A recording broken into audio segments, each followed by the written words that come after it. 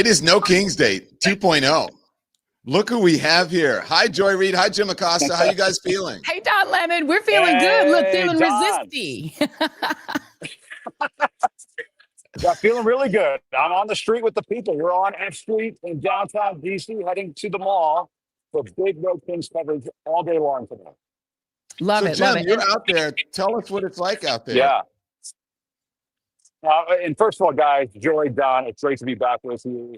I mean, I thought we absolutely crushed it the last No Kings Day, and we had. I'm sure you guys heard from so many people who were just thrilled with how this was all playing out and all the voices and people that we saw. But I mean, this No Kings 2, I think, is shaping up to be obviously the sequel being better than the original. I'm on F Street in downtown DC. Pardon my hand there, as I'm looking at the crowd. And we've got about a crowd of about 1,000 people behind me right now. This is just marching down to the mall, where there are even more people down in the mall. And, you know, this is a lively bunch. We've just been hearing some of the chants. Donald Trump is on the Epstein files. You know, I mean, it's a lively bunch. You know, fuck Stephen Miller. I heard that so long ago, just to start the selfie language early. But, I mean, this is to me, this is a pressure valve being released. I'm sure you guys are hearing this on your stage with your guests, people you're talking to. People are pissed off. They are frustrated. They are angry, and they want to voice that frustration and say we don't have a king in this country. No kings, and that's the message we're hearing down here on the mall so far. Very peaceful. Saying fuck Donald Trump right now. Like, hey, I can't control the crowd, but you know this is a very determined, resolved group of people here in Washington D.C. right now. You know, the National Guard has been on the streets here. ICE has been on the streets here. This is a community, and I grew up in this area. When I walk around downtown DC, people they're sick of this. I mean, they're sick of this shit, and they want to get out here and make that message plain and clear. Well, I talked to Ezra Levin with Indivisible not too long ago, and they want to make sure they channel that anger, channel that frustration into peaceful, nonviolent resistance and action. And I think that's what we're going to see today. The Speaker of the House called this a Hate America rally. I have not seen anybody express any hatred so far. What I'm seeing is people who love this country. But folks got to remember, you know, I woke up this morning worried somebody's going to try to instigate something. They're itching for a spark. And so as long as this day stays peaceful, as long as people get that voice out, make their voices heard, but do it in the right way, this day I think is going to be an even bigger success than last time around. Amen. Amen. Yeah. You know, and I have to say, I have to add, Don, that, you know, the right, the conservatives, the Republicans, they are incredibly triggered by this day. They were really clearly concerned about this. Donald Trump is worried about it. He was saying, well, no one's going to show up. He was trying to sort of channel maybe his own hope that people wouldn't show up. But the reality is what you have is a Republican Party that have shown themselves to be monarchists. The reason that the theme here is No Kings is that the Republican Party, all the way up to John Roberts and his fellow conservatives on the Supreme Court, have done everything possible to undo what we're supposed to be celebrating next year, the 250th anniversary of the Declaration of Independence. I think a lot of people forget what's in that declaration.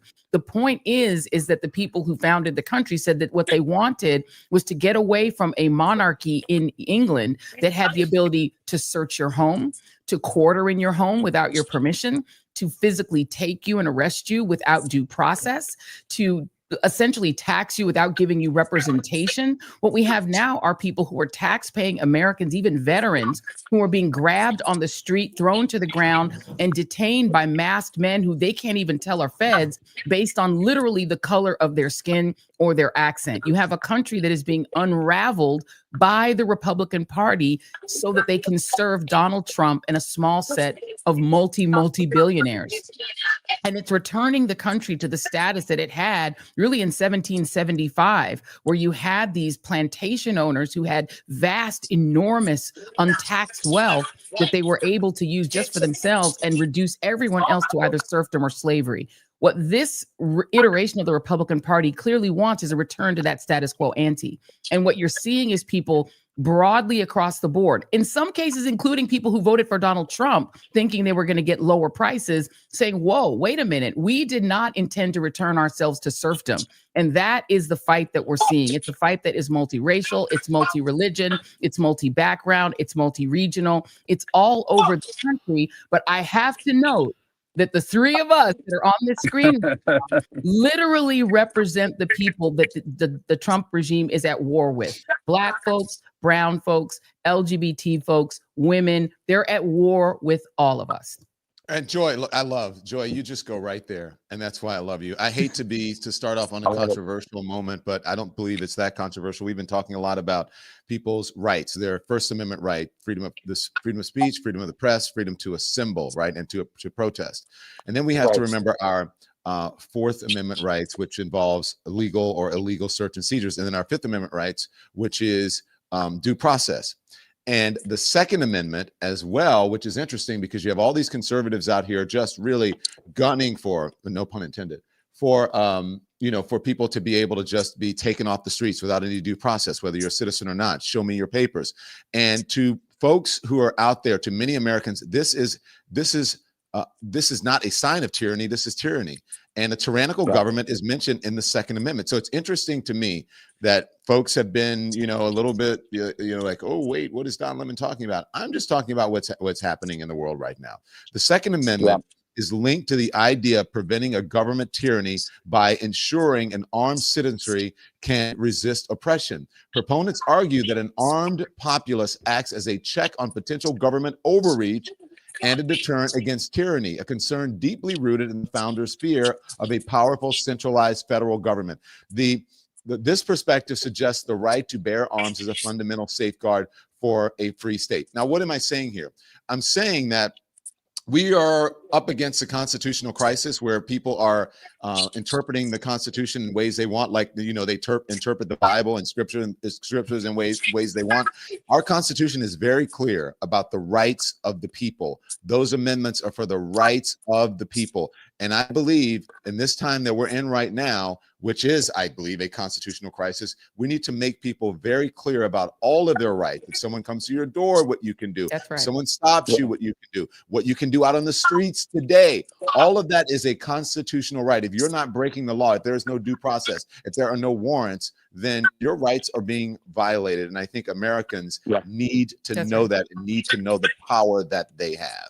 Amen. Amen. And where are the Second Amendment people now? Like, remember all the "Don't Tread on Me" Tea Party people? Where y'all at? Y'all are saying that we didn't want tyranny. Y'all were afraid Obama was going to put y'all in FEMA camps. Where y'all at? Why aren't you at No Kings rallies? I thought you guys were the freedom people, the freedom from tyranny people. But I promise you, if somebody were to brandish a weapon at one of these armed masked thugs who don't identify themselves and try to kidnap them, if in a red state somebody decides that they want to try to bear arms to protect themselves, y'all going to put them in prison. So the reality is the thing that the Second Amendment people have constantly feared and warned about under Democratic presidents is here under Trump. All the things that you all have claimed, but what's happening is the armed populace is actually being weaponized against unarmed immigrants and U.S. citizens, including military veterans. So now what y'all really meant about the militia is you wanted an armed populace that could subdue the brown and black people that you don't want in the country. That is not just conservatism or right-wingery. That's Nazism. It's ethnic cleansing. And now don't say that I'm the one saying it's Nazism. Y'all own youth, your so-called youth, your 18 to 40-year-old youth from y'all youth Republican organization are literally saying they love Hitler. Don't forget the vice president of the United States who called Trump Hitler. I'm just saying. He called him Hitler. Well, he said he might be, but he meant it as a compliment. And guys, I mean, on that "Don't tread on me" thing, I think the "Don't tread on me" people are treading on us. I think is what's happening right now in this country. And as they say, fascism is when 1/3 of the population torments another third of the population while the other third watches. And what's important about No King's Day is that this is about getting people off of what Charlie named the God called the couch. It is time to get people off the couch. It is time for people who say, this doesn't matter anymore. My vote doesn't count. My participation doesn't count. You have to get up off the goddamn couch, especially if it's J.D. Vance's couch. Don't sit on that thing. That is, make sure Grandma put the plastic covering on that. You do not want to sit on that. But get off the damn couch and get out on the streets and make your voices heard. And I'm, my thinking on all of this is, guys, and I was saying this to my producer before this day started, is that this is about peaceful, nonviolent demonstration and redress of grievances. The American people still have a right in this country to exercise their freedom of speech. And that is sacrosanct. That is sacred. That is etched into our Constitution. It cannot be taken away. And you know what? If the ICE people and all of these thugs that want to come after us in mass because they're too fearful of the people because they have to wear a mask, if they're going to beat on us and torment us and abuse us, we're going to make sure our phones are rolling. We're going to make sure our cameras are rolling, that everybody is watching this, and that this is memorialized and recorded for history. And I will tell you, in the long run, it looks better on us than on them when the people rise up and do this in a peaceful and violent way. I mean, Amen. that's my take on this. Amen. Can I just say one thing to add to that real quick? I'm sorry, Don, because what Jim just said, I think is so resonant. You guys have to remember, people always ask, what would I have been doing in history if I were back then? This is what they did in Selma. Recall that what they were doing in Selma is they were testing the First Amendment right of Black and allied white citizens to march from Selma to Montgomery. Why? Bingo. To demand voting rights, but they were also testing, and they had a court case going at the same time about their right to peacefully assemble, because the governor of Alabama said you can't march. You're not allowed to physically march. They were testing that legally to go all the way to the Supreme Court if necessary, and there were amicus briefs being filed even as they marched. The first beating was an attempt by the governor of Alabama to say you're not allowed to use your First Amendment rights to march. So what you all are doing, if you are at a No Kings rally today, is doing what they did in Selma. Testing the rights of the First Amendment to be applied to the people who want to resist tyranny and authority. And at the end of the march, after John Lewis got his head bashed in, what they wound up getting was the very Voting Rights Act that John Roberts and the Supreme Court majority are trying to nullify. Sorry, Don, go ahead. No, come on, Joy. This is all of our show. Yeah, we got hours and hours to go before we sleep. That was inspiring, Joy. I have to say, that was inspiring. Thank you. Absolutely. And let me just add to that, Joy, that first of all, that you're watching the power of independent media. I mean, look at us. Yes. And when we did the No Kings the first time, you guys know, I'm sure you heard the response like, damn, you guys were great. You were better than cable or broadcast. It's like, yeah, because we're covering the real shit, the real people, and we can actually be ourselves, right? The other thing is that if you can't be at a No Kings march or protest, and we understand if you can't, put a sign in your yard. Yes. Do something to show solidarity. Put something in your window. Yes. Put it on social media, whatever you can do. But by all means, try to get out there and remember that you have rights. And speaking of, Joy, you mentioned Black and brown people, right? Testing the limits and what they could do with Black and brown people. Should we get some Black and brown hosts? Yeah. Oh, wait a minute. We got all different shades on here on this program. And this is way more diverse than I've ever seen. I'm so sick of turning on, traditional TV. And I'm like, how many white people can they fit on one screen with no? You know what I'm talking about, right? You turn on TV in the morning and you just like, it's like a blizzard. It's like a blizzard. Like, where the Black and brown people at? They're never there. It's like, what's happening? You wake up in the morning, you just want to hear the news, and you're just like, the weather outside is frightful. Well, and the other thing too is, ICE. Hey guys, can you hold on? I'm gonna grab my earpiece. You guys continue, okay? Get your earpiece. Go for it, Don. Get your earpiece. Go ahead, Jim. No, and I was just going to say, when it comes to ICE, it is so important that we have diverse voices talking about this very important issue. Yes. My father is a Cuban refugee, came to this country from a communist country. I'll be damned if my people came to this country so it could be turned into another dictatorship. Come on. You know what I'm saying? And I mean, that's, and we don't need Fidel Castro here or the Mango Mussolini. And by the way, can I just say this, Jim? Your father came here as a refugee from Cuba for real, not like Marco Rubio, whose parents apparently liked the dictatorship that was there before, and then he lied in order to make himself more authentic to Cuban American voters in Miami. His whole story is a lie. Your story is real. Marco Rubio has been trading on this idea, but if Marco Rubio was in Cuba in the 1950s, he would be for Batista. Because he's for Trump. Trump is Batista. And I please wish that Cuban American Republican. He's a Batista Republican. And these guys in Cuba need to understand y'all are worshiping the new Batista. Go ahead. No, and I'm going to say right now, and I've been thinking about writing about this, but I'm going to just say it right now. Shame on Marco Rubio. Shame on Ted Cruz. You guys are the children of Cuban immigrants. You should not be tolerating this ICE bullshit that we're seeing in Chicago right now, where they're ripping moms out of vans who are picking up their kids from school, who are chasing migrants through Walgreens, and all kinds of crazy shit. Shooting pastors in the head with pepper balls, all kinds of crazy shit.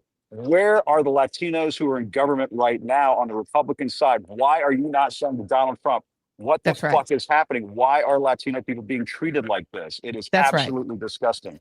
Every single Cuban American member of Congress, Ana Paulina Luna, all y'all, shame on you. Where are you? Where are you? Shame on you. You know exactly that when Batista was in power, he was doing the exact same thing to your grandparents. He could pick them up, drag them in the street, and so can the current Castro regime. Whether it's a left or right, the Cuban regimes can pick you up off the street, throw you in prison, nothing you can do about it. They can detain you for years, nothing you can do about it. They don't give you due process. They give you no rights. Y'all are literally rebuilding Batista's Cuba in America, and you know that's what you're doing. You know that's what you're doing. It's shameful. And ICE is acting like the secret police right now. They are the secret police. And why is Marco Rubio silent on this? Why is Ted Cruz silent on this? Shame on them for that. Shame on them. Look, can you turn around and show us, Jim, what you're seeing behind you? Because we're starting to see some spice. Before Jim turns, guys, can I bring in some guys? I want to bring in Jennifer Welch is here. Oh, yes. From the I've Had It podcast, as well as Rick. I love I don't know if y'all can hear me. I'm in New York. We hear you, Jen. Can we just say Jennifer Welch represents the spicy whites? And I'm telling you, my team spicy whites. I need my spicy whites to be down. And Jennifer is, we're officially dubbing her the queen of the. I don't know if I can hear you guys. I forgot my AirPods, but I'm in New York. It's packed. It's peaceful. There's thousands of people here. Let me scan the camera. Go ahead. We can hear you, Jen. Go ahead. Keep on. Let's Show us what you got. Yeah, I'm seeing the same thing in DC, guys. As Jennifer is saying in New York, it is very peaceful. There are people gathered at this corner of 10th and F. We're actually right by Ford's Theater, and people are just showing their love for this country, but they're making their voices heard. They're saying we're not going to have a king in this country, we're not going to have a fascist in this country, and so on. And I've been really proud of the way this has been developing thus far. We're waiting to see where this crowd is going to go next. I think they're going to continue down F Street, down to the National Mall. We kind of stopped here for a moment, and the cops are redirecting us. But I think we're going to start moving, it looks like. Is that right, Sam? We're starting to move again. All right, we're heading back towards the National Mall. But that's where all of this is going to, it's all going to come together right in front. It was basically where they had the Epstein statue. Remember when we saw that the other day? The Trump Epstein statue, which, I mean, I love America. I will just say I love people who have that creativity that they put into their patriotism. And that was an example. I'm pretty sure we're going to be standing right where that Epstein Trump statue was, which I kind of wish I had a miniature version of that. You know, when, you know, as a Cuban, I can say this. My dad had the fountain with the little statue on top in our front yard when I was growing up. I kind of want a miniature version of that Epstein Trump statue in my front yard, if that's okay. Water can shoot out of it. I don't care. Please. I have a Trump baby. I have one of the Trump babies. I have one that we rescued from a protest in New York, and I treasure him. It's the only Trump I actually like is my Trump baby. It's like a little blown up baby with his big belly and his teeny weeny little pee pee pee pee. You know, he has a little, I have the Trump Russian dolls. Hey, Rick Wilson, where are you? What you got for us? Tallahassee, Florida. Not the biggest town in America, but there are over 5,000 people out today peacefully protesting on the streets. It was so crowded coming in, we had to circle all the way around.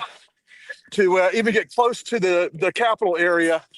And I got to tell you, the spirit here it's a bigger rally than the first one was, which surprises me a little bit. But it is loud. I'm walking over towards the center of it again right now, and just very high energy, very patriotic, and the theme of No Kings has so much resonance for the folks out here today. I think it really speaks to a movement in this country that is a lot bigger and a lot more dangerous for the MAGA movement than they believe in terms of its political power to sweep the board next fall. Hey, Rick, can I ask you, why do you touched on it a little bit, and it sounds like you've been marching, right? Good for you. Why do you think it's bigger this time? What happened? I mean, the obvious, but talk to us about it. Look, the first No Kings rally was very apparent that we were in the beginning of the fascism. Now we're in the middle of the fascism, and people are pissed. They're not angry. They are pissed. They are not going to stand for it. And it's reaching a point where no one believes this is going to solve itself by waiting for Trump to do the right thing or waiting for the Republicans to do the right thing. It's going to take a lot of folks out in the street and a lot of folks voting. And by the way, I also want to note that the inflatable animal outfits are making quite a bit. Hey, how are you? Good to see you. Hi. Sorry. We love the inflatable animals. Yeah. Yeah, hang on. I'm going to swap cameras here and give you a little walk through this pathway here. I don't know if it's as loud on your end as it is on mine, but it's booming here. What is Rick Wilson's favorite to inflatable animal? That's what I want to know. Yeah. So stand by. I want to dog. bring in. Let me bring in Jennifer Welch, because Jennifer is in.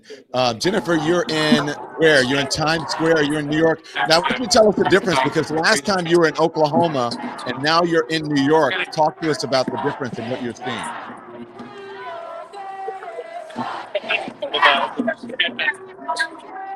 She's muted. Oh, Okay, she can't hear us. yeah. But the looks, you can see how big that crowd is. That's we love Jen's amazing. energy. Yes. Yeah. Definitely bigger than the crowd in a Cracker Barrel. That's right. Okay. Rick, Rick, you said you're in Sarasota or Tallahassee? Tallahassee. All right. Is that a red town?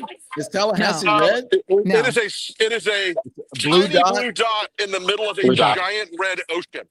Yeah. Yeah. Andrew But Gillum guys, used to be the mayor of Tallahassee. Yes. That's Yeah. how, yeah. Right. So And I will say, I've lived here for almost 30 years, and I've never seen crowds like this in this town ever for any kind of event like this, because it just, you normally get a couple dozen people here, and that's considered a big event. This has gotten much bigger, and people are just, people aren't gonna give their country up without a fight. That's the obvious, sort of obvious thing here.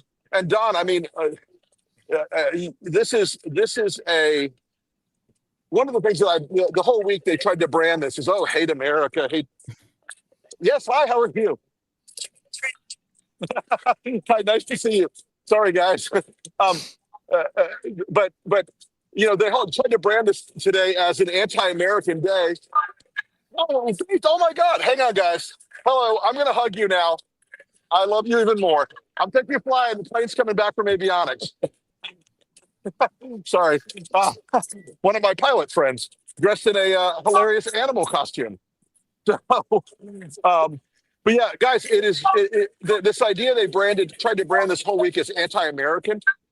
That's not even close to the truth. This place is rolling with American flags, happy people, patriotic people.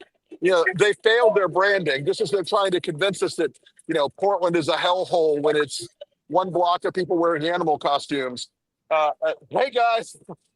Right. Yeah, it's true. I mean, Caroline Levitt was on the other day saying, oh, it's Antifa, it's Hamas, it's all this and all that. They're afraid of this. They are panic stricken. You couldn't be more correct. They are terrified of this. This is what this is what they truly, they want people to stay home, be scared, and give up. That's right. And the message that people are giving here is they're not going to be scared. They're not going to stay home. And they're sure as hell not going to give up. Yeah. Yeah. And Rick, I wouldn't be surprised if they took Trump down to Mar-a-Lago to get away for this, or he would have his feelings hurt. Wouldn't you say? I mean, that's. Listen, he's down there this weekend doing $1 million fundraiser, $1 million a plate fundraiser for whatever corruption of the day is. But it is, look, this. Across the country, we're seeing rallies like this. And this is a small town, guys. To put 5,000 people out in a town with only 300,000 people is a real thing. That's why you're seeing it so big in New York and D.C. and elsewhere.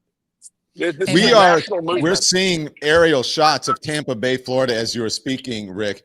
Wow. I wondered, and you guys can weigh in on this. I'm wondering what Donald Trump is going to do or might try to do to distract from this, because he likes to deflect. He hates this. I kept wondering. I was like, is he going to start a war with someone? Like, who is he going to fire missiles on, or like what?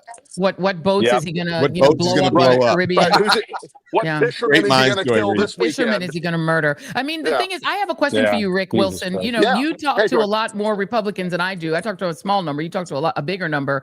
Are Republicans behind the scenes admitting that their party has gone to fascism, has gone to authoritarianism? And do they mind, or are they just raking in the money and accepting it? Look, I would say it's not a majority, but it's bigger than it was before 2024.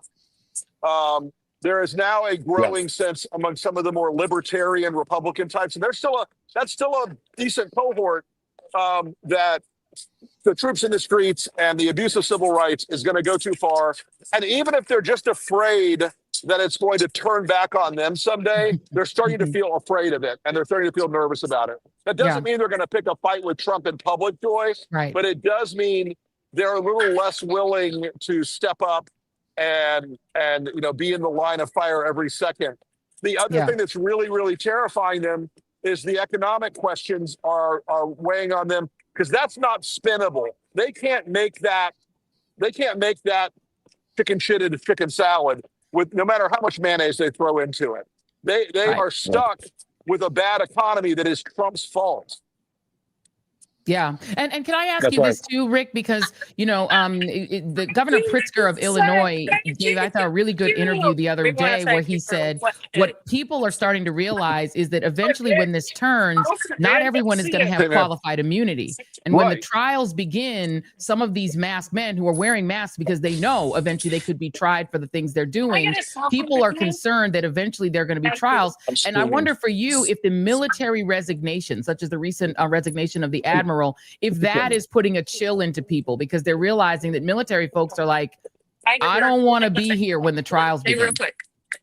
You know what, Joy, I think the question that a lot of these ICE folks, the words qualified immunity, they're making a gamble. Oh, Trump will pardon us. There are civil aspects to this down the line. It doesn't matter if he pardons them for a federal crime. These people are the lawlessness that they are engaged in is going to come back to bite them. If we make it as a country, that lawlessness is going to be, God, I know this sounds like a reach to people, but it is going to be something that is the equivalent of the kind of reconciliation you have to have after a Nuremberg. You have to have trials. You have to put people on trial and hold them accountable and responsible for the violence and the criminality and the violation of American civil rights at scale. It's just not acceptable. If we're a constitutional republic, as my Republican friends love to remind us, if we're a constitutional republic that's based on the rule of law, there's no option other than to take these people and hold them to account. They're now exercising this violence not only on immigrants, but on American citizens without a warrant, without a badge, and wearing a mask. That's not America. And by the way, for my conservative friends, that's sure as hell not conservative. Yes. Yeah. And hey, Rick, can I talk to you about, I'm sorry, Jim, can I go or you want to go? Yeah, no, I was just going to say I'm walking by the FBI right now. Cash tells FBI where, they are now going after people like James Comey, where they are now going after people like Letitia James. They're going after John Bolton, and they don't go after Signalgate. They don't go after Tom Homan and the bag of cash.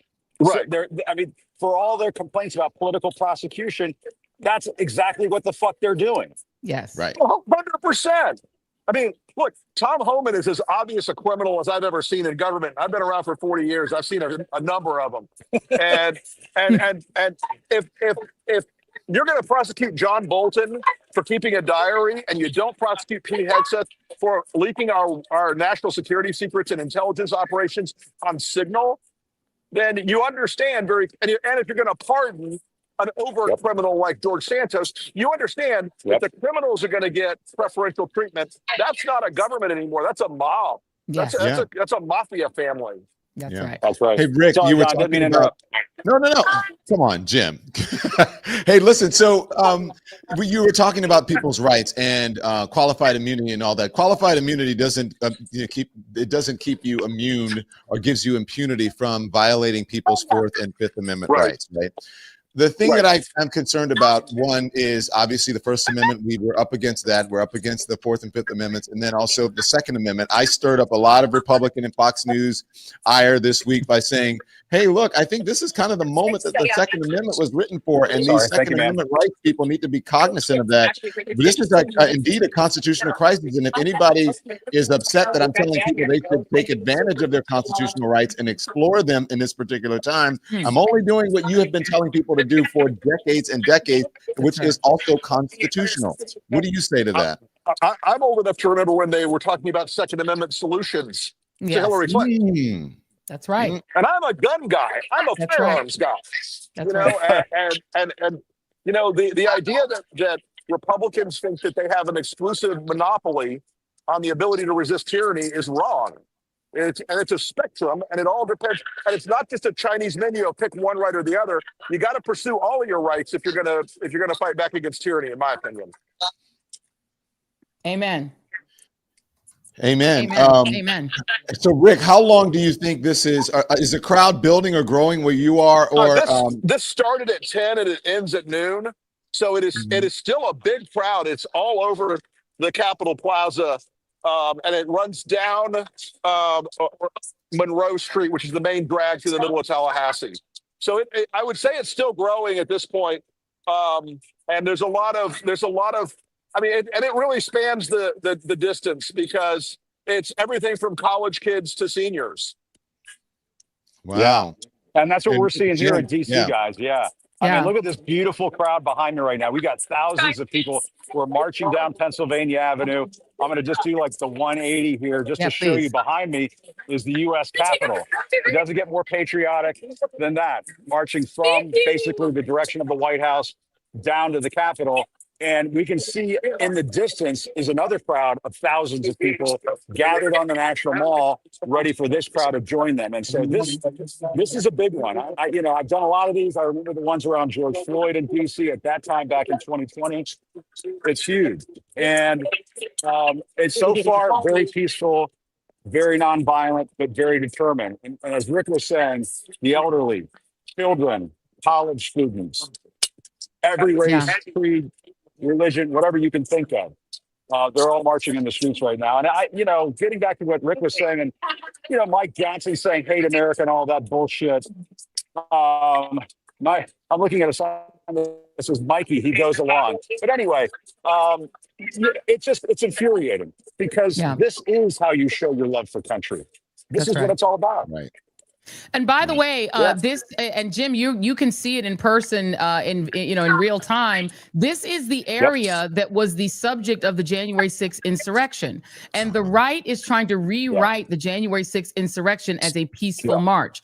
What you are showing us in the exact same spaces is what a peaceful march looks like. If they had simply marched from the White House to the Capitol or the other way around, protesting against the election, even if we think they're crazy for thinking the election was stolen, nobody could have said anything about that. Nobody could have objected to them peacefully marching the way that is happening now. If they threw on some frog costumes, we'd have probably thought, oh, that's fun. But the reality is what they chose to do because of their arrogance arrogance and their belief that the country belongs to them, and that the people who look like those of us on this screen right now, who are Black or brown or LGBTQ, or who are a woke white conservative like Rick Wilson, they're like, these people don't matter in America, and therefore we're not going to march peacefully. We're going to storm the Capitol, take shits in the literal buildings that were built by the hands of enslaved people, shit on the, and threaten to kill Mike Pence, threaten to lynch Mike Pence and bring a noose.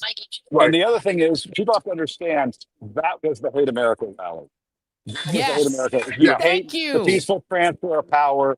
That's what you do when you hate the peaceful transfer of power. And none of that would have happened, as I like to remind people, if Donald Trump had just been a man and accepted that he lost in 2020. He had just been a man, and that's the problem. That is, therein lies the problem with Donald Trump. None of that would have happened. So what you're seeing today is love of country. I will tell you, the one thing I get worried about when we saw that Truth Social post last weekend, and he was saying, oh, Biden's FBI planted these people, blah, blah, blah. That's his sick mind at work, and it makes me worried that what he's thinking is that we need to have our own plans in like the No Kings protest and that sort of things. So that's why I say to people, be very careful. Don't be provoked. Don't be that spark that they're looking for to start trouble. It's all about this peaceful, nonviolent message. And by the way, also be careful. We interviewed a representative of the ACLU last night on the Joy Reid show, and she was making a really good point. Watch out for agents provocateurs.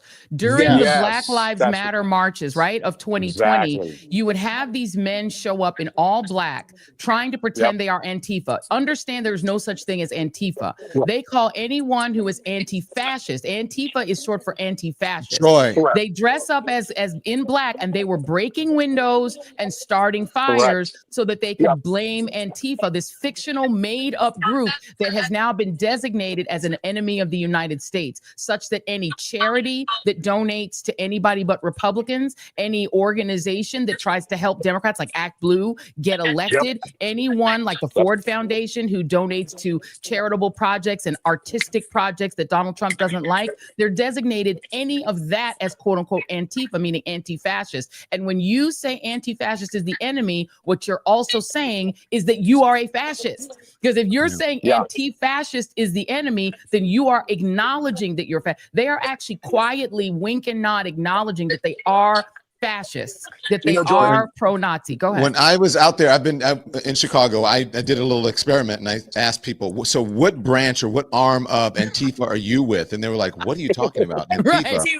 I said, you're not a member? Like, is there a chapter? And they're saying, no, I have no idea what you're talking about. I'm not a member of Antifa. Let me just tell you guys this. I'm gonna mute. Can you guys mute Rick for a little bit? Rick is getting love out there. We love Rick is getting love, though. We love it. We love it. Hang on, Rick. Hang on. So let me say this. I want you guys to I want to make sure that you guys are watching. You're watching Don Lemon, Jim Acosta, the great Joy Reid, the great Jim Acosta, joining us along with Rick Wilson. This is our No Kings 2.0 part 2 that we are covering.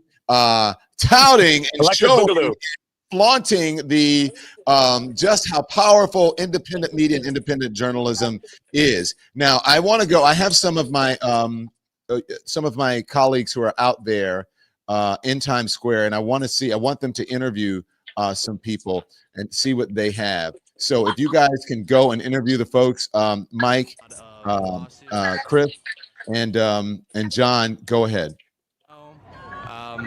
Sorry, just hearing a Chapel Roan chant here, but Chapel Roan. Okay. What do you think will happen to ICE in the future?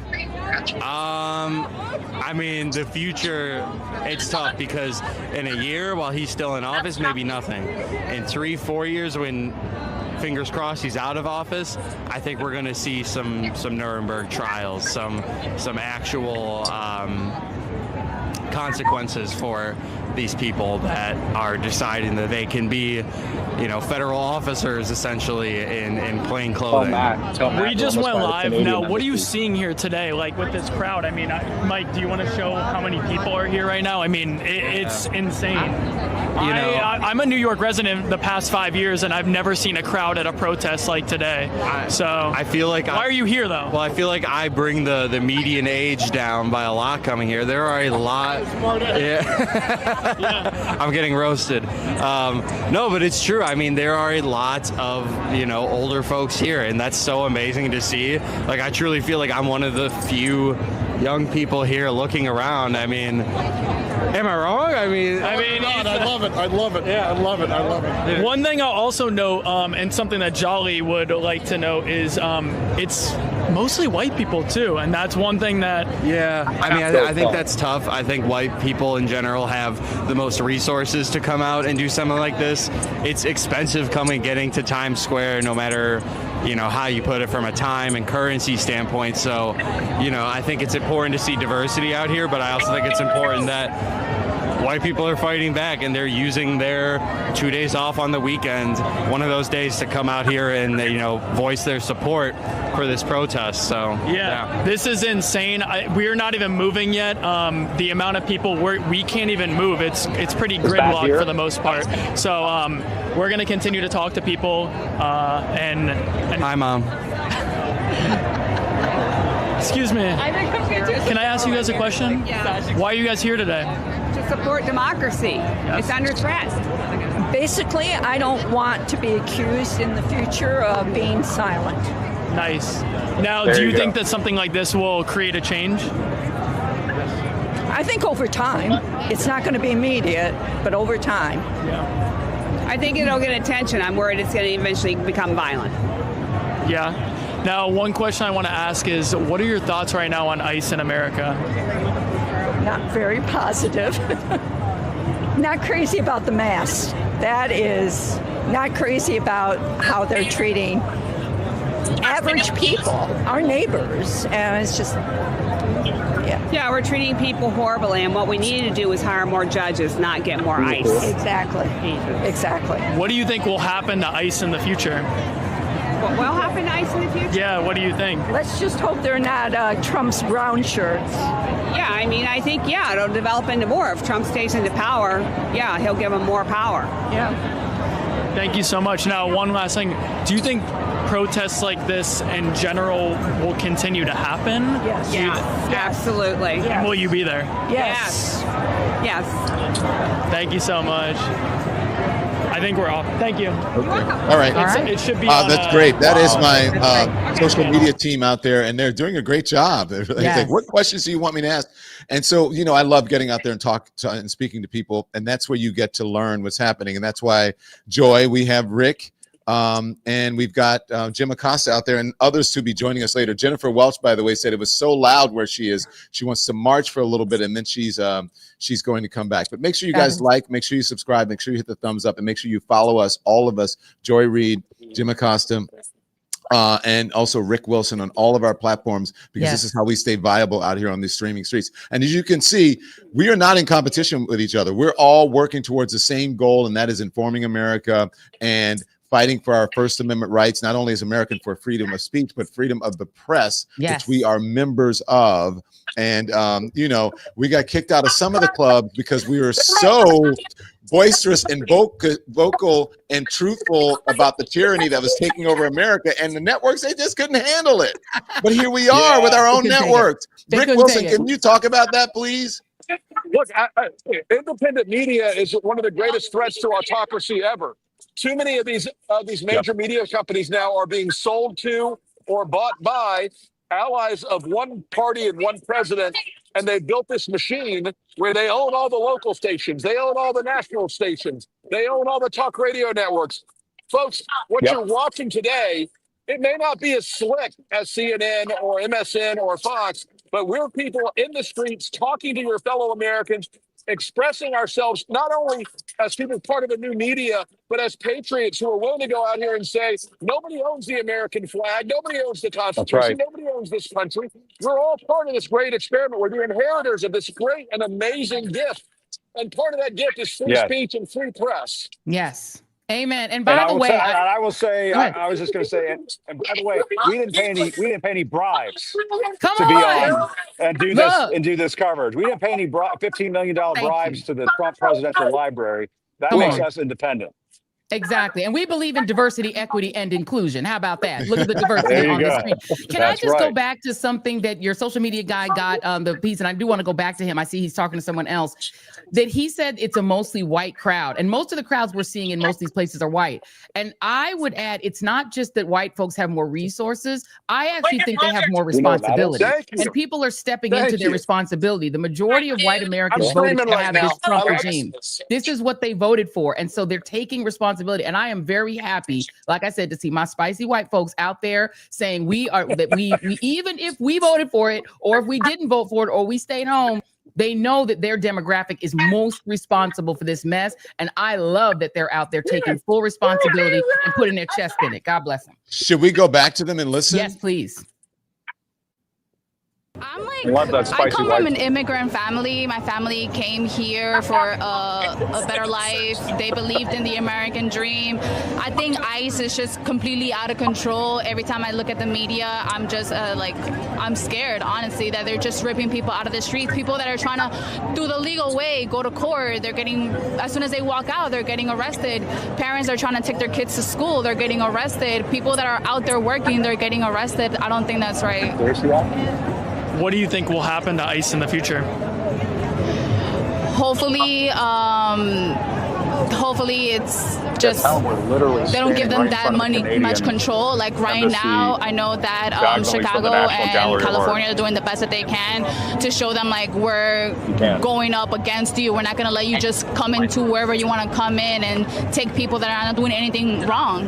If they're working people, you cannot say that illegal immigrants are all criminal and violent. Like a lot of people, especially like I've come from the experience, a lot of people, they travel here for a better opportunity. They're running from something like either their country, there's a lot of violence, or their family needs an opportunity. Everybody deserves to have a dream, and I feel like I'm not really like for it. Once again, what would you say to Donald Trump? You have one thing that you could say. Let me think about this.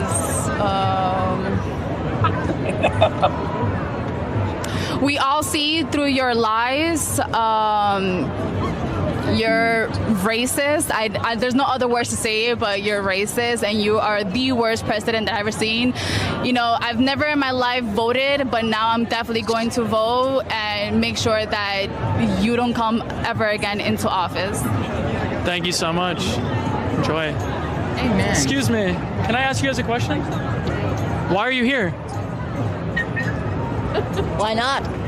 Why not? What brought you out here? The situation. Situation? How about you? To protest what is going on in the country right now and to speak out against what the administration is doing. Do you guys think that protests like this will help in the future? I hope so. I think it's, in any case, I think it's important for us to get out and voice our discontent. What would you say to Donald Trump if you could say one thing right now? It's really hard, just one thing. Bring back democracy. Stop. Thank you all so much. Yeah, that's thank you, Chris. That's a really good point. Stop. Mm-hmm. Yes. Right? That's right. The very simple and the truth. I love hearing from real Same. folks out there. What do you guys think of what people are saying?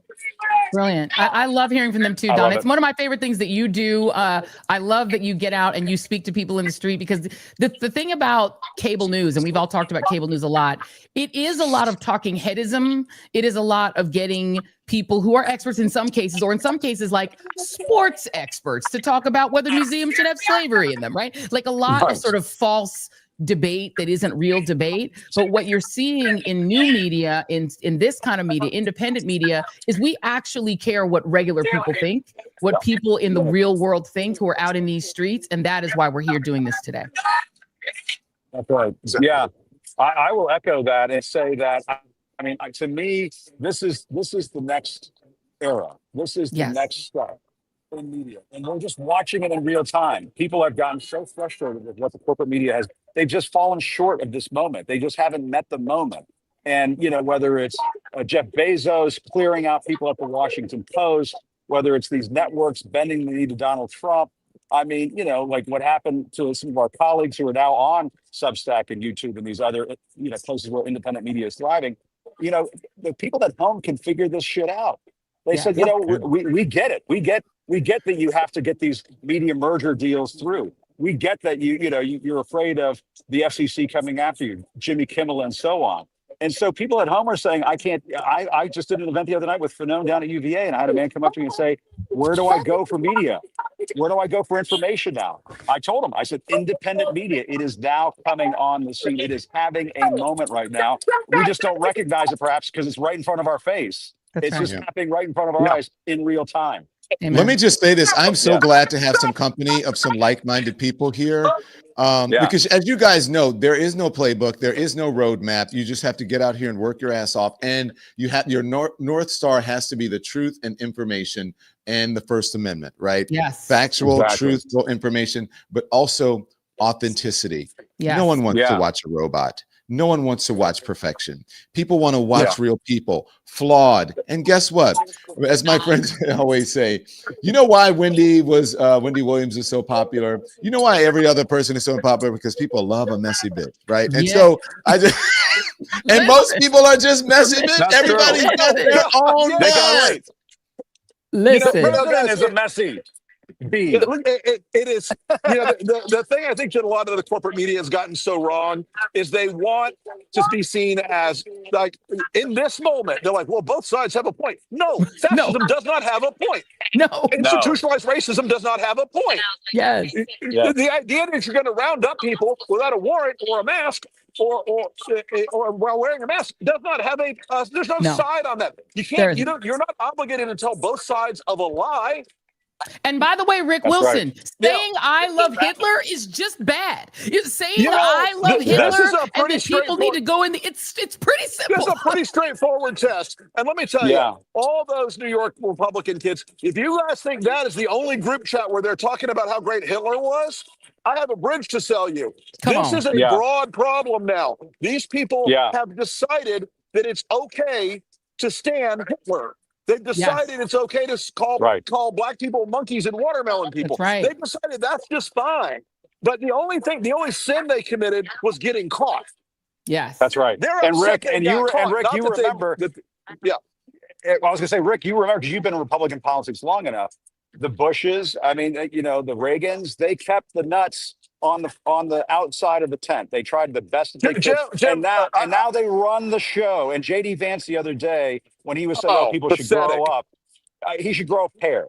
He should grow a pair because that is what the vice president should do. Tell those people. When I was a young Republican in 1991, working for the Bush administration, they took a bunch of us and said, "You're taking unpaid leave. You're going to Alabama or to Louisiana so that we can beat David Duke, the Republican nominee." That was George Herbert Walker Bush, who would not have a David Duke in his party. Now, I'm surprised David Duke doesn't have a permanent suite at Mar-a-Lago. Yes, and he might. We don't know. He might. Trump had lunch with Nick Fuentes or dinner with Nick Fuentes at goddamn Mar-a-Lago. Yeah. Come on. Yep. That's it. Come on. That's it. And J.D. Vance out there going, "Oh, these kids, they're not kids. They're in their goddamn 30s. They're almost as old as J.D. Vance. They're elected officials and senior staffers. There is no excuse. None. Bright line. And by the way, for being the master race, I would like to say that they have certainly mastered the buffet table, but not the race. No. Listen, I'm sorry, I went right I'm glad you said it, Rick Wilson. This is why we love Trick. We love Tricky Ricky. I'm a 62-year-old fat white dude, and I'm going to call them fat because they are. How about no kings, no seconds? I know that's mean, no seconds. You know. No seconds. No seconds. Right. I know that's mean, and I know that's cruel and all that stuff, but those people are the executors of an institutionalized level of cruelty in this country, so they don't get a fucking pass. Hey, and by producer, the way, are you there? Nikki, are you there? What is the email? People want to send us video from around the country so we can put on. What is it? Is it the Don Lemon Show at gmail.com? It's the Don Lemon Show at gmail.com. Yes. So if you have some video, you have some photos from protests or rallies from around the country, or if you're wearing merch from any one of the folks you see here on the screen, send us the photographs. Sorry, I cut you off. Who is Joy? Go ahead, Joy. I'm sorry. No, I was just going to say that What's important about that group of people that are in that National Republican Organization? Two things. A, as Rick said, they're not kids. This is the oldest Republican organization in America. It was formed in 1853 with the founding of the Republican Party. It was originally founded in Wisconsin. It was originally founded as an abolitionist young movement, and this gentleman named Olmsted was backed by a wealthy, more seasoned Republican or seasoned politician to create this organization, much like Turning Point USA was founded by a wealthy older man who connected with Charlie Kirk. And so what you have to understand is the purpose of this organization. It's a 15,000 person national organization with chapters all over the country. And their goal is to groom the next leaders of the Republican Party. Some of the people in it, they're from 18 to 40 to be in this National Young Republican Federation. And you are 18 to 40, meaning 1 year younger or 2 years younger than J.D. Vance. These are people who are grown-ups. Yep. Some of them are elected officials already. Some of them are staffers to elected officials. These are not kids. He kept saying kids and boys. He's calling the infantilization of white men is a part of American history. This is the kind of thing that was said about the white men who used to lynch people. They would say they're just kids being kids. They're just youth. They would try to infantilize them. Full of them. Full of it, right? And so they're trying to literally infantilize these men, as they always have in history. This is why they don't want you all to know history. The other big organization grooming young white men for leadership is called Turning Point USA. These are the two largest grooming organizations, and they share in common a antipathy to Black people, a belief that the civil rights movement was wrong and should be reversed, an antipathy to Dr. Martin Luther King Jr., an antipathy to the equality of women, an antipathy to LGBTQ people, to gay marriage, you name it. They are Rush Limbaugh in younger form. And so understand this isn't accidental. The fact that they love Hitler is because they love the same things Hitler wanted. Ethnic cleansing, purifying the nation racially, getting rid of as many brown people as possible to ensure a white majority into perpetuity. If you don't believe me, don't take it from me. Go to Eric Schmidt's speech that he gave conservative organization recently. This is the junior senator from the state of Missouri. He said what I'm saying, but he said it on stage into a microphone, that this country belongs to white Christian men. He said it, not me. Go watch the tape. So, Rick, I want to thank you. We got to make room here for some other folks. Rick, thank you. We appreciate you joining us from Tampa. Great job. Today. Hey, and I'm so glad that you're getting the love out there, Rick. Great job. And thank you for supporting independent media. And Jim, Joy, and I think they can speak for themselves, but we're so grateful for you for coming on. We'll see you again. So much. Thanks, Rick. Thank you. Thanks, guys. Good to see you, Rick. Thanks, Joy. See you, Jim. And I'm going to just I was going to echo what Joey was saying just for a moment and just say very quickly on the J.D. Vance thing. He is also trying to inherit the MAGA mantle for 2028. And that is exactly what he's trying to do right now. The race is on inside the cabinet room among J.D. Vance, Marco Rubio. I've heard even RFK Jr. wants to run in 2028. And they're all going to try to suck up to that white nationalist base because they think that's where the energy is in the party right now. And that's what's really scary about this moment, too. And by the way, can I just say to your point, Jim, you're right. The race is on. And by the way, Charlie Kirk was a part of the people that were being groomed to potentially be successors to Trump. The biggest question on the right, and Rick, if he was still on, would back me up on this, is what happens when the elderly Mr. Trump finally meets his maker and goes down to where his debt and his inheritance is going to live in eternity. So once he descends below the earth, they need to figure out like what's going to be the leadership. And they know that no one has the real charisma or the star power of a former TV star to do it. So the race is on to succeed him. Here's the problem for J.D. Vance. Your wife, Usha, is a brown woman. She is a brown Indian American. And if you go deep, as I sometimes sadly do, so that you don't have to, into what MAGA people say to each other on X, Twitter, and other right-wing platforms, you will find that they hate J.D. Vance because he's married outside his race. They see J.D. Vance effectively as a race traitor. Far right MAGA based people don't want J.D. Vance because they think he betrayed white people by marrying this brown woman. So I'm not sure he also doesn't have the charisma to take it over, and the weird shit with couches. It's all weird, right? Then you go to other people who want to inherit this, like Marco Rubio. He may want to pretend he's a white man, but they know he's not Mark Ruby. He is Marco Rubio, and they know that's who he is. And Rafael Cruz has the exact same problem. problem. He married a white woman. He's trying to whiten himself up, but they know that man is a Cuban, just like Jim Acosta. They know Jim Acosta Cuban too. They don't like him neither. No, not just like Jim Acosta. Do not put them in the same category there. Yeah, not authentic. The inauthentic kind of fake Cubans that we sometimes see in Miami who try to say that they're white, but everybody knows who you really are, your ethnic background, Ted Cruz. So that's why Ted Cruz can't inherit it. Marco Rubio can't inherit it. And JD Vance can't inherit it. The people they're also going to have to compete for are Donald Trump Jr., who, whenever he's sober, is probably going to try to get the leadership of it too, because that's his father, and they believe in a monarchy, and a monarchy normally goes to the son, and the other one too stupid, so he probably can't even try it. They're not going to give it to the daughter, even though Trump is sexually attracted to the daughter, but she's a woman. So you have to think about it. And then you've got other people like Charlie Kirk's widow. You're going to have a fierce battle royale inside of the Republican Party to inherit this kingdom. There's already a fierce battle royale for who's going to inherit Turning Point USA. Joy and Jim, you guys know that. But I have to say that Jim Acosta is not I will vote for Donald Trump. He's not part of those people. No Donald Trump for me. No. Even though that's a mob, y'all know it's a mob. It is a mob. Let's bring in Michael Fanone real quick now because they're seeing what's taking place with this ICE stuff. But go ahead, you're right. Thank you, Jim. Let's bring in Michael Fanone. Michael, where are you? We can hear you at a rally. What's going on? Senator from Connecticut, I'm here in Washington, D.C. We're at 3rd and Pennsylvania Avenue at the No Kings rally, just a stone's throw from the United States Capitol. I'm joined by tens of thousands of Americans. We're out here smashing fascism in real time, starting the fight that I began on the steps of the Capitol on January 6, 2021. We're fighting against this administration's fascist authoritarian takeover against the United States. And I want to show you something, Don. I want to show you how many people are here. You know, Donald Trump said this was going to be a low-attended event. But turn around and look at this crowd. Look at this crowd, Don. Connecticut, the state that invented the submarine, the helicopter, the hamburger, the wiffle ball. Oh my God!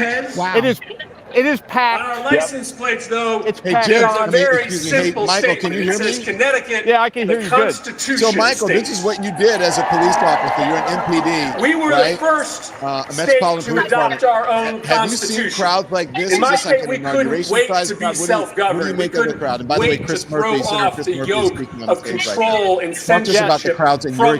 Before any other state, before our founding fathers, we wrote down in Connecticut. The last time I saw a crowd like this, Don, was at Barack Obama's first inauguration. I remember it well. I was working. I was at 12th and Pennsylvania Avenue by the Marriott Hotel, freezing my ass off for hours, and I had never seen crowds like that in my entire career. We are in the middle of an authoritarian takeover. It is not cold today. It's beautiful weather. The sun is shining. Democracy is in peril, but it clearly can somebody be saved. wants no this one's to riding happen to our rescue. and wants I just us want all to to be clear be with you about that today. while No we're out one's here riding to our protesting rescue. fascism. There aren't establishment Mike, have you had a chance to speak to any people in the crowd? And if so, what are they saying? To our rescue. I've spoken to dozens of people so far. There's no all walks of life, riding to our rescue. As diverse a group as you could imagine in the United States of America. People this is their first rally that they've ever attended. To people who've been protesting this administration since its inception. One of my working people, professionals, young people. My kids are here. We turned it into a family affair. There's a long tradition in the Fanone household of fighting fascism, going back to my grandfather, who fought in World War II. So anti-fascist behavior runs strong in our family. Is enacting a detailed step-by-step plan to want to know all of the things that protect our democracy, Antifa free speech, fair elections, and independent press. I'm part of the protest, but the truth is chapter also that began in 1776. The people still rule in this country. That's the chapter of Antifa that I'm a part of. And today, should we listen to Murphy or should we continue all on? across America, in numbers that may eclipse any day of protest in our nation's history, Americans are saying loudly and proudly that we are a free people. On January 6, 2021. I just want to know how it feels for you to be in this kind of a crowd that is pro-democracy, pro-liberty, and just what kind of vibes are you feeling on this day? I want to be honest with you about what's going on, and you know it. Well, first, I want to say that shutdowns are painful. It's emotional. They hurt people. You know, as somebody who felt betrayed by his country in the aftermath of January 6th, it's nice to see these kind of numbers turning out, which really dwarfs the size of the crowd that Donald Trump brought to storm the Capitol on January 6th. And so for the first time, I think, since that day, I feel like America's got my back, just like I had America's back. The House Republicans have been on an unplanned vacation from D.C. for 5 weeks. Yeah, I agree with that. We love her so much, so give her some love. Oh, she's out beating the streets herself. She's in Alexandria, Virginia, with a group of her friends at another No Kings event. As you guys know, there's about 2,500 of them taking place all across the country. He thinks that he can act more corruptly when the government is stand by. I want Jim to get in on this. You can hear me too.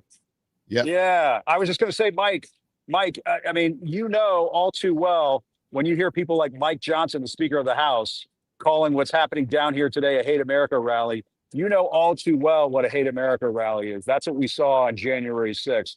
But Mike, what is your message to the Speaker of the House when he calls No King's Day a Hate America rally? Whether it's a shutdown or not, Mike Johnson, you're a traitor to this country. You're an insurrectionist. And I can assure you that as long as I'm breathing, I will seek accountability for your treacherous actions against this country.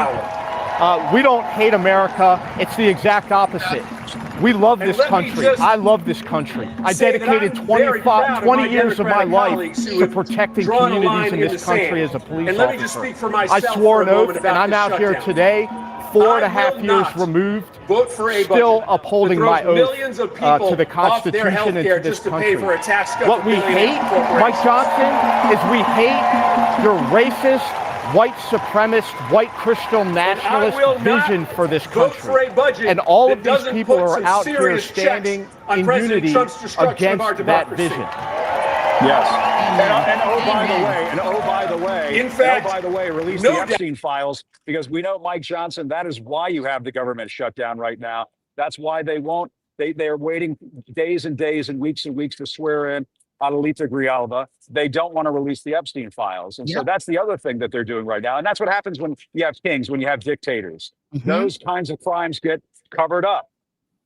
That's the right. irony is not lost on me that the Republican Party was the party that introduced this conspiracy, that it was liberal, left-wing Democrats that had some cabal in which they were abusing little children. And now, in the midst of one of the biggest scandals involving child exploitation, this government, the Trump administration, is protecting pedophiles.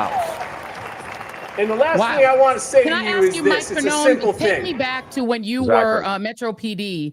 If somebody was caught on tape when you were working in the police department and they took $50,000 in a Cava bag from undercover officers after promising to deliver contracts if they joined an impending administration, would you consider that to be a potential crime? Is that something you would have investigated back in the day? This long.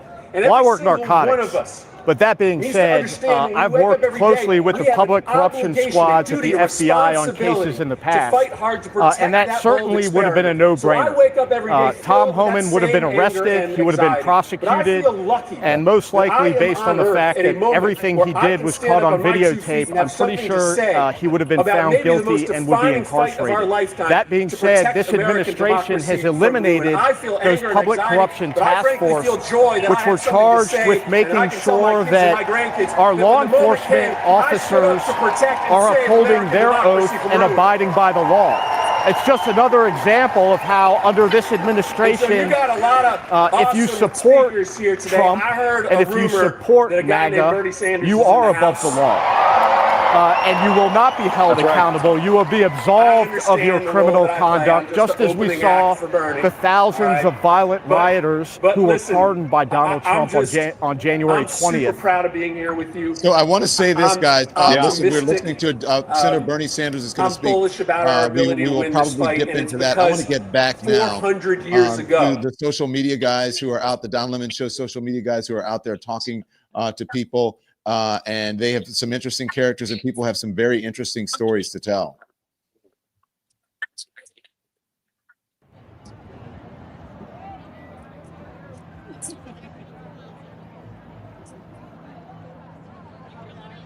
Yeah, and I was just going to echo that, you know, what Mike was saying about Tom Homan, and just say at least he was eating a Cava. But anyway, I don't know if anybody knows that. Why are you here and what's going on? We are 9 months pregnant fighting for our kids' future. Wow. So no excuses to not show up today? Hell no. I'm not sitting around and watching this on TV. You have to show that you're not okay with what's happening. Why are protests like these effective? I think that popular movements, they take all sorts of forms, and people showing their discontent and standing up for what they believe in, sharing our voices, and showing that we're not afraid is very important. It makes you feel like you're not alone. We're not alone. The majority of the country doesn't approve of what's going on in their name, and so it's just great to be here. There's, how many thousands? I mean, 100,000 people? Yeah, it is packed here right now. We haven't even moved too much, and it started about an hour and 30 minutes ago. Now, what would you say to Donald Trump if he was watching right here, right now? Get out of office immediately. You're not helping anyone. In fact, you're hurting a lot of the entire population. Immigrants are welcome here. We are all immigrants. What are you talking about? You're not Native American. I would say that you're only fooling a small percentage of the population with your lies, with the corruption. Eventually, you're going to be... He's fear-mongering. He's making everybody scared. We're a country of hope and freedom and immigration, and we're so much better than what he is and what he stands for. What are you seeing right now in ICE in America? What are your thoughts on that? It's a secret police they're established. It's $130 billion. They're wearing masks. What kind of civilized society has a police force that is supposed to be protecting our interests wearing masks, afraid to identify themselves? It's absolutely intolerable. Policing your own people is not what America is about. I mean, policing is one thing, but they're kidnapping people off the streets. It's indiscriminate. There's no due process. There's no warrants. They're literally just harassing people on their way to work. It's absurd, and it cannot be allowed to stand. And what I would say to Donald Trump and to all of the people, all the cronies, all these people that are in it for the money they're making and the fame that they're generating, eventually you will be held accountable. This can't stand. You're not going to win. Thank you all so much. Thank you. Let me talk to you, sir. I see you have the camera here. Why are you here today? We're here to protest Donald Trump and his fascist regime. And do you think protests like this are effective? Absolutely. There's tens of thousands of people here. It's really easy to sit behind your screen at home and think there's no hope for the world, but then you come here and you see all these people marching and protesting. It's going to make a difference. What would you say to Donald Trump if he's watching right now? Your days are numbered. Your time is coming. And what does that mean? It means you're going to be out soon. And even if you make it to your full term, history's not going to be light to you. You're on the wrong side of history. Thank you so much. I appreciate that. Ma'am, I love your hat. Can I ask you a question? Sure. Why are you here today?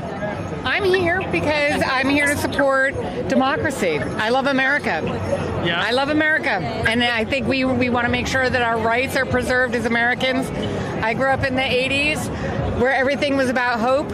And you felt like you could have the American dream, and I'm looking at you guys, and like I want every single person still in America to have that feeling. And I feel like our rights are being taken away. So free speech, you name it.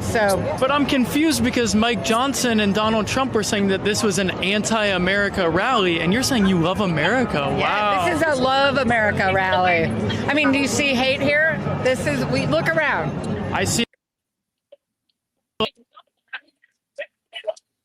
A little bit of an issue with the signal there. Oh, they're back. What would you say to Donald Trump if he's watching right now? I hope you're having a bad day. Protect all of America, right? Like there's a bunch of us out here that love America too, and we could still come together and listen to us. We want to be, we want to be, right? And that's real. So what are you seeing right now with ICE in America? What are your thoughts? I think it's terrible, right? Like I think most Americans, if you ask most of the people walking right now, they're from parents who were immigrants here, right? We've all why does this generation get to be the one to close the doors on future immigration? We shouldn't be, right? We need to keep those doors open and also bring in amazing brains from around the world. Again, I grew up in the 80s where we would export democracy by inviting the world to come and learn here and then go back to their home countries or stay here and grow the economy. 2/3 of entrepreneurs are people who are either first or second generation immigrants here in the United States. You wouldn't have Apple without immigration. So, let's remember that. Yeah. Thank you so much. I appreciate it. As you can see, there are tens of thousands of people out here. We have. Wow. It's insane. I mean, yeah. I'm a New Yorker, and I have never seen a crowd like this for a protest. It's very peaceful. People are happy. There's a lot of dancing. There's a lot of marching. We have only moved about one street in over an hour, which is pretty incredible to me. And that tells me that this is a very large crowd in front. I think I'm in the middle right now. So I'm going to go back to the studio with Don, Joy, and Jim. And we're going to continue to talk to people as you guys continue your coverage. Well done, Chris. Go ahead, Joy. I was just going to say, can we listen to Mehdi Hassan? We see our friend Mehdi, our good friend. He's on stage right now. Can we hear him? Yeah, let's listen.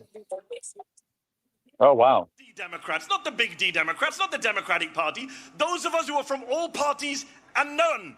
But those of us who care about saving America so that we can get to our 250th birthday and still be free when we reach 250 years.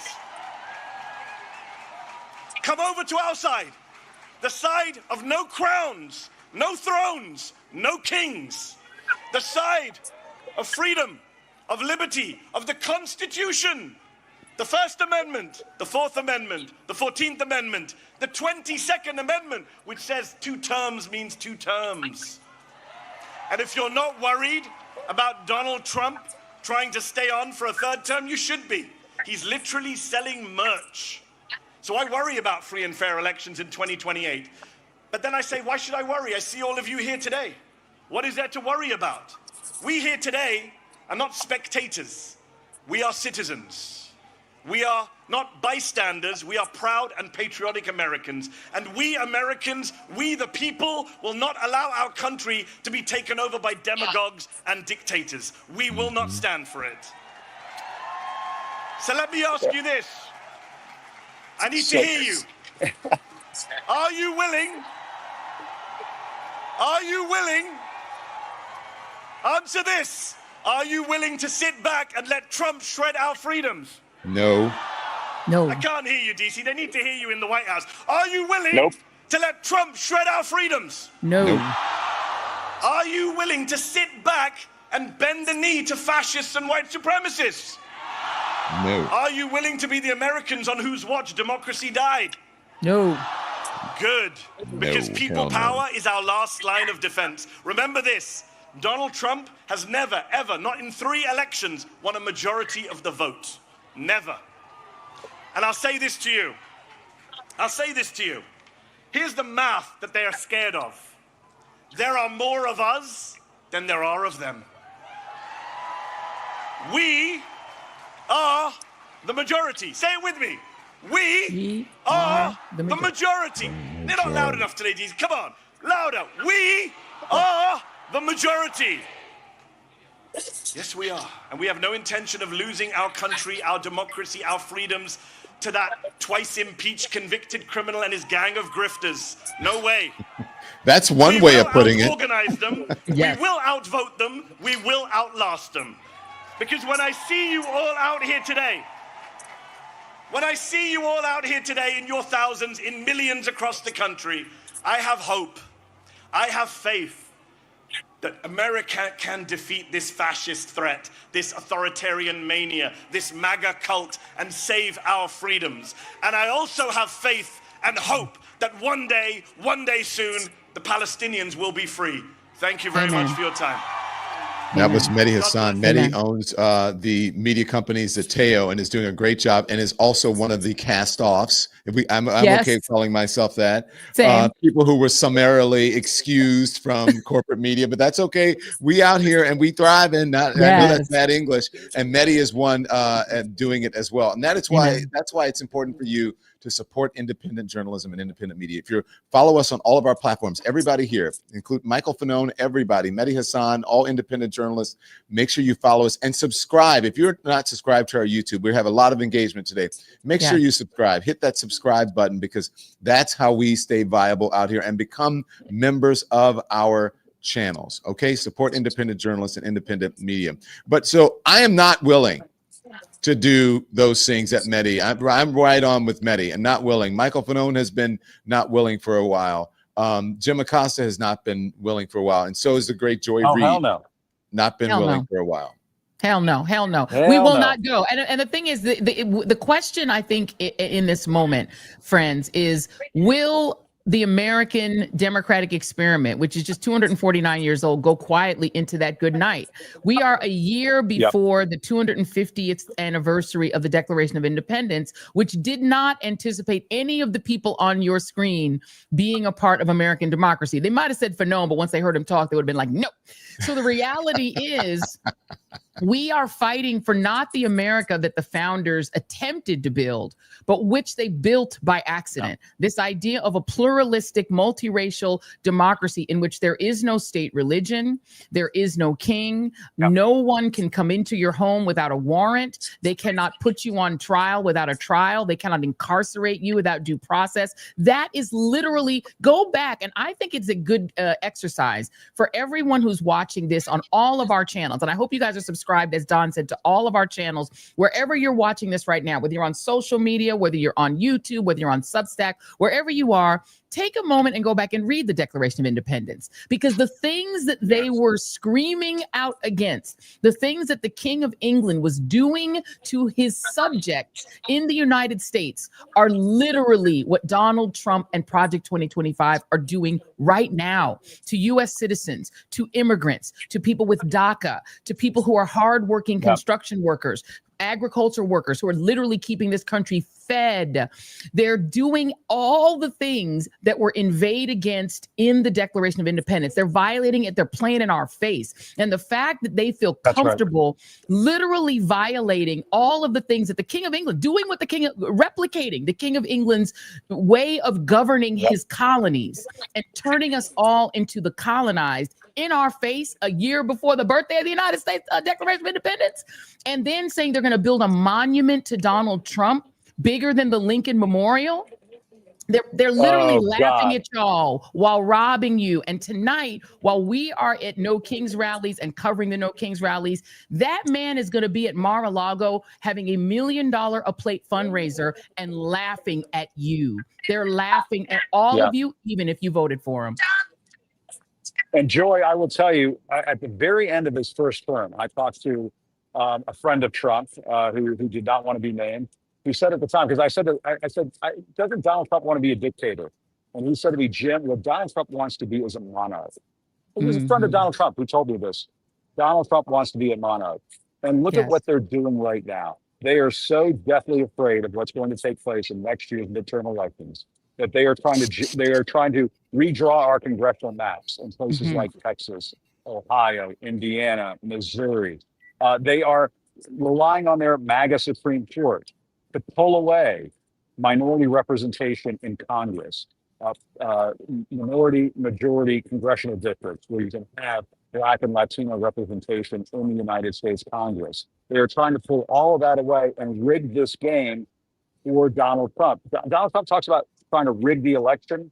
People trying to rig the election. That's what he's trying to do next time around. That is what he's trying to do in 2026. He is afraid of democracy. And so when I hear this stuff about hate America, what I say to that, and listen to what you have to say, Joy, I think what they hate is what America is becoming.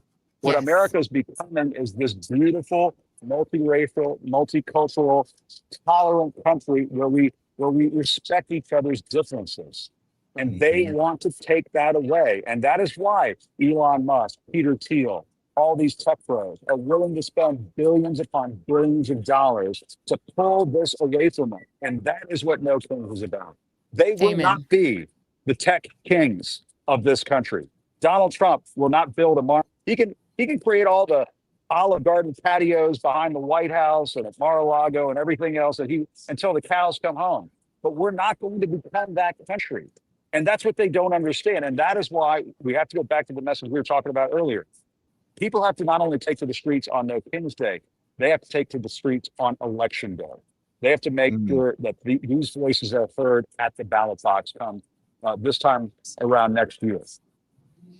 I want to just tell everyone, we saw some shots of Chicago. So as we start going through the time zones, right, people who are an hour behind New York, they're going to start coming online and doing their marches. And then 2 hours, we'll get to that Central Time, and then we'll get to Mountain Time, and they'll come online and start doing their marches. And also there are some happening earlier, but the big ones are scheduled usually around noon in those cities. And then as we get out west, Pacific time code zone, we'll get San Francisco and LA, and you'll start to see some of those. But so that is Davenport, Iowa you're looking at. We had Chicago up for a minute. So you see people all over the country who are, out there exercising their First Amendment right to be able to peaceably assemble. And look at that crowd in New York City right now.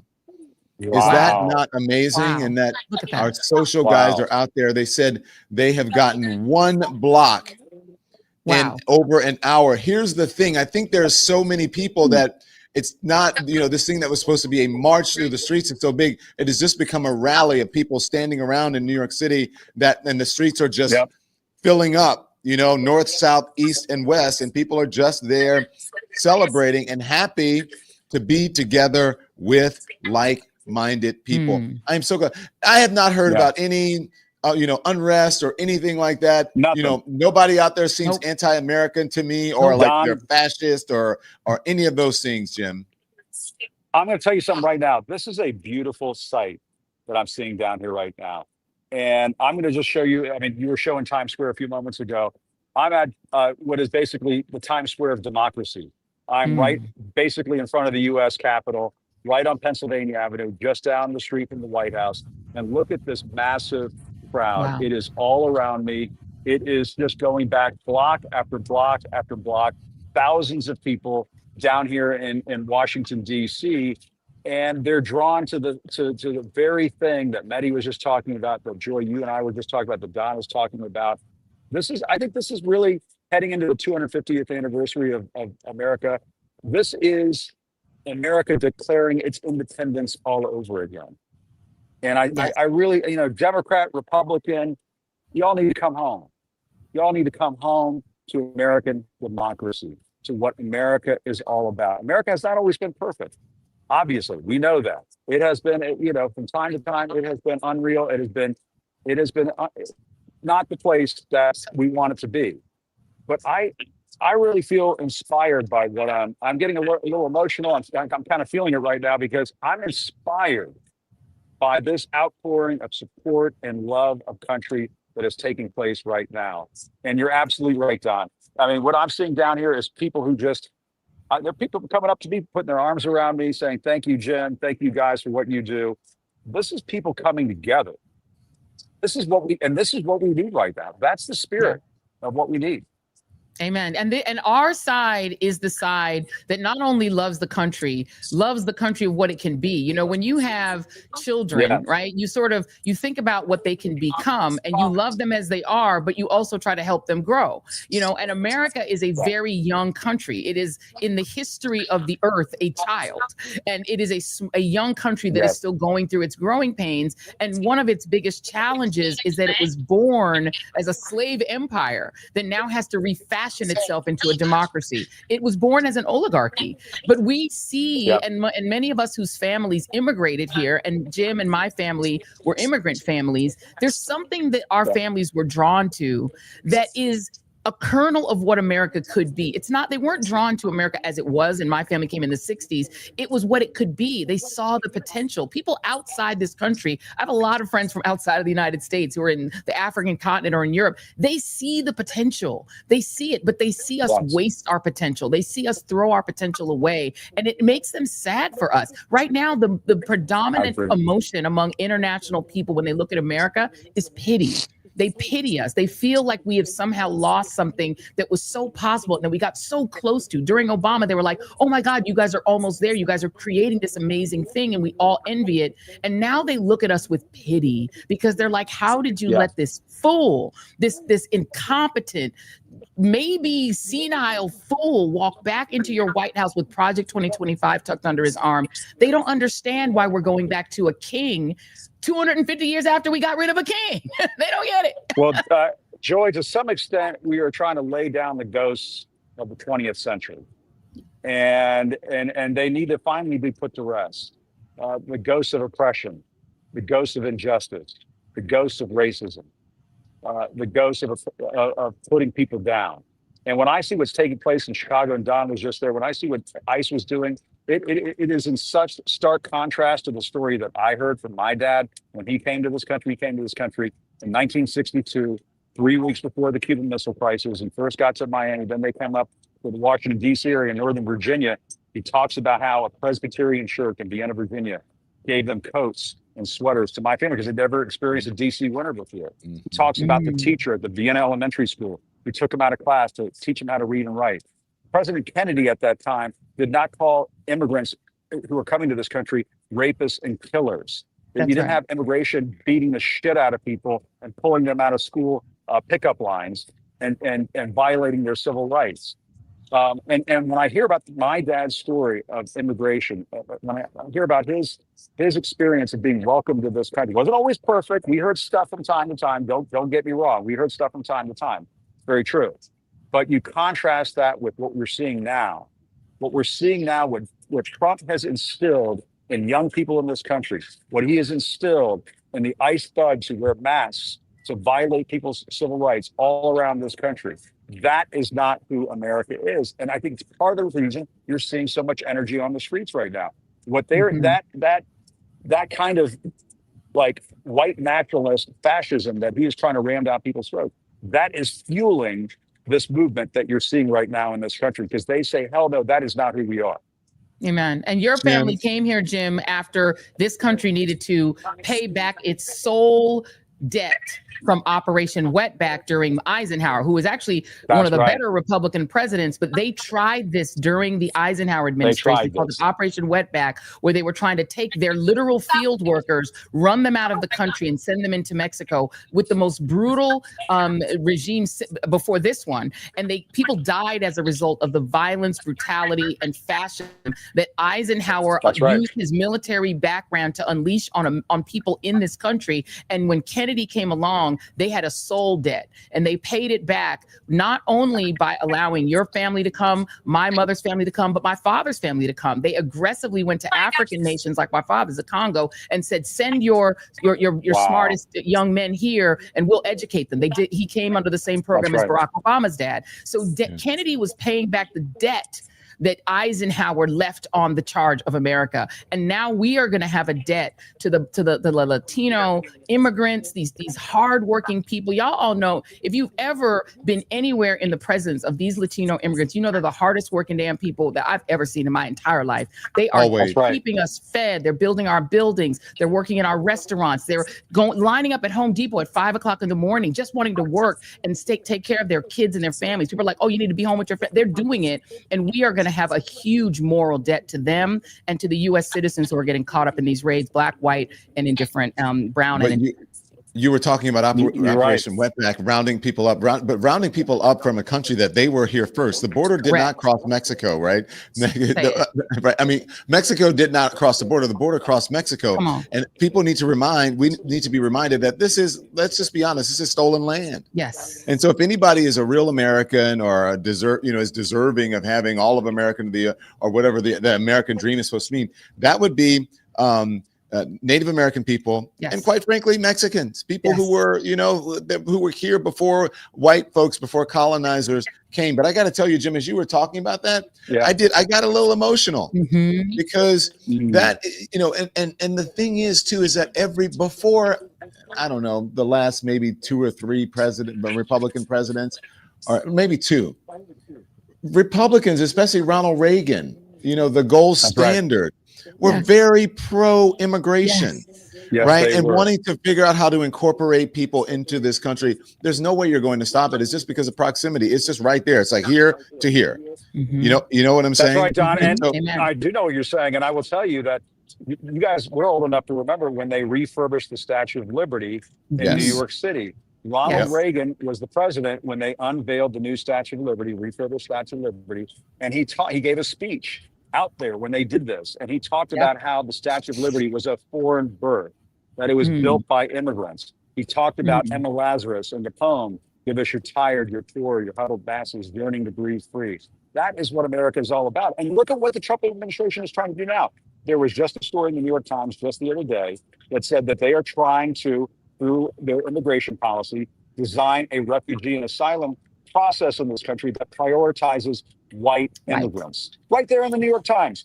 White South Africans, white immigrants from Europe, people who oppose immigration, those kinds of people that they want to prioritize to come into this country. That's a bunch of bullshit. That is not who we are as a country. And Ronald Reagan could figure this out. Ronald Reagan, he believed in diversifying his cabinet, people that served in his administration. Same with George W. Bush, had Alberto Gonzalez as his attorney general. Do people totally agree with the Bushes and the Reagans and all these kinds of thoughts? Of course not. I'm not talking about what I'm saying. But there was a time in this country where both parties kind of had the same idea of who we are as a country, that America is an idea. That is what America is supposed to be, an idea. Has it always been perfect? No, we've always been in pursuit of that more perfect union. And Republican and Democratic presidents have understood that for generations. It's this president right now who wants to be a king. He wants to change that, wants to change what the American idea is, what it is all about. And that's what we have to push back against with every fiber of our being. Amen. Yeah. Amen. Can you stand by, Joy, if you will? Let me jump in. Can I talk about, because Jim, you mentioned Chicago. Can I just talk about Chicago, because I just left there not even a week ago. I heard so much misinformation from people, even there, but just in the media, and the propaganda that's coming from the administration, and the propaganda, quite frankly, that's coming from corporate media. The administration and people, there are people who agree with what this administration is doing. They think that they're just rounding the people up who are criminals, who are Latinos, who shouldn't be here. They call it illegal. I said, well, we don't have, people aren't illegal, or illegal aliens. I said, people aren't illegal and they're not aliens. They're not ETs, okay? But they are, that all of that is a lie. They are rounding people up who are U.S. citizens. I spoke to numerous people who were citizens who spent time in that detention center in Broadview, 8 to 10 hours, and then just told to go for, and then some of them getting citations after they were wrongfully rounded up and accused of not being, legal in this country. There was one black man that I interviewed. His name is Luther. I mean, just a meek and mild, the nicest man. He said they just came to his door and said he's in his pajamas. It's in the morning, and just rounded him up, said, you got to come out. You have to come with us. He said, I have in my backpack, because he was doing some business with the state, he had to take care of some things. He had his birth certificate, his state ID, and his social security card. They didn't want to see any of that. He said they rounded up people in his neighborhood that he had grown up with, and he knew they were African Americans. They were not non-U.S. citizens. They were born here. They put them in the back of a rental truck that you can go rent to move your furniture, with no seats, nothing to protect them, and drove them as they are rummaging around in the back, trying to either stay seated or not slide around or stand up, took him to this facility, did not want to look at any of their papers. They sat there in a cell with 40, 50, 60, 70 people in the cell with one toilet amongst them, no seat. They had to sit on the rim. They had to do their business in front of all these people. And then randomly, they would just come in and get people and say, okay, you can go. And they're like, well, where the hell am I? I don't even know where I am. It's insane. It is. And I saw your interview with that gentleman. I reposted it, Don, because it was a good reminder, I think, to African Americans who said, we need to sit this out. This is the I will vote for Donald Trump Latinos problem. You need to understand that they always come for Black folks when they do these kinds of things. And they are taking, I saw another video of a young Black man. We're trying to get to interview him on the Joy Reid show next week, that was thrown to the ground. His sister-in-law is screaming he's a U.S. citizen. They don't care if you're a U.S. citizen. They just care if you're Black or brown. If you are Black or brown, they feel that you are targetable. Some of the people doing it, by the way, are themselves Black and brown, which shame on them. Y'all are out. Don't try to come to the barbecue or come to the community after we know that your family knows that you're in ICE, okay? And the reality is, to your point, Don, are violating the rights. And the way that gentleman talked about being in the back of that U-Haul van, and U-Haul, if y'all are a part of this, don't get boycotted. U-Haul, I hope that you don't know that your vehicles are being used, because there's a lot of U-Haul vehicles showing up. And this man, what happened to this elderly man is literally how Freddie Gray died. That he was left unshackled in the back of a big police truck, and he was rattling around and his neck got fractured, and that's how he died. Someone is going to die in the back of one of these U-Hauls, and then U-Haul gonna get sued, and the police department, if they don't help, is gonna get sued, and Kristi Noem is gonna get sued, and Tom Homan is gonna get sued, and Peter, Stephen Miller's. All y'all, if you think you are above the consequences of what you're doing, the governor of Illinois has said this worm will turn, and when the turn happens, every ICE person who is brutalizing people, every person who's throwing people in the back of trucks without any restraints and throwing people, we are a human rights violator in the world. There is still international law. There can still be international trials, and there can still be lawsuits. Enjoy. Justice will come for you. I want to bring in someone who's been waiting for a while out there, and that's Aaron Parnas, who's joining us. Aaron, you're in Washington, D.C., and I see, Aaron, I follow you on social, as you know. Hey, buddy. And doing a great job reporting the news on social media forward. So, Aaron, thank you for joining us. What have you been seeing? And then I want to ask you about, you did an interview with Adam Schiff, but talk to us about what you're seeing out there. Yeah, I mean, there are tens of thousands of people here in Washington, D.C. right now. I actually do have some breaking news. Organizers just told me that this is officially the largest protest of the Trump era, and it's actually only growing. They're going to release official numbers later this evening. Wow, that's big news. Wow. That's big news. Is it the biggest crowd in the history of inaugurations, though? That's what we need to know. Well, as Sean Spicer might say, don't get spicery on us. I will say I was here during the first. I was here during the first inauguration, and this crowd's bigger. So there you go. He's officially spicy. He's spicy. Aaron Parnas joining the spicy whites. Joining the spicy whites. They're here.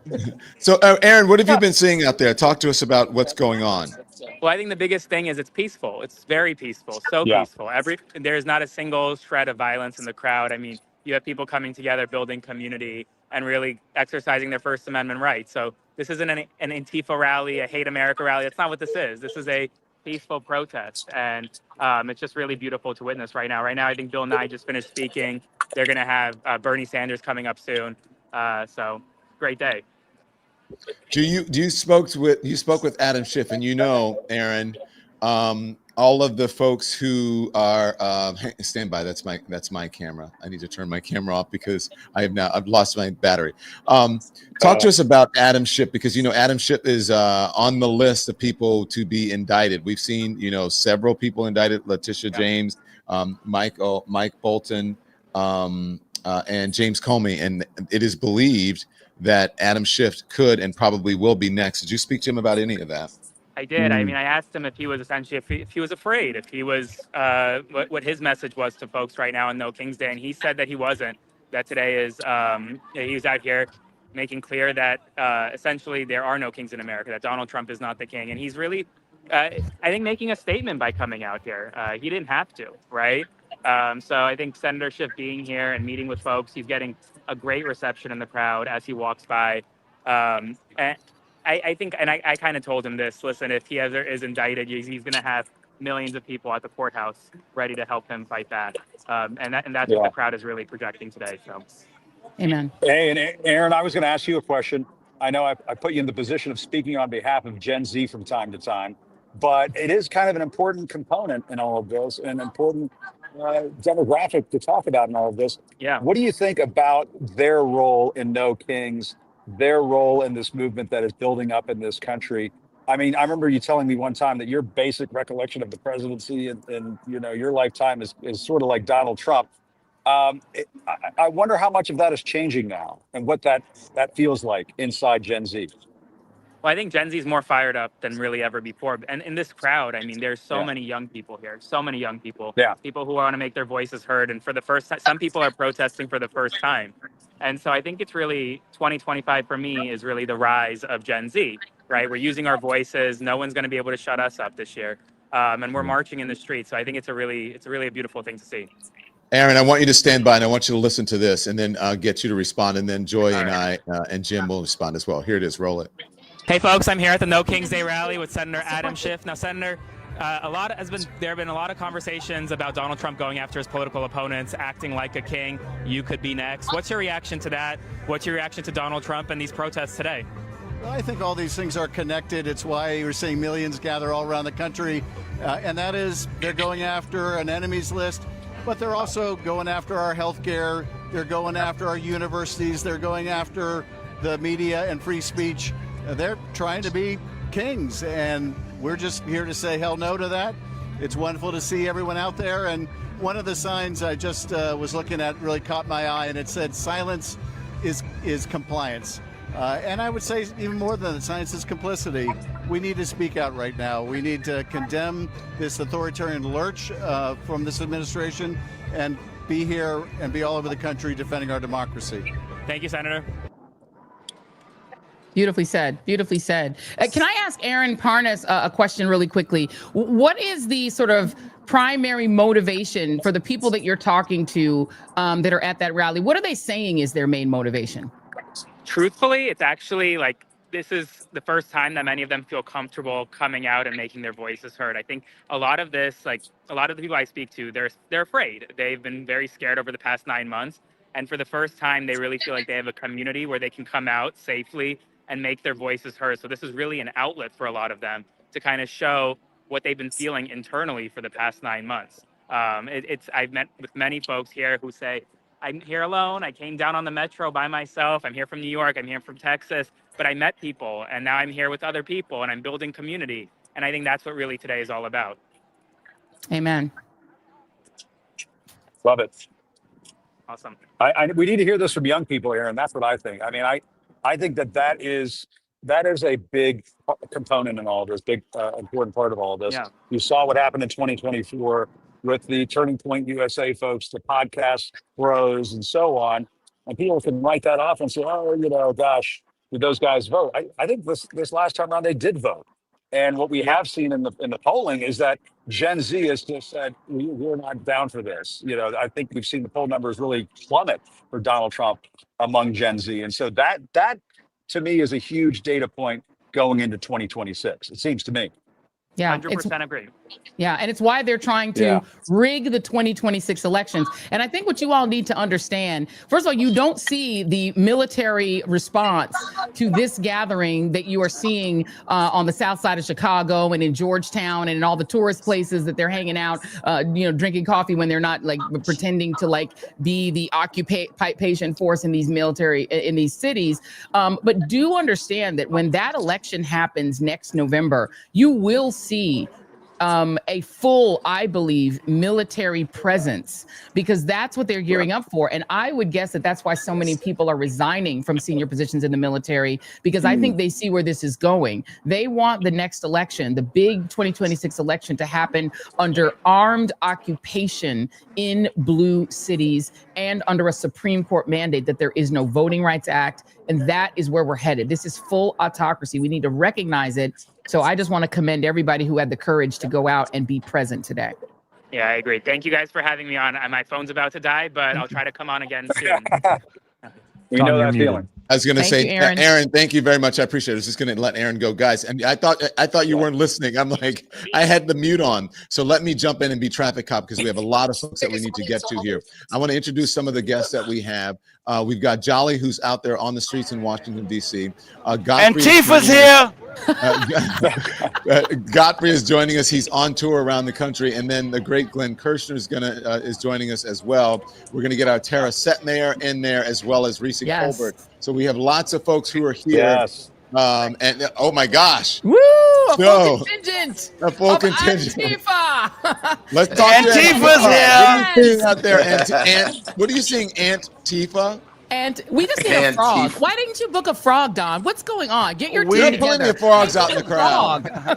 There's a few frogs out here. When I find them, I'll show them to you. There's a few frogs out here. Frog. Okay, Jolly. I will do that. Mission. Okay, good.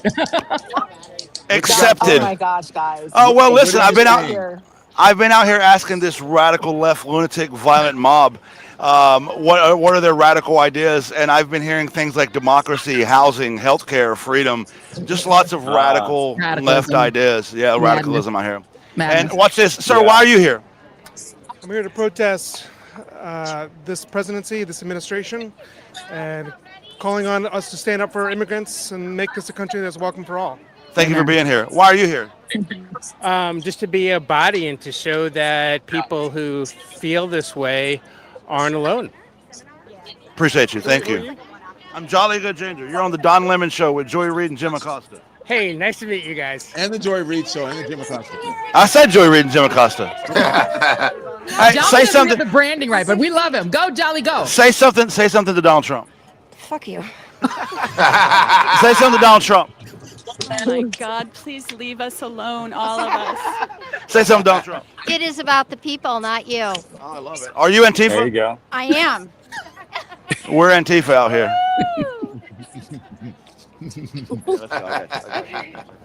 Go ahead, Jolly. Keep interviewing. Oh, he's getting photos now. He's getting love. He's getting love. Give Jolly some love.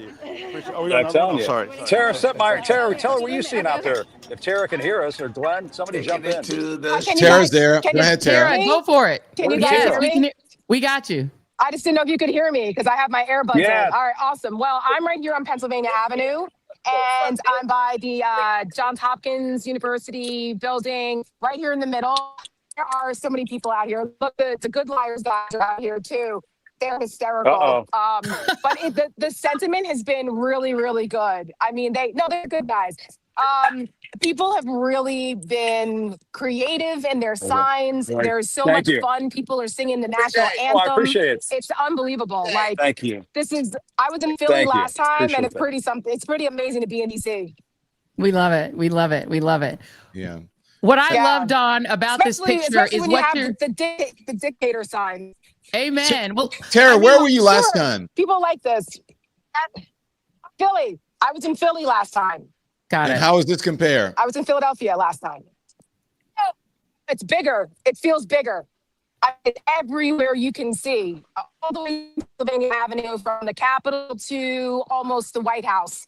It feels bigger. And then there's the side, the streets as well. People are still down. It's huge. Nonstop. People are still, people are still coming down.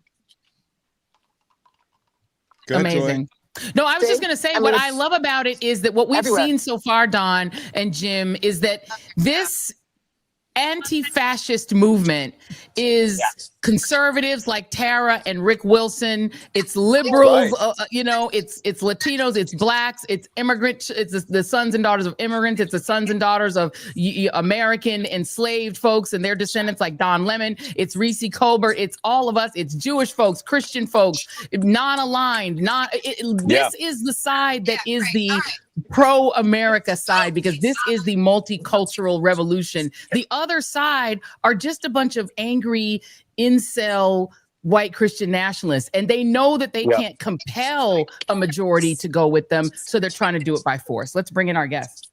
Yeah, I want to bring in justice people too, like Glenn Kirshner.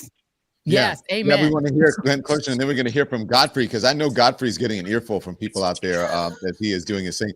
But Glenn, talk to us about that, because you made the move from mainstream media. Now you're in independent media. You can say whatever you want. You hear a lot from the folks. Why are people so fired up? And as Tara Setmer just said, this one is larger. It's much bigger. Same thing. Aaron Parnas just came on and said this has been the largest rally, anti-Trump rally during both of his administrations. Yeah, Don, I think Donald Trump is inspiring us all by ratcheting up the abuse, the lawlessness, the unconstitutionality. And I have to admit, when I heard Lil MAGA Mike Johnson say that today we will be participating in a Hate America rally, I was all the more inspired. You know, they're trying to claim that what we're doing out there, exercising our First Amendment rights to free speech, to assemble, to petition the government for a redress of our grievances. And let me tell you, we got some effing grievances right now, legitimate grievances. But when they call that a rebellion, I can't wait. I'm speaking at our local rally here in Northern Virginia shortly. I have the luxury of being just 2 blocks away in my studio, so I can just walk down the street. But I'm going to point to the words of the Seventh Circuit Federal Court of Appeals, a unanimous 3-judge ruling, 1 judge appointed by George W. Bush, 1 judge appointed by Barack Obama, 1 judge appointed by Donald Trump. And here's what they said, right smack in the middle of a 14-page opinion. Political opposition is not rebellion. And let me rephrase that and repurpose it. Protest is patriotism. And the more they try to paint us as hating America rather than exercising our constitutional right to be protected from our government in exercising our First Amendment and our right to assemble, our right to assembly rights, the more inspired people get, I think. It doesn't tamp us down. It fires us up. So the rule of law, we have the rule of law on our side. So let's roll. Amen. Let's bring in. I want to bring in Godfrey. Thank you to that, Godfrey. What are you seeing? Because you're out on the road, and I'm in Miami. Every time I speak to you, Godfrey, either when I call you and we talk personally, or when you come on the show, you're in a different city. What are you hearing out there? And is it maybe it's not surprising to you that these crowd numbers today? Yeah, first of all, I'm glad to be part of this whole team. All of these guys. Nice to see you all. Joy Reid especially. Joy, welcome to freedom, Joy. Welcome to freedom. I love it. And Jolly Ginger, my man. Oh God, this is great. Listen, I'm doing shows in Miami, so you know these Cubans are like Trump supporters. I will vote Donald Trump. It's a bop, y'all. Yeah. And so I have to risk some people walking out of the club, but I'm on it. You know, you guys inspire me. So tonight's going to be really bad. Yeah. Because I'm going to be shitting on the crowd, and I'm going to say, how are you going to make a whole salsa song and he still deported you? You know what I mean? So I'm in the middle of that. Miami is heavy, you know, right wing, Cuban, whatever. But, you know, in a comedy setting, it is what it is. So I trap them all. We lock the doors and make them listen to me. Right? Are you not entertained? But wait, I mean, Godfrey, are you not seeing a shift? Because I have been talking a lot to my friends in the 305. You know, I still got people down there. I lived there now for 14 years. And there is a sense that there is a layer of the Cuban American and Venezuelan American and Haitian Americans. Let's be clear. All 3 were pro-Republican until they all got. Are you starting to see a shift in maybe yes, I am. more? Yes, yeah. Nobody really, because everybody clap, and because of course I like to imitate big you know, the idiot. And so I said the funny thing about it is that song that was made, the lead singer, her husband was deported. You know, and I said I laughed for 20 minutes. I thought it was hilarious. Because if you watch the whole video, they're on the boat singing I will vote for. It's a music video. And then when her husband got deported, she's like, this is bullshit. I can't believe it. I can't believe it. I can't believe it. But when I tell y'all, when they do the breakdown, when they're like, I will vote. I'm like, this is a bop, y'all. Why you making this It's a really good song. It's a really good song. But And then at the end, I always do Trump. I go, hasta la vista, hasta la vista. So, hey, stand by. I want you guys to stand by. I want to get to Jolly. Jolly has someone to interview. Jolly, who do you have? Hey, I found a raccoon. Listen, I'm on my mission to find a frog. My commander, Reid, my Antifa commander, has given me orders, and I will find a frog. But listen, are you in coalition with the frog? We are all Portland. You're all from Portland? No, we are all Portland. Oh, we are all Portland. I love it. So you stand in solidarity with the frog? Hell yeah, brother. What about fascism? How do you feel about that? Well, we're all Antifa. You're Antifa? Well, anti-fascist anyway. Hell yeah, brother. All the people who fought in World War II, man. Thanks for being here. Is it hot in there? It's a sacrifice I'm prepared to make. It's a sacrifice he's prepared to make. And listen, we lost him. There's some crabs over here. Can we get a wiggle from our friend? Because you know. Hey, can you give us a wiggle? Wiggles.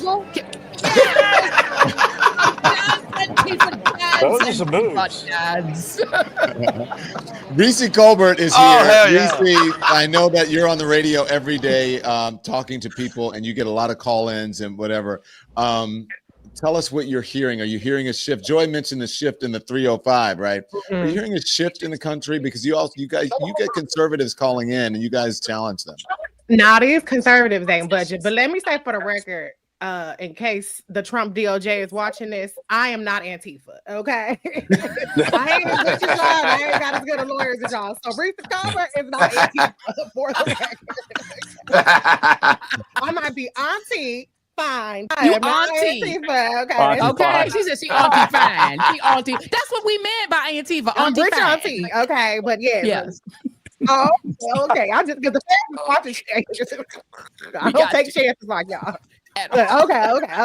Now, I love to play on words, but as for me, no, they got Letitia James. They got Monica Iver. But anyway, okay. So yeah, about the people, I will say this. MAGA is just MAGA, but Republicans forget that there were 8 million Biden voters that stayed home. They also forget that 75 million whole ass people voted for Kamala Harris. This whole idea that half the country are the rebellion, no, half the country said we don't want no parts of this. And so they have vastly overplayed their hand, and they're really operating like people who have no intention of ever actually facing the electorate again. So I really feel like their attempts to try to paint this as some anti-American violent thing, which by the way, before the last King's Day protest, it was a Republican who assassinated Democratic lawmakers the night before. And there were threats of violence against these protests. So the fact that they tried to paint this as some un-American mob rule, I think is going to blow up in their face, because we see that these are people who just want what we are vested in the Constitution to be allowed to do. Yeah. Hey, Joy. I will say, as somebody who's covered Donald Trump, when he talks about Antifa, when they talk about Antifa, let's get real for a moment. Let's do a reality check. Yeah. When Charlottesville happened, they tried to blame Antifa. When January 6th happened, they tried to blame Antifa. And now when No Kings is showing up and ending up being a tremendous success, they're trying to say it has something to do with Antifa. So this is part of the reason why I call Donald Trump the see and say president. You pull the string, and this is a duck, quack, quack, quack. This is a terror. This is Antifa. This is what he does. He's so diminished mentally that all he can do is behave like the see and say president. So I throw that out there as an illustration to make a point. Jim, you're right. Remember the doll with the? Do you remember the doll with saying hi? It's Antifa. Hi. Antifa in the room with you There's right a now. big guy came up to me crying and said, "Save me, Donald Trump." Hi, there are black women wearing MAGA hats. Beautiful black women saying, "Save us." Acetaminophen. It's the low testosterone. Remember, Joy, can I ask you Robert F. something? Kennedy Jr. did say that's what it was. Please go for it, Don. Joy, you were mentioning, and I want you. I think you're better to pose this question to Glenn because of Glenn's legal background. You were talking about what the governor of Chicago was saying about people being prosecuted and people's rights. Absolutely. Yeah, let me throw this to Glenn because this is something that I found very interesting. So the governor of Illinois, Governor Pritzker, he made in an interview, Glenn, a really important point that the people who are masking up and violently assaulting people, in some cases in plain clothes, they're not showing warrants, they're going in people's homes without a warrant from a judge, and they're throwing people on the ground and then throwing them into trucks unshackled. They could fall, they could break their necks, they could hurt themselves, they could die like Freddie Gray. All this is happening. And he says, just you wait. There will come a time when the administration will change and when you'll have a Justice Department willing to prosecute. And they are assuming that sovereign immunity is complete and total for them. He was saying it's not, and that eventually there could be either civil or even criminal violations that will eventually be adjudicated. Do you agree with that? Absolutely. Sovereign immunity only goes so far. Breaking it down to its essence, if you are engaged in within the scope of your official duties. Now, listen, police officers, who are well-meaning, who are protect and serve kind of people, sometimes they make a mistake, right? They may step a toe over the Fourth Amendment prohibition against an unreasonable search and seizure, but they're still acting within the scope of their duties. These things get litigated in court, so they will still enjoy sovereign immunity against either being civilly sued or being prosecuted. But when you see unfolding in our city's streets what these masked thugs are doing, it is so far beyond, in many instances, the scope of their official duties that they will open themselves up to both potentially civil liability and criminal prosecution. So what we need to do is, once this administration is out of power, Joy, we're going to have to go on a cleanup mission. The rule of law will come back into the light of day, and we're going to have to hold these folks accountable. They feel bulletproof now. They're feeling themselves because they got Donald Trump behind him. First of all, we know he's going to introduce all of them to an undercarriage of a bus eventually. Yeah. But we're going to have to make sure that they are held to account by applying the rule of law, and that day is coming. These imbeciles will not kill the rule of law. And can I just ask a quick follow-up, Glenn, because these crimes are taking place, or these violations, I should say, of the Fourth and Fifth Amendment are taking place in states where there are Democratic attorneys general. So, and they are being filmed both by bystanders and in many cases by Kristi Noem, Department of Homeland Security herself. She is sending cameramen. They're shooting videos of it, and then they're repurposing those videos for propaganda videos. Number one, are those videos foiable? Number two, if there was a state prosecutor who decided to try to prosecute, because that would put it out of the range of Donald Trump pardoning folks. The theory here is that they're committing these crimes assuming Trump will pardon them at the end of the day. But that does not apply to states, right? If a state prosecutor decided you violated the rights of someone in the state of Illinois, the state of Maryland, the state of California, et cetera, are they out of the reach of law by state prosecution? Yeah, we've been urging state court prosecutors nationwide for a very long time to step up, because if you have, these ICE agents who are acting beyond the scope of their official duties and they are assaulting citizens of, for example, Illinois or Oregon, or if they are trampling over the constitutional rights of people, the state law enforcement authorities, including the prosecutors, can absolutely open investigations and can prosecute them. So I wish we would see a little bit more proactive law enforcement from the state authorities when they see their state laws being violated. The same holds true for the law firms that were extorted by Donald Trump. That violated state laws in every state where those law firms did business. And we've been urging state court prosecutors to step up, and some of them are stepping up. And you ask about whether it's FOIA-able. And the reality is, when the federal government has in its possession any evidence that may be part of an ongoing investigation, it can make a successful Freedom of Information Act suit very challenging. But again, once the leadership at the Department of Justice turns over and the rule of law comes back into the light of day, I think there's going to be hell to pay, and there should be. Amen. Do we want to go back out and see what's happening in the street? It looks like Jolly's got another creature. Jolly had an eagle. Jolly, what is that? So listen, I continue my mission to find a frog. from my Antifa commander, Joyanne Reid. And I've got an eagle. So, first of all, do you stand in solidarity with the frog? Completely. What are you out here what's your purpose out here? Well, the bald eagle being the emblem of the United States, and the fact that our Constitution is on and our democracy is in an incredibly precarious place, I felt it necessary to come out here and let my voice be heard that we are in distress and that this administration and every Republican that backs it is not upholding the Constitution and their oath to the Constitution, and something. Can you give us the wiggle, the inflatable wiggle? Joy, you started a mess. I need the wiggle. I need it. Do you know where the frog is? Are you guys hiding the location of the frog? I have seen the frog closer to the stage. All right, we're off to find the frog. All right, find the frog, Jolly. Find the frog. Let me ask you, Godfrey. We need humor in this moment. Do you just do the Trump impersonation, or do you actually talk politics in your routine? Oh, I do talk politics. But I do it in a way where, you got to get them to like you first. and then you tell them, boy, you guys effed up, man. You guys voted for your own demise. And I'd be like, Dios mío, Dios mío. But if you speak good Spanish, they like that. Oh, carajo, Dios mío, presidente estúpido. They go, yeah. El presidente estúpido. I can't believe it. Oh, Dios mío, Jesucristo. If the Spanish is tight, they're like, I like this guy. I like this guy. But Joy Reid, you were right. They're realizing, because they screwed up, they're realizing there is change. I mean, it took, them getting deported for them to actually go, oh shit, we thought we were good. No, you're not good. You know what I mean?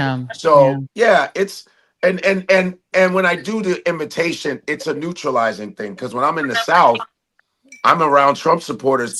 When I imitate what Donald had actually said, they're actually like, oh man, you sound just like him. Yeah. Did you get it? He's an idiot. You know what I'm saying? Hey, Jim, I can only imagine that all the inroads that Donald Trump made during the election with Latino voters and some voters that may not personally supported him, that this has just reversed that and even worse than it was before. Oh, his numbers are tanking among Latinos. His numbers are tanking among Gen Zers. I think even in Miami, things are starting to change a little bit. That's a hard nut to crack there. The Cuban American Republican, dominance that has been in place there for a very long time. There's no question about it. But when the rubber meets the road, when people are getting deported, when a lot of mixed status families. I come from a mixed status family. A lot of mixed status families. They feel the boot of Donald Trump's thugs. That certainly does change your politics a little bit. Now, somebody who understands this too, Olivia Troy, I understand she is standing by. If we can get Olivia in here, I would love to talk to her. She's down in El Paso, I believe. She's a Latina herself. Yes. And she can tell us how the Latino community is not a monolithic community. You've got Cubans in Miami. You've got Mexican Americans in Texas. As Don was saying earlier, some people didn't cross the border crossed them. But Olivia, you're in El Paso. What are you seeing and hearing? Democracy in action. You can hear me, and it is packed here. Can you hear me? We can hear you. Go. How we doing? Right, so I'm here at the park, and it is a. Can you hear me? Okay. You're all good. We got delay. Everybody, let Olivia talk, and we're all going to be quiet. It's just a delay. Go ahead, Olivia. No, it's thanks. No, I'm here at the park. It is packed, and I'm just looking for a. Oh, damn. I think her connection isn't great. Yeah, we need to get, maybe if Olivia gets into a little bit better, we definitely want to hear from her because she's in Texas and we definitely want to hear that perspective. But I wanted to get Reese back in as well while we're waiting to, oh, wait a minute. We might have a creature. I'm sorry. Oh, wait, hold on. Stop the presses. Breaking news. Everyone in the chat. Y'all need to go over to the YouTube channel now. Breaking news, please. I had to leave the studio because that's the only way they would tell me the secret location of the frog. I found him, the frog. And so explain to us your sign here. Your sign says hot enough for you. What does that mean? Basically, the old adage of like, how do you boil a frog? And one degree at a time. So you look around, and if this had happened, if all the stuff with ice and all of the nonsense that happened back in 2016, people would be going bananas. But what do you think about right now while people are getting snatched off the street, while our Constitution's being burned, all this is happening? One of the revolutionary icons right now is an inflatable frog. What do you think? I love the silliness of it, and the thing that really resonated with me is, it would take a city full of stoners like Portland to do something that is so silly but also so impactful. But the frog is, it's the most innocuous symbol you could imagine, but it's also a real bellwether species. Frogs don't do well with pollution, Right. environmentally and politically. So it's the perfect symbol. And so can you do the wiggle that all the frogs do? You have to do the frog wiggle. Do it. Yes. You can't hear them, but everybody loves it. Everybody loves it. Thank you, Jolly. It's all Hey, chopped Godfrey, up, right? let me ask you something, Godfrey. Godfrey, what is Donald My Trump mission- saying watching this? There's so many people out there. They love me. I can tell they love me. It's a big party for Donald. It's a big party. Obama couldn't do this. And Kamala couldn't do this. They love me so much. Look, Biden couldn't do it. They're jealous. Everybody is. This is the attention I've always wanted. I've always wanted it. But Godfrey, I need to hear Donald Trump's take on the frog. I need to hear it. Oh, that's a great frog. I love that frog. That's a really great frog. But he doesn't dance as good as I do. He should do this. He should add this to it. Froggy, I love a frog. Who doesn't love a frog? Thank you, Godfrey. Enjoy yourself. Go do your thing. God. And we'll Get him, Godfrey. Get him. See you guys. It's a pleasure meeting all of you. Oh my Bye, God. all of you guys. Take it That easy. is- he Let's does get the rid of this best. guy. Let's Yeah. get rid of this guy. Amen. Thank you, Godfrey. Hey, Oh my Glenn, God. we're not seeing any so far. No unrest. No one. I haven't heard anybody that's going to need a lawyer yet. We don't know what's happening. On all the streets and at all the protests. But this is kind of the exact opposite, I believe, of what the Trump folks wanted. And this is what most people around the country wanted, to see people standing up in some peaceful protests.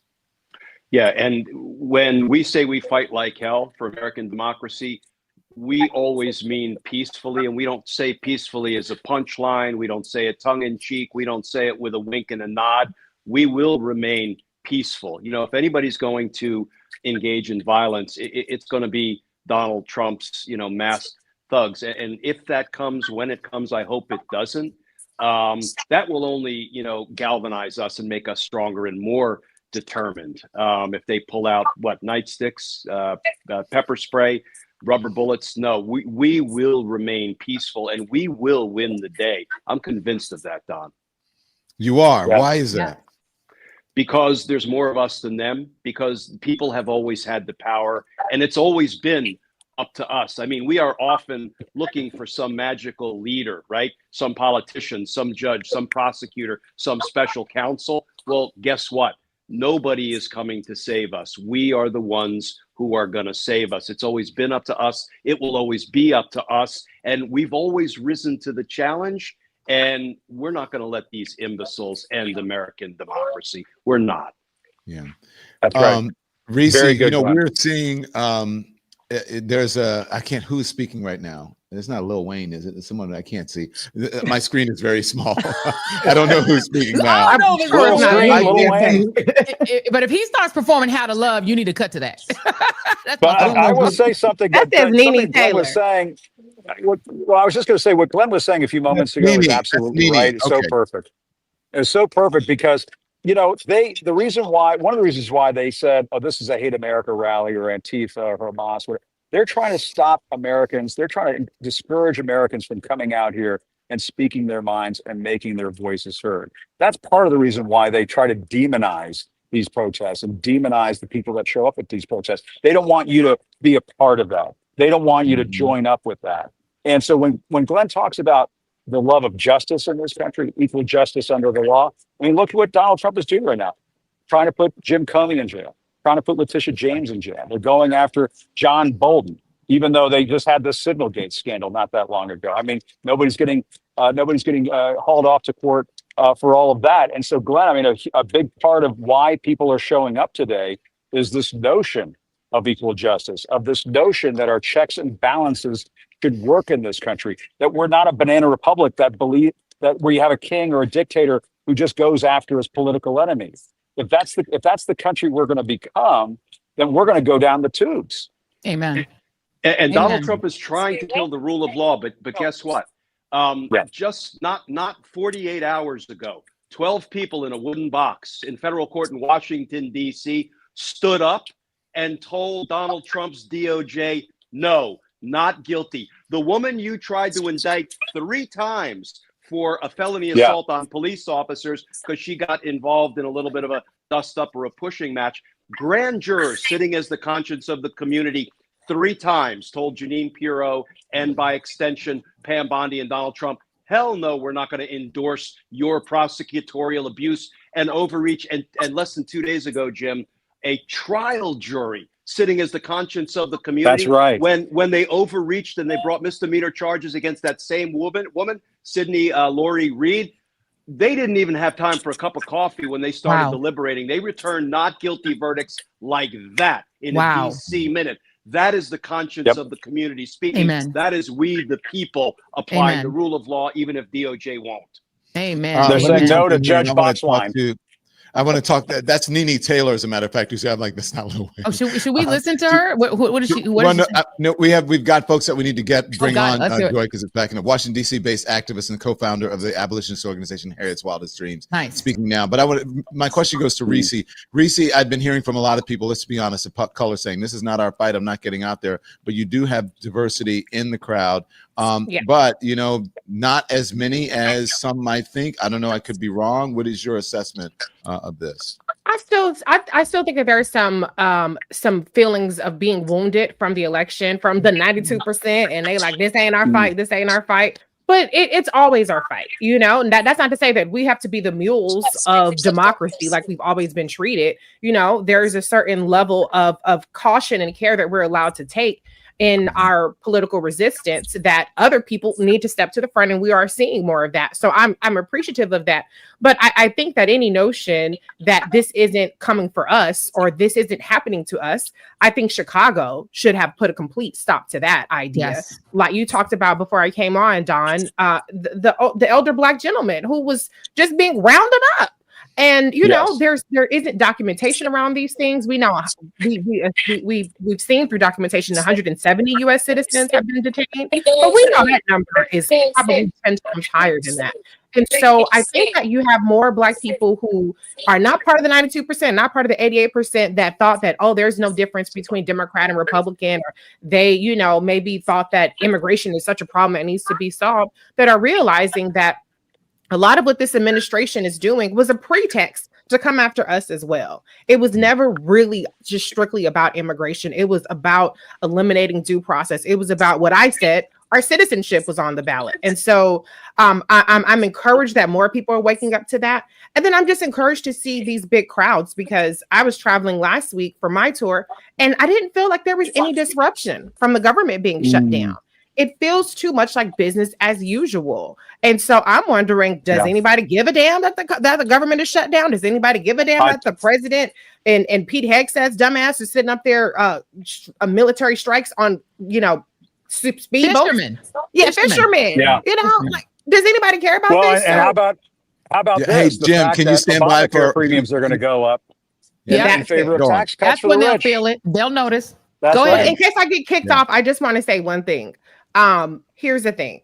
My litmus test for 2028 and the presidential primary is, what are you going to do to prosecute these criminals in office right now? And as much as there is prosecutorial misconduct from that dingbat Lindsey Holligan and Pam Bondi and all these people, notice that they are prosecuting elected officials for conduct while in office. John Bolton's indictment is based on conduct when he was serving in the Trump administration.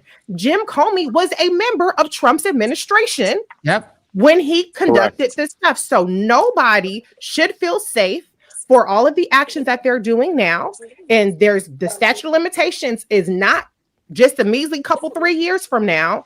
And so thank you, Donald Trump, for showing the precedent that it is completely within the bounds to prosecute people for acts as members of the executive branch. So don't try to switch up when y'all asses is hauled into court. And I do not want to hear one fucking Democrat say a doggone thing about, well, we don't do what they do. We don't do tit for tat. Absolutely not. When y'all get back in power, I want to see charges for Pam Bondi, for Kash Patel, for any and Kristi Noem, who's getting 2 new jets of our taxpayer dollars. Everybody needs to be investigated, point blank, period. That's my number one issue for the presidential nominee, and that's my number one issue for a congressional candidate and for Senate candidates. Same. Reese Colbert, thank you very much. Thank you, Glenn Kirshner. I appreciate it. We'll see both of you. Follow them on all of their platforms. Appreciate you joining. Also, Jolly, I need Jolly to stand by as well. I want to bring in now D.L. Hughley, the great D.L. Hughley, who is joining us. Oh, my goodness. DL is on the road. Wow. DL, what do you think of these protests?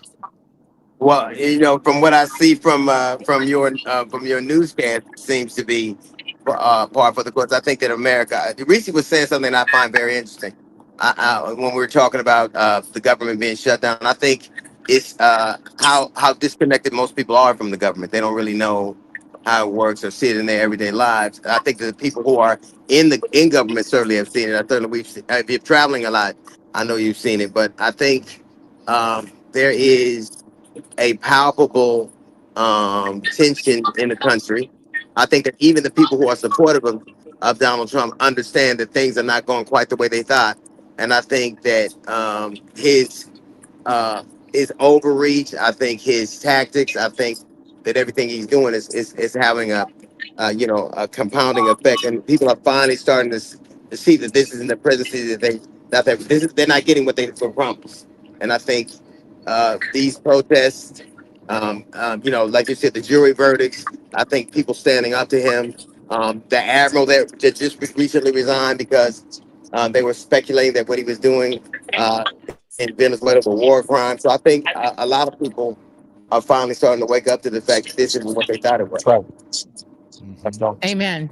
And DL, can I ask you, how much is You can ask me your anything, mindset? Cutie Pie. You can ask me How you anything. do it? How you do it? My friend, I mean, how much of your mentality right now is let's try to combine, because there is all this purple revolution. I do love purple, as you know, but there is a lot of talk about whether we need a purple revolution, whether we need to be reaching out to people who voted for Trump and combining with them versus telling them, fuck off, you screwed up, you screwed the country, we don't want you we don't want you on our team. Where are you on that? I think that if somebody voted for this 3 times, I would not be inclined to trust him. If somebody didn't see all of this, then I either question their judgment or their morality, and I don't know that that vacillates. I think that that's kind of that's baked into the cake. If you didn't see this in 16 to 12 years, then I don't know anything that could change your mind, and it would all be just for convenience sake. It would all be just smoke and mirrors. So I would be inclined not to trust him. Amen. Same. Position We now. agree. The one thing about America is that I think that none of this would matter if the job market were going great, if the economy were going great, if the eggs were low. They wouldn't care about people being rounded up. They wouldn't care about civil liberties being disrupted. I think that the paying compliance is the only thing this country really understands. Amen. So true. Sad but true. Yeah, but I think people are starting to figure this out. When Obamacare premiums are about to go up, in some cases double for people who rely on Obamacare for their health care. And at the same time, they're handing out tax breaks to the rich and the major corporations. People are starting to figure this shit out. And they're starting to understand that what we are seeing right before our eyes right now is the beginnings of an oligarchy. And that is not just words on a sign. Those are policies that are being put into place right now. And it's one of the reasons why the Democrats are holding out during this shutdown. And I will say, they've been shitting the bed on a lot of fronts. Tactically, this has been a very good idea for them. Because it is something, when you have Marjorie Taylor Greene out there saying, my Right. kids' Obamacare is going to go up. When Marjorie Taylor Greene starts making sense, that's when I start clicking my heels and saying there's no place like home. That's all I'm going to say. Right on. Hey, DL, I know DL doesn't like panels, but I don't think he'll mind sharing the stage with this next person. That's Congressman Eric Swalwell. Congressman, thank you Hey, for Don. joining us. You're on with Hey, guys. Don Lemon, Hey, Joy Reid, Yeah. Jim Acosta, DL Hughley. What's Hey, going Congressman. on, All my Congressman? favorite. Hey, I'm in Sacramento right now, California's state capital. It's the capital right behind me. We have Prop 50 in just 20 days. Prop 50 is not to save California; it's to save the country. It's going to match what they're doing in Texas, and so I'm motivated to make sure everyone here gets their ballot in so that we can win the midterms. Amen. And look at this right Congressman, how behind me. worried are you about that? About 10,000 people here at the state capitol. It's going to be close, Wow. Jim. It's Yeah. right now it's polling around 51, 52%. But we got to get the ballots in, and we can match what Texas is doing. And by the way, on November 4, we win California, we win Virginia, we win New Jersey, we win the Pennsylvania Supreme Court. That's a sweep. That's momentum, baby. That's how you go into the midterms with your confidence boosted, the other side demoralized, and you win and sweep the midterms. But can I ask you, Congressman Swalwell, because you are one of the small number of Democrats who is willing to fight fire with fire on the other side, as is your governor. How do you get your colleagues who, I'm shocked it's only polling at 51%. You still have Democrats out there saying, we don't like gerrymandering, and still trying to play this old game of politics when we are in fascism. How do you get your colleagues, including your leadership in the House and your friends over in the Senate, to understand how to fight this fight? Yeah, we fight too many of these fights with one hand tied behind our back, Joy, and it's usually the upper hand. And I don't want to wake up the morning after the midterms and be in the minority and say, well, hey, at least we protected California's independent redistricting commission. That's not going to cut it. That's not going to protect the most vulnerable who are on their heels right now.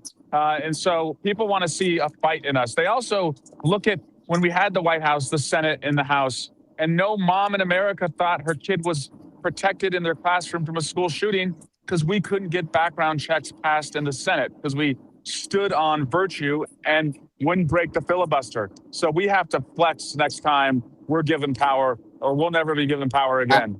I think you're I think that one thing that the Trump administration has taught us is how fluid the American psyche is. I think that there are things that we are able to do now from a governance perspective that I never thought. I think to me, if you can assault the First Amendment and the 14th Amendment, I think there's an argument to have to abolishing. I think the only way this country is going to move forward is if we decide that we're not going to let these small fighters control this country. Like, to me, why is there an electoral college? Why is people with the least to offer America have the biggest say in our future? I don't think that we should. I think we can't. Yes, that's right. This is an arcane system where we have this electoral college where the people who don't provide the most population, the most income, have the biggest sway in our future. With the Flintstones and the Jetsons, and we're letting the Flintstones run the country. It's ridiculous. Look, this is so true, because if you look at the way that the country is set up, every state has a big blue metro that is the entire economic engine of that state. Texas has them. California obviously has them. Donor states, donor cities. You look at New Orleans. That is Louisiana. Take New Orleans out of Louisiana. What is their economy?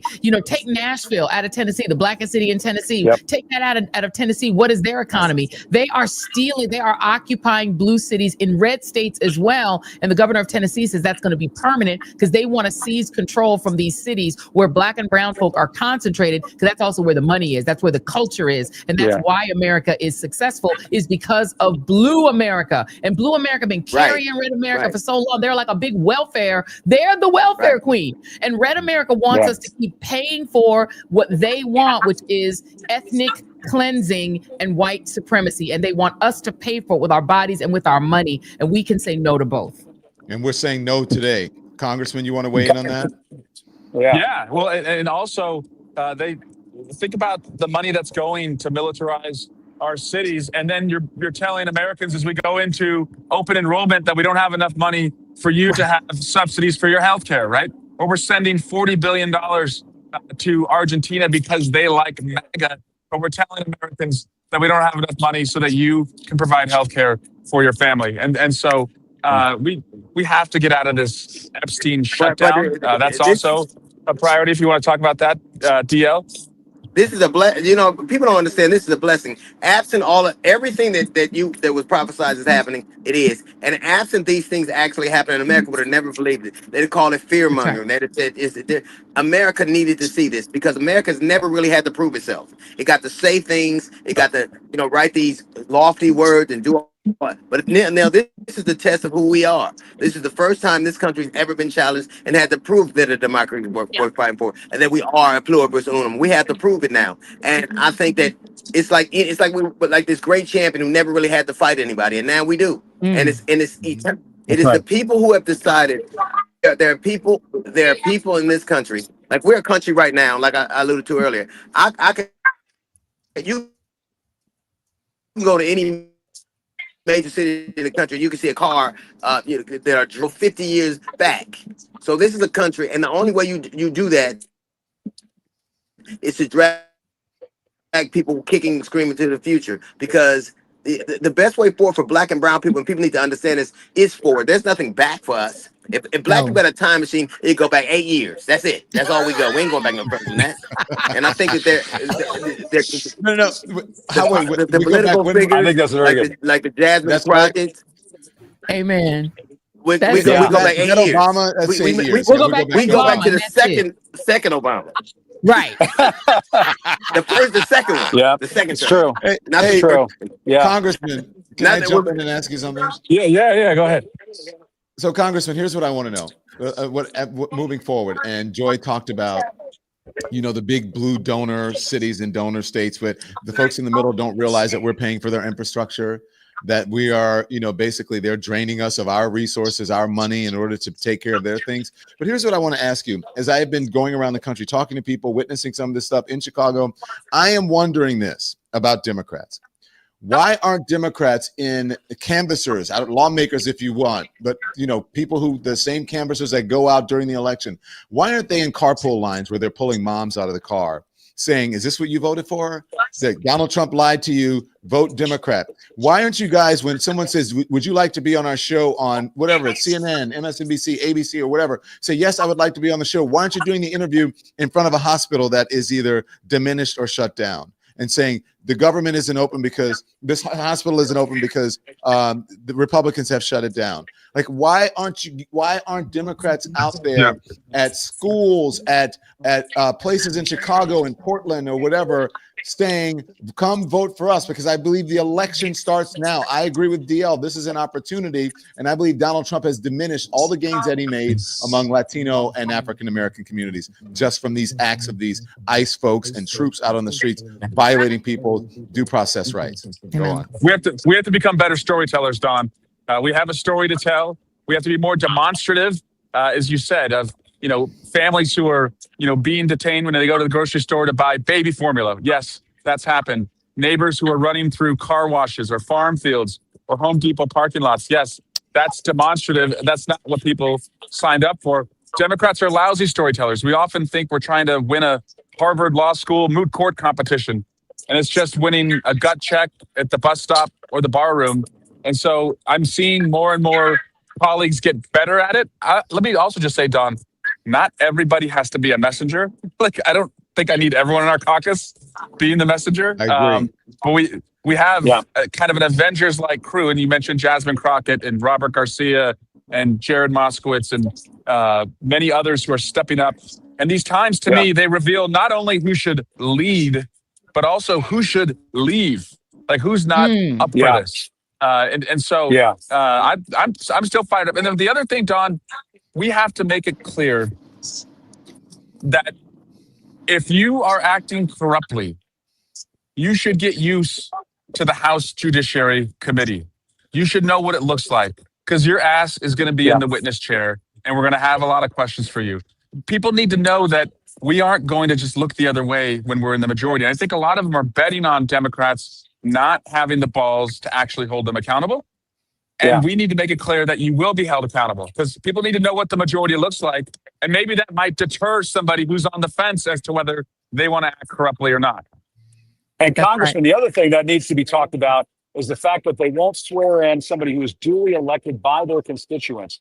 Adelita Grijalva in Arizona won a special election more than 3 weeks ago. If this was done to a Republican representative elect, they would go fucking crazy. That's If this was going on, being dragged out for 3 weeks. Congressman, what is being done to stop that? That was an injustice, and she is the key crucial vote to force the release of the Epstein file. They're doing it to protect a pedophile, first and foremost. They're keeping the government shut down so they don't have to do it, so people aren't getting paid. Health insurance premiums are going to go up. But it's also, I promise you, Jim, it's a dry run because they're going to get their asses kicked in the midterms. And it's a dry run to see how long people will tolerate not allowing somebody to be sworn in. That's right. And by the way, Representative Swalwell, I think what people need to understand is Adelita Grijalva's district has between 750,000 and 1 million people in it. So you're really saying that 750,000 people minimum in the state of Arizona have no congresswoman right now. They have no congressional representation. They are facing taxation without representation a year before we celebrate the Declaration of Independence, which went literally against taxation without representation. What they're now testing, as the congressman is, I think, very clearly saying, is whether or not they can literally disenfranchise 750,000 to 1 million people in a key United States state, or any state, whether key or not. You're saying that these people have no representation. They have no congressperson right now. And they think they can get away with that because they want to protect pedophiles on behalf of Donald Trump, who for whatever reason wants pedophiles to go free and to not be named and not be held accountable. Well, I think turn up the volume on them. Go ahead. Yeah, DL. It's interesting when we talk about crime.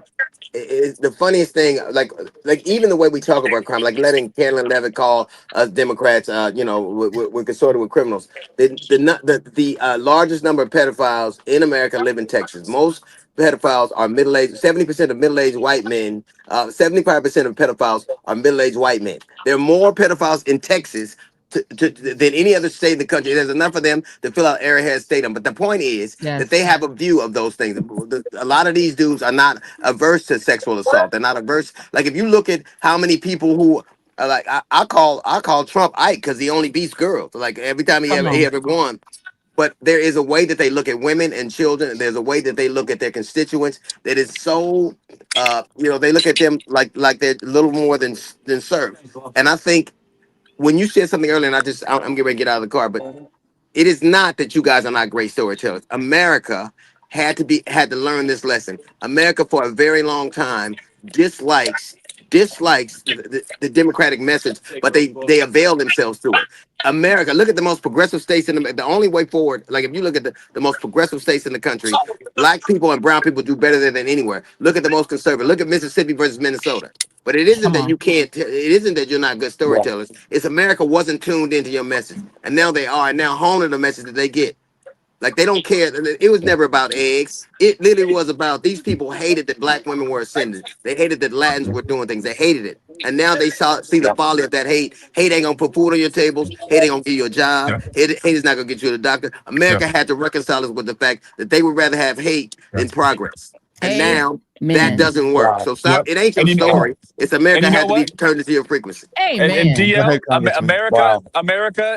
America is a comeback story.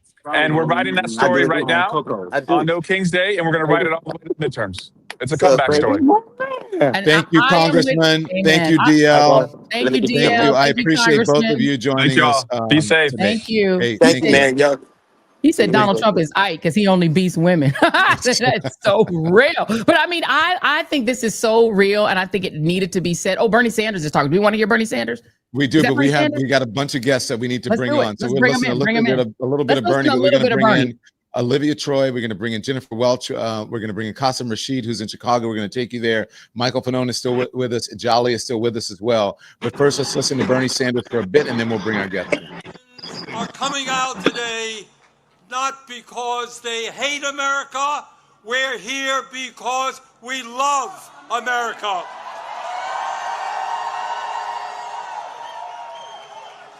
We're here because we're going to do everything we can to honor the sacrifices of millions of men and women who, over the last 250 years fought and sometimes died to defend our democracy and our freedoms.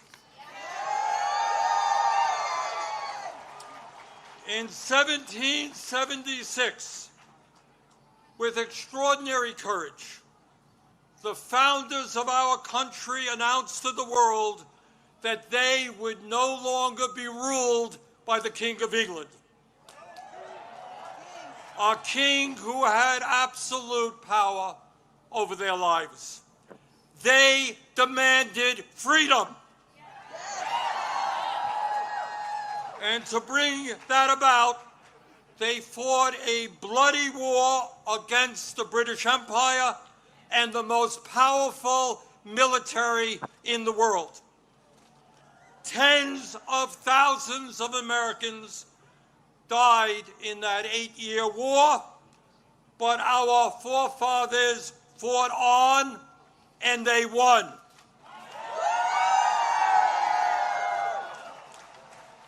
And in 1789, after winning that war, they did something extraordinary. They established the first democratic form of government in modern history.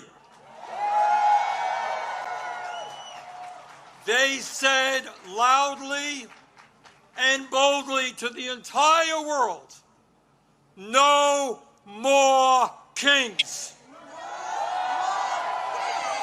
And that right there is a theme of today's marches all around the country. I want to bring in California Representative Robert Garcia, listening to Senator Bernie Sanders there as well. We'll continue to monitor that speech.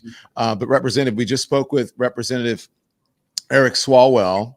And this is, I believe, a momentous day. I believe in opportunity for the people who are opposing the tyranny of this government that we have right now. People are out marching, they're protesting, they're exercising their First Amendment right to assemble. And so far, so good. What's your assessment as you are, what are you observing as you see this? Now, incredible. Obviously, Bernie's amazing, doing a great job there. No, we're excited. Look, I'm out here in California, and so we're about an hour away from our No Kings event that's going to start here in Long Beach.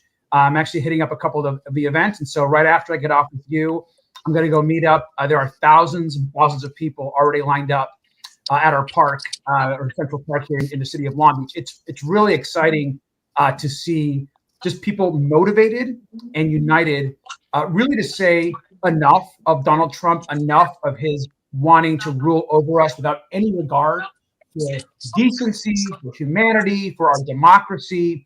And I think what you're seeing today in cities across not just the country, but in some cases the world, is a rejection of Donald Trump. And I think we should be very clear about that. This is about telling Donald Trump that we are here and we're going to stand in between him and the harm that he's trying to cause so many people across this country, whether they're immigrants who are here that are just trying to work, whether it's women whose rights are being moved backwards, whether it's union workers.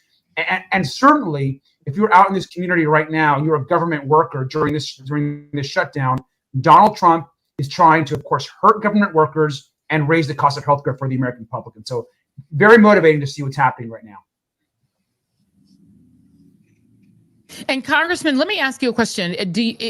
Are your colleagues on the Democratic side as fired up as yourself and we heard Representative Swalwell? Because we see those of you who are very much out front on the Epstein files release, on fighting no healthcare, no vote. But what we haven't seen is your leadership kind of start to follow suit. There's sometimes seem to be standing up. But do you feel that there is a strategy against this autocracy emerging inside of the party?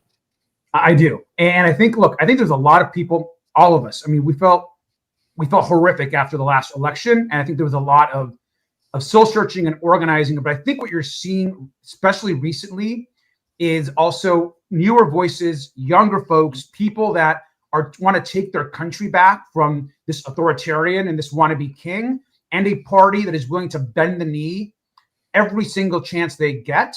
I think you are seeing new energy on the left, new energy in the party.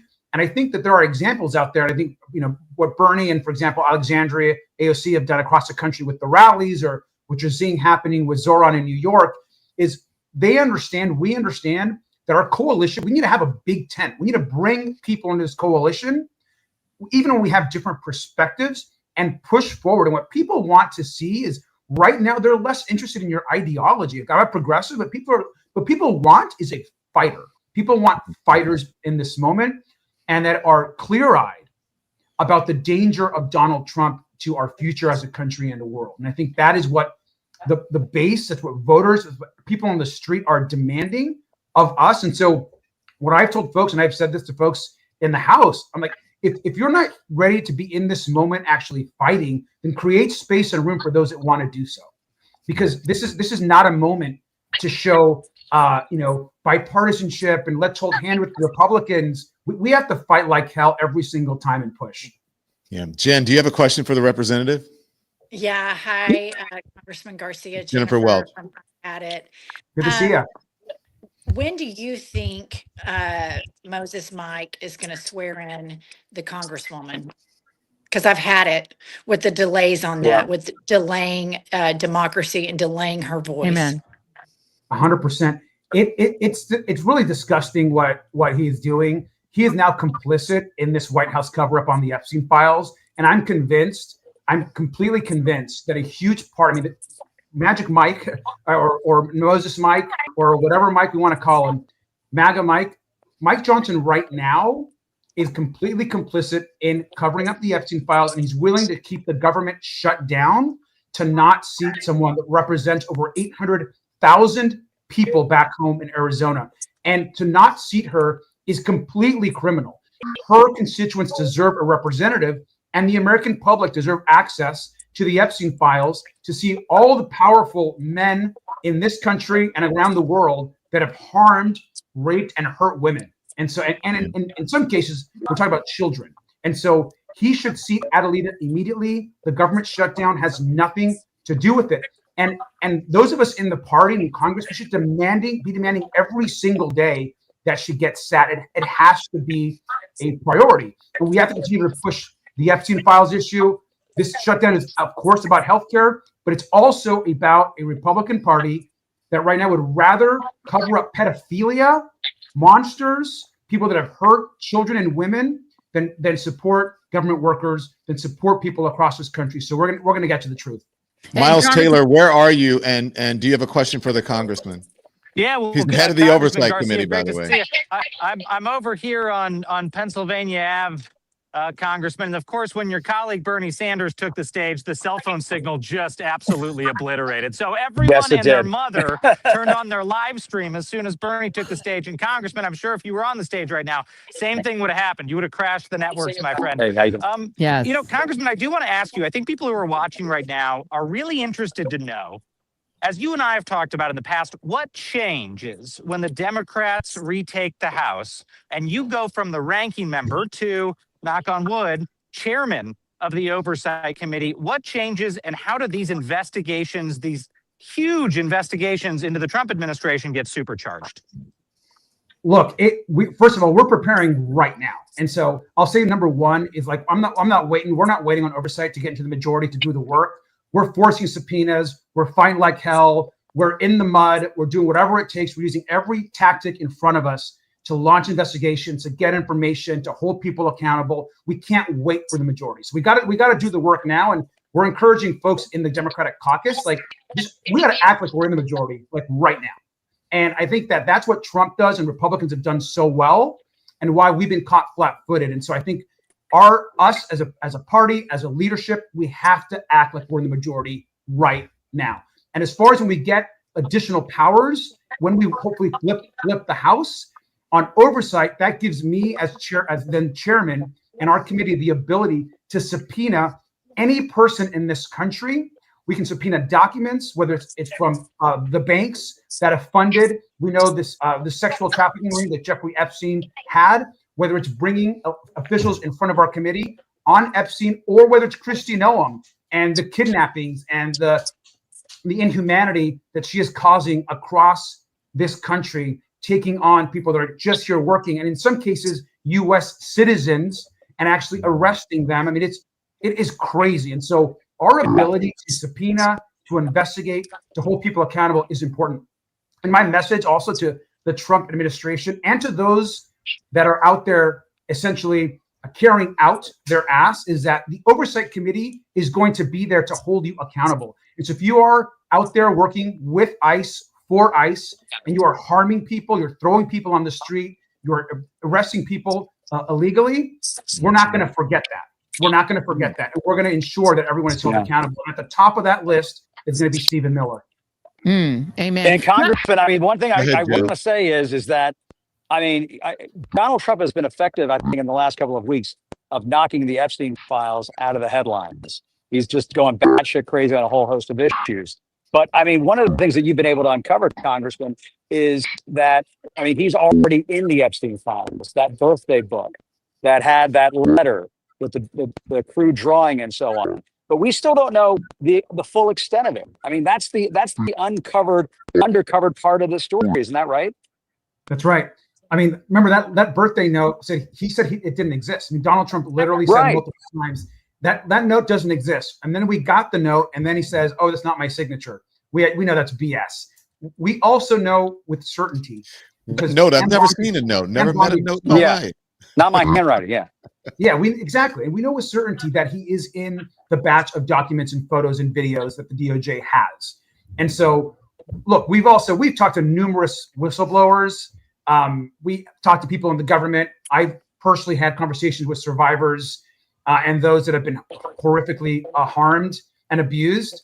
And so we know that the truth is going to come out, and all of the co-conspirators and those that were involved in harming these children and women, they're going to be held accountable. And so Mike Johnson can try all he wants to delay, not to Adelita, not get us the files. But I want to remind folks that there are hundreds and hundreds of good civil servants. In some cases, these are FBI agents, other folks in other agencies that have worked on this case and on the Epstein files. And they know what is in there. And it is going to come out. And so this cover up, this is a massive White House cover up. Yeah.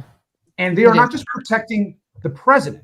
We're talking about very, very rich and powerful men that right now are in this country doing everything that they can, pulling every lever they have, using every ounce of intimidation that they can to ensure that this never sees a light of day. I also want to ask you about other investigations here. I'm going to show you what I think might be the sign of the day. This is the life of a show trial. And full disclosure here, this sign was made by my wife, who is out here at the protest. The life of a show trial. But I bring that up, Congressman, because in addition to Epstein, we have got some extraordinary miscarriages of justice happening just in the open. I mean, these aren't Watergate in parking garages in Washington. The president of the United States is prosecuting his opponents, but as we've all seen in the past few weeks, it's about to get supercharged. It's not just about elites inside the Beltway who've crossed him. It's not just people like me who he's threatened to throw in jail. He's now going to start designating Americans on the terrorist watch list. And as Joy and others have said in the lead up to this event, I mean, they were equating us, everyone. Miles. Yep. No. Yeah. Congressman, I think you know where he's going. Go ahead and answer him. Yeah. I mean, I think you're absolutely right. I mean, I think we're in very dangerous times. And I remember, when Trump first came into office, a lot of folks were, "Oh, it's going to be fine. We'll get through it." And I think a lot of us were like, we're talking about someone that doesn't want to stop being the president. You think he wants another election? You think he wants 2028? Let's be really clear-eyed about what Donald Trump wants. Yeah. He wants to stay in power. Everything that is happening right now is about extending his power. And all those groups on the right, the so-called conservative organizations, they're now complicit. They're complicit in building his power, leaving him unchecked. The members of Congress in his party, I mean, the cowardice, the hypocrisy is pretty stunning. But I think the American people are beginning to see what's happening. Many of them are feeling betrayed, especially on this Epstein issue. I talk to Republicans all the time that are like, "I can't believe he's not doing this, and that he broke his promise, and we're feeling betrayed." Grocery costs are still going up, and so we have a lot to talk about. But it's going to take everything you guys are all doing, the people that are marching to push and to continue to push us in Congress. We have to be in this fight all in, and I'm proud to stand with you guys. I gotta get out. You're getting the boot. Your team is saying he's got to go. He's getting the hook. But wait, real quick, I want to ask Miles Taylor a question. Thank you very much, Congressman. Thanks, Keep up the Congressman. fight. We appreciate you, Congressman. Keep up the fight. But Robert Miles, Garcia. you said something that I want to dig a little deeper on, because I notice a pattern, and you, as a person who worked in the national security side of the first Trump administration, do you notice a pattern? Donald Trump used to say lock her up, and he meant Hillary Clinton. But Hillary Clinton has no special knowledge of Donald Trump's crimes. I mean, she and her husband Bill were at his wedding, but that's about the extent. They used to be friendly when he was a Democrat. But I see a pattern in the people that Donald Trump has said he wants prosecuted and the ones that Pamela Joe and her gang have actually prosecuted. Tish James, who has inside knowledge of his financial crimes against the state of New York and his children's crimes in terms of manipulating charities. Adam Schiff, somebody who sat and was a senior part of the January 6th investigations. John Bolton, who would have special knowledge of anything Donald Trump did vis-a-vis national security that might relate us to crimes in the international sort of crime syndicates that involve Russia. James Comey, who would have insider knowledge and who had knowledge in the investigation of Russiagate. Do you see where I'm going, Miles? He's specifically going after the kinds of people to prosecute. And look, I'm not even a fan of John Bolton, but I see him as part of a pattern that is about people who would have special knowledge or had investigative access to the crimes that Donald Trump himself committed, particularly regarding national security, and who resonate with the things he was charged with: stealing documents, insurrection, etc. Do you see that pattern? Joy, I'm glad you brought it up. In fact, this week, I did a quick tally in the back of my mind because I was amazed I hadn't seen this anywhere. There are 14 people who have either been indicted, threatened with prosecution, or investigated by the president, who also wrote books critical of Donald Trump. Now, one of two things is true. Either Donald Trump has just become a really prolific reader, and he just, he just doesn't like the quality of the books that are coming out against him from people like me and Bolton and Comey and others. And Michael Cohen. Cohen. That's not true, because Michael Cohen, I know he doesn't read. Or it's two, that he knows these people are being critical of him and he wants to shut him down. I mean, that's quite remarkable. 14 people who've written books critical of Donald Trump, threatened with investigation.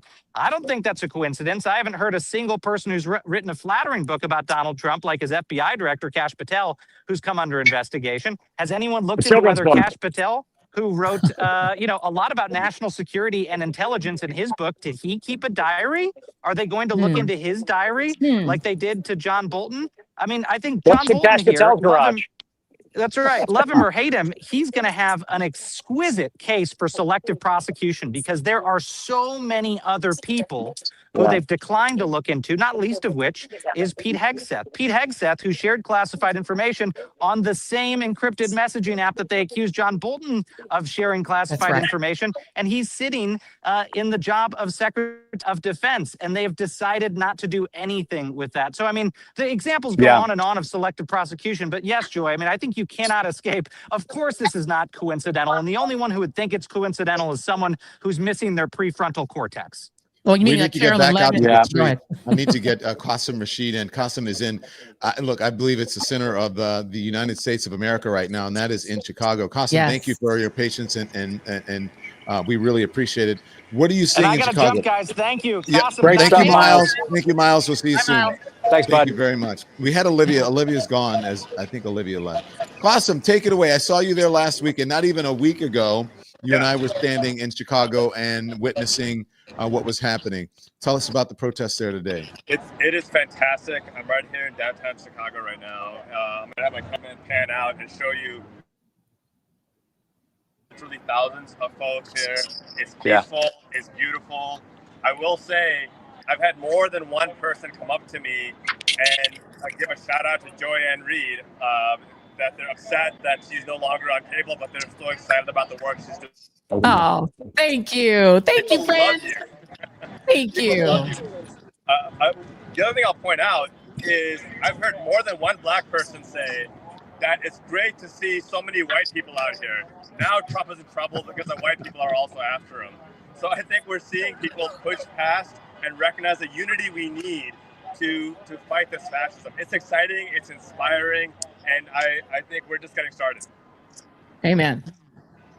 Yeah. Jim, you We have a love question for Qasim? Qasim, I mean, to I me, have a question. I was going to ask you about Chicago, and I mean, to me, you know, the governor has, I think, said it exactly right, that what Trump is trying to do is basically invade a state that he has not been invited to with the National Guard. I mean, what does it feel like to people in Chicago to have the Texas National Guard being deployed into their state involuntarily? I mean, to me, I mean, if the roles were reversed and you had the Illinois National Guard going into Come Texas, on. I think we know what would happen. People would go batshit crazy. They would be pissed off. How are folks feeling about that? Because to me, it's just outrageous. Absolutely, no. I think you nailed it, Jim. People here are Yeah. pissed off, they're furious, and I think that a lot of these folks don't realize that Chicagoans have a history of opposing fascism. We drove out Trump. Picked up fascists for decades and decades, and right now, what we're seeing, I'm seeing strength from Mayor Brandon Johnson standing up against these fascists. J.B. Pritzker is contemplating arresting these ICE fascists. The chief judge of Cook County just issued an edict saying that any ICE person who targets somebody in a courthouse is going to be arrested. So we are leveraging all of our powers locally. Of course, the Federal Appeals Court unanimously told that the National Guard cannot be deployed there. So we are pulling our levers. The people of Chicago are showing up. But make no mistake, we're pissed about what's happening. We're not going to take this thing down. Yeah. Yes. Yeah, I Amen. agree. So, Qasim, you've been watching over the last week. Is there any difference the way folks are being treated? I would have to say, just from my assessment of what I'm seeing on the news, no. I'm seeing moms being pulled out, and at the car pickup line, I saw 2 moms this week being picked up and then let go, picked up for no reason and then just let go. We're seeing ICE agents ramming into cars. What is it like there in the city now? Well, a couple of things. One, if you recall, back on October 4th, DHS put out a press release saying that 10 cars ambushed one DHS agent who then had to fire in self-defense. The video footage since then has shown that this was a complete lie. There were no 10 cars. There was no firing in self-defense. It was a proactive firing, and there's been no accountability there. So people are ticked off about that. The second thing we're seeing, Don, you and I met in Broadview at the ICE facility. Since that time, they've put up even more barricades and shut down the street even more and deploying more law enforcement. My friends who were there yesterday saw police deployed batons and hit them. People got hit in the face. So they are increasing their aggression. And what did I say to you, Don, in our interview? That every act of violence that we're seeing is coming from ICE against ordinary folks peacefully protesting. I will say in Chicago right now, I've been talking to the Chicago police, and they've been fantastic, so credit to them. I think it's a testament to Mayor Brandon Johnson, who's built a good alliance with them to stand in solidarity with Chicagoans, with Illinoisans, protesting this ICE fascism. But my sincere worry and fear is that ICE is getting more and more emboldened. They're instigating more and more violence. And I really want to see J.B. Pritzker, Governor Pritzker, put the hammer down and hold them accountable for their assault on ordinary citizens. Qasim, I want you to stand by because I want to get out to the street. I want to get our folks who are out there, our social media guys who have been interviewing people on the streets of New York. Let's listen in. Because of capitalism, and we're here to make that noise. So it's all under one umbrella. These things are not separate issues. It's all, yes, it's all one big issue that is planet-wide, and the shift is happening, and they can't stop it. Definitely. We were in Chicago last week at the ICE protests, and, we didn't really see a lot of that, but we see a lot of that out here in New York. Can you explain this to me a little bit? Well, this skeleton actually was sitting in our art build space, and we thought, well, there's got to be something we can do with that. We first used it to embody big oil at an event in front of Publicis, where we were poking them about greenwashing fossil fuel industry. And then when we went to bring our Carnival of Collapse to the Federal Plaza event in August, we decided to dress him up as Ice Agent Skelly. I love it. The skeleton's lived a few lives, it sounds like. Yes. The whole Carnival of Collapse event that we have created is changeable, and it's flexible so that we can use it to protest a wide range of the intersectional issues that we're dealing with. Amazing. I have one last question for you. Everyone is out here protesting a few different things, but it all seems to center around Donald Trump. If Donald Trump was right in front of you right now, what would you say to him? Donald Trump, your days are numbered. Oh, baby. Thank you, sir. Thank you so much. Keep fighting. Thank you. Thank you. Extinction Rebellion. Yeah, thank you, sir. Here, kids. Thank you. Can I talk to you really quick? Sure. Sure. What brings you out here today, man? I scream, you scream, we'll all scream from ice stream, glacial collapse. There's a whole carnival of collapse all around us, isn't there? Okay? And this guy is digging coal pits and digging oil. Chill, baby, chill. Please don't drill. Solar energy is the most effective and cheapest energy, and we're missing the boat. China's selling it to the world, you know? The negotiator extraordinaire is missing the whole boat, okay? And so Extinction Rebellion, you may have heard about the pollinators, huh? You know? Well, that's just a half of it, as we're losing a third of our species as we speak, okay? All right, if that doesn't bug you, it should, all right? So that's our the Don Lemon Show social media team out there, and we'll get back to them. They're interviewing people. I love to hear from people, whether look he's talking about pollinators or whatever. I still want to hear it. Qasim, you spoke a minute ago just about seeing people. Wow, look at Chicago. Oh my gosh, look at this protest that you're at, Qasim. This is incredible. If you want to go and interview some people, we would love to hear. Please. I don't know if you can. Yeah, you'd have to take your headphones off to do it, but we would love it if you could do it because I want to hear from some of the folks in Chicago. But what other stories? I know you're hearing love for Joy, and we all have it. We're all upset. Well, I have to say that I am not upset that she's not there. I don't like her exit, but I'm happy that she's here and that she is thriving. Amen. But what else are you hearing from people there? The sentiment, are people just fed up in Chicago? Yeah, well, I'm wearing my favorite shirt, that billionaires are the only minority destroying this country. And what we're seeing is signs for in support of immigration rights, in support of LGBTQ rights, in support of abortion access, for climate justice, for healthcare, for economic justice, for democracy, due process. Gracias para usted. Gracias. Hey, how you doing? Thank you. Thank you. We're seeing just absurd unity. It's a beautiful thing. And it's also a reminder of how this man, this fascist in the White House, is attacking every single marginalized community in this country. And that's why it's so much more important that we work together. And I think we're seeing that. I'm going to go in a minute and interview a few folks because there's a huge, huge volume of folks here. We had to find a nice quiet spot where I wouldn't get yelled at. But we are seeing amazing unity. I'm going to go find some folks to interview and loop back with you guys in a few minutes. Thank you, Qasim. Yeah. Hey, guys, I just wanted, because I haven't checked in a while, I was just to let you know that the protest, the march down here in Washington, downtown D.C., right by the Capitol, where Bernie Sanders and everybody were speaking a little while ago, that is starting to break down. So if you're seeing folks kind of, going behind me here in droves, it's because this is starting to wrap up. But we're seeing a lot of friendly faces down here, a lot of democracy loving, America loving. And listen, we've been down here since 11 o'clock this morning. We started marching down 14th Street to the point where we got down here pretty much a stone's throw from the U.S. Capitol. And so far, no incidents that I've seen, nothing but love, no confrontations, nothing with the cops, nobody fighting.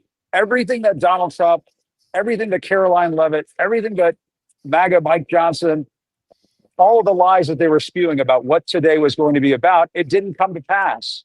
And this is why we have to keep telling people from time to time, don't give in to the lies. That's right. Don't give in to the fear that they're trying to spread in this country. The lies did not hold up today. When you hold up their lies to reality, to the truth down here on the ground. Look, I've had all these wonderful people come up to me and say, thank you. Thanks for what you're doing. Thanks for the coverage. They're thankful for what you're doing, Don and Joy. The fact that independent media can bring this kind of coverage wall to wall, gavel to gavel. I think, again, kudos to you guys. Kudos to the whole team. Just an extraordinary job. I'm just so glad to be a part of it. And by the way, I want to big up Don Lemon's wonderful team who took the helm in trying to make sure that we all got on air. They're gathering all these resources, getting all these live streams to happen. We are a team. And this is the thing that I love so much about new media. Back in the day, I knew Don and I have been friends for a really long time, but we never could obviously work together. He had a book. He would come on. That was the only time we could ever work together. I always was such a big admirer of Jim Acosta, but I only met him at a social event, but we never got to work. Look what's happening now, y'all. People you used to watch on different rival networks now can work together. We can come together. We can be ourselves, and we get to do this whenever we want, however we want. And I'm not sure, Don and Jim, if mainstream media is covering this the way they covered the Charlie Kirk Memorial, but they should be. This should be wall-to-wall coverage, because this is millions of Americans. Most Americans did not know who Charlie Kirk was. You know, I'm sorry that he was killed, but most people didn't even know who that was. But they covered him and his death as if he was an international figure, an international political figure. Right. This is America. This is the most diverse,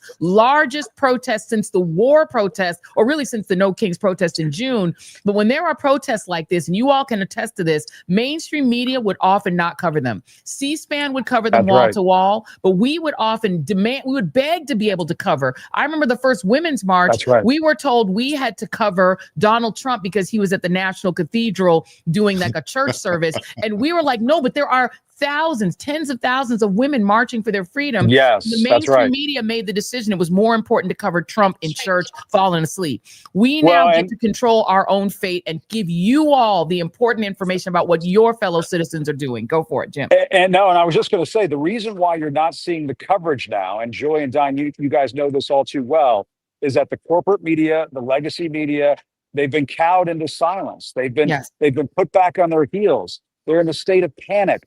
All of these news organizations are being meddled with by their corporate overlords, and those corporate pressures are bringing to bear, I think, a suppression of the coverage that we need to be seeing in America right now.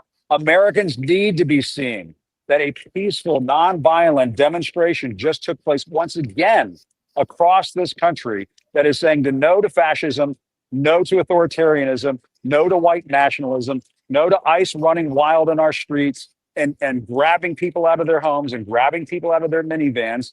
That this all happened again today for the second time. For the second time in less than 6 months, without the shit hitting the fan, that Donald Trump, Stephen Miller, and Mike Johnson, they were all begging for it to happen. They wanted it to happen. Caroline Levitt was saying it was going to be Hamas and Antifa, and they're liars. They're liars. And it was going to be violence, and it was leftists and people who hated Americans and whatever. Hate America. It's happening all over. Olivia Troy is. I mean, it's happening in El Paso. It's happening in DC. Monique the old El Paso. Pat Cocciarella joins us as well, and Michael Fanone is still here. So, Olivia, it is still going on where you are. Oh man, it is. And it's getting more and more packed in it. And I'll tell you this: what is really incredible in the feeling here, John, is that this is one of the largest military bases in the country. There are here. There are immigrants here. There are looking out at the border for Juarez and El Paso. And I am here. You're the congresswoman running at Escalade, and I'm going to tell you guys, it's super hot here. So our equipment's over here, everything, and we're making it work. She's here joining me. Here she is. I'm going to give her the mic. And you guys can talk to her. We're cutting out. Yeah, we don't have a good signal for you, Olivia. We don't have a good signal, unfortunately. Try to see if you can get closer to Wi-Fi. Yeah, let's see now. Let's see. Okay, we'll try that. You sound good. You sound good now. You sound good now. We hear you. Yeah, we hear you. Stay there. Ask Veronica a question. Yes.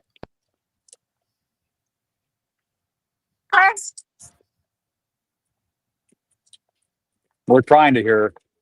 No, Olivia, you can't. Are you there? We can't hear Olivia. Yeah. Okay, Olivia, we'll try again. Maybe we're gonna try again. This is like when I watch Slow Horses. I want to put the subtitles on. You know what I mean? Because I can't understand those Brits talking. I just can't.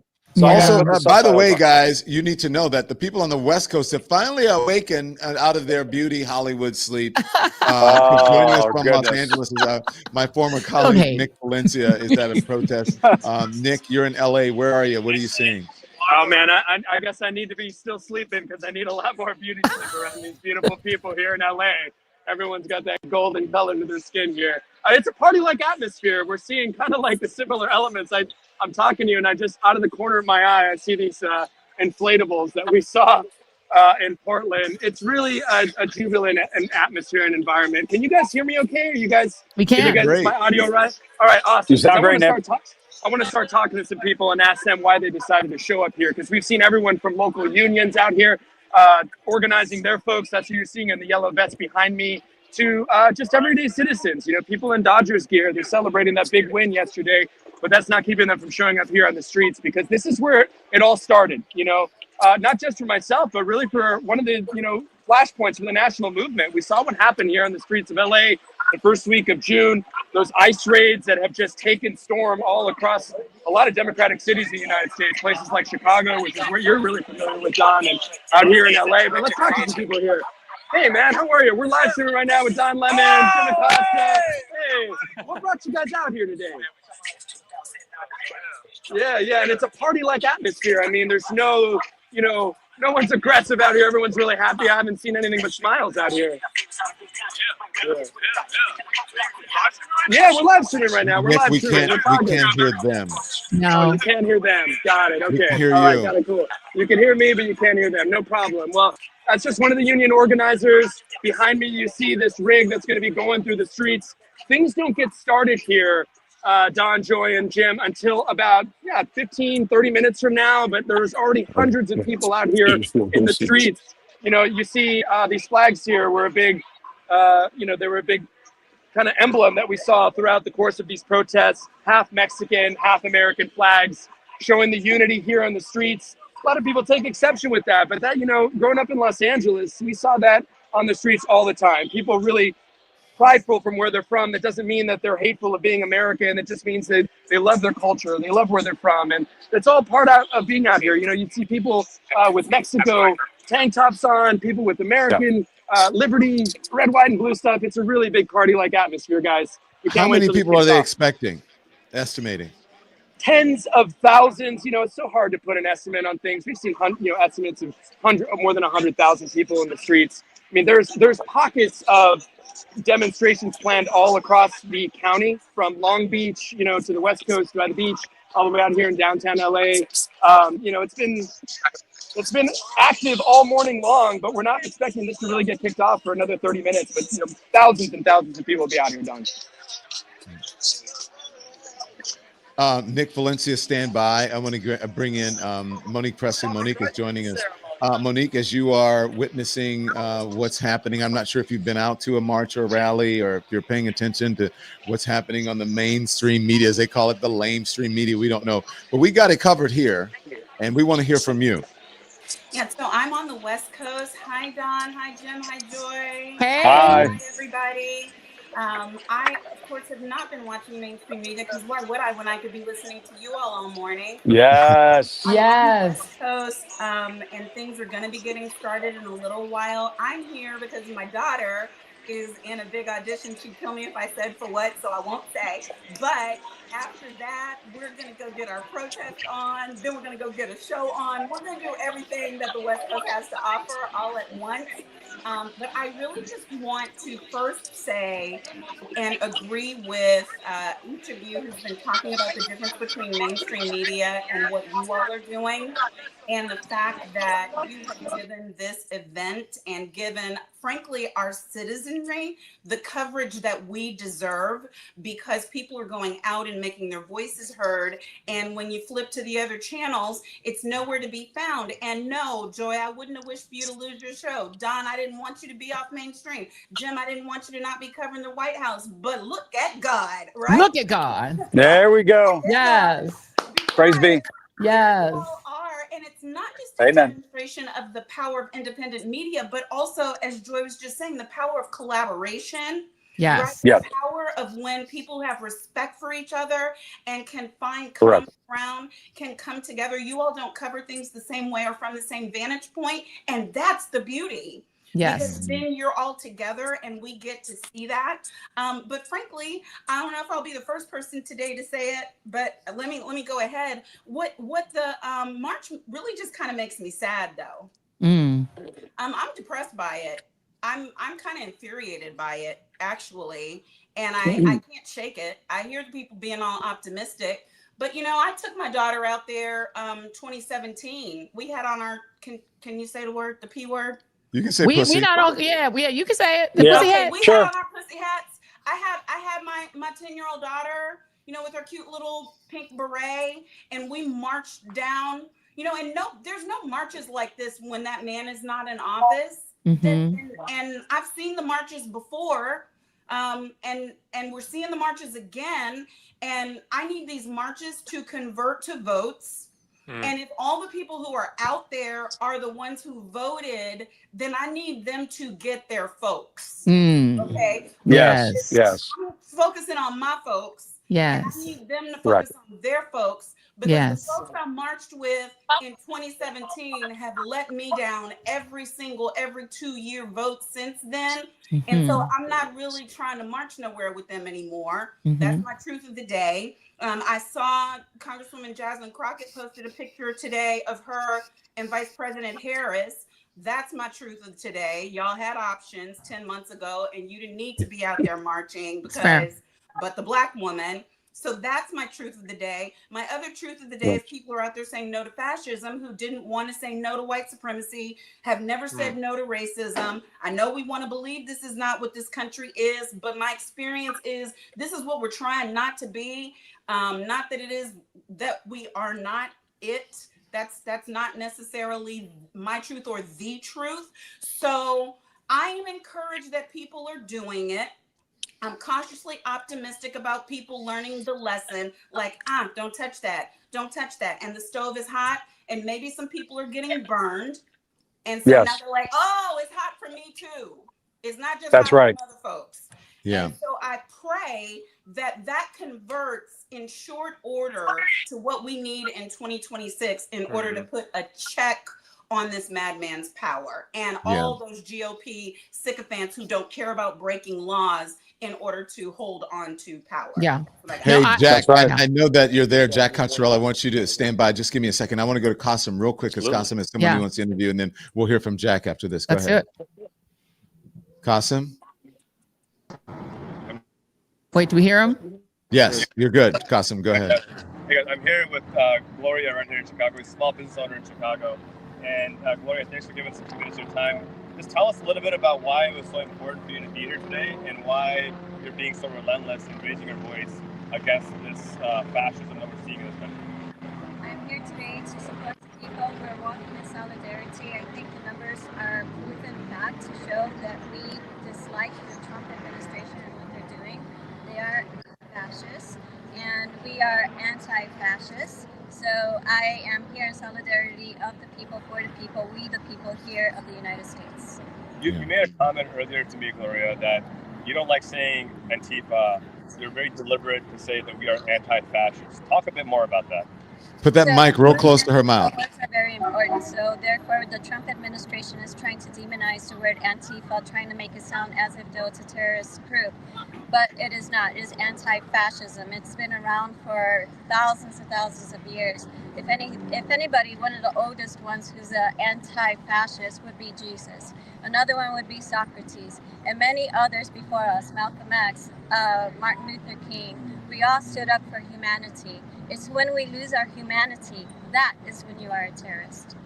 Amen. Qasim, thank you very much. We appreciate you. Qasim Rashid there with a Chicago resident who's out there. Thank you so much. Stand by. We want to get to Jack Cottrell. Jack, you have been covering this. You cover this on your show.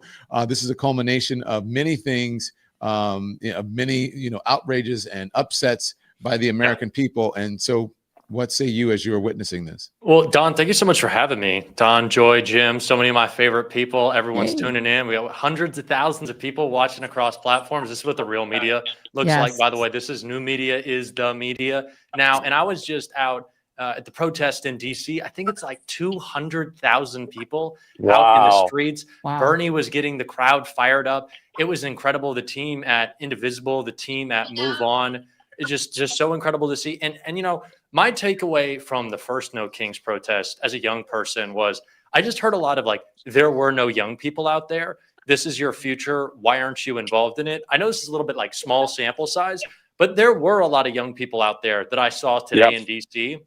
So that was really uplifting to me. But I also saw everyone in frog costumes, in dinosaur costumes. And I think really leaning in to the moment of weakness that this is for Trump, losing court case after court case, the lowest poll numbers he's seen in either of his presidencies, just getting shut down in every scheme and every plot. This is a moment to point out that if you pre-capitulate, you give him power that he doesn't have. I have no idea why Wall Street or universities, ABC, any other media outlet thought that Donald Trump was some big tough guy that they had to bend the knee to.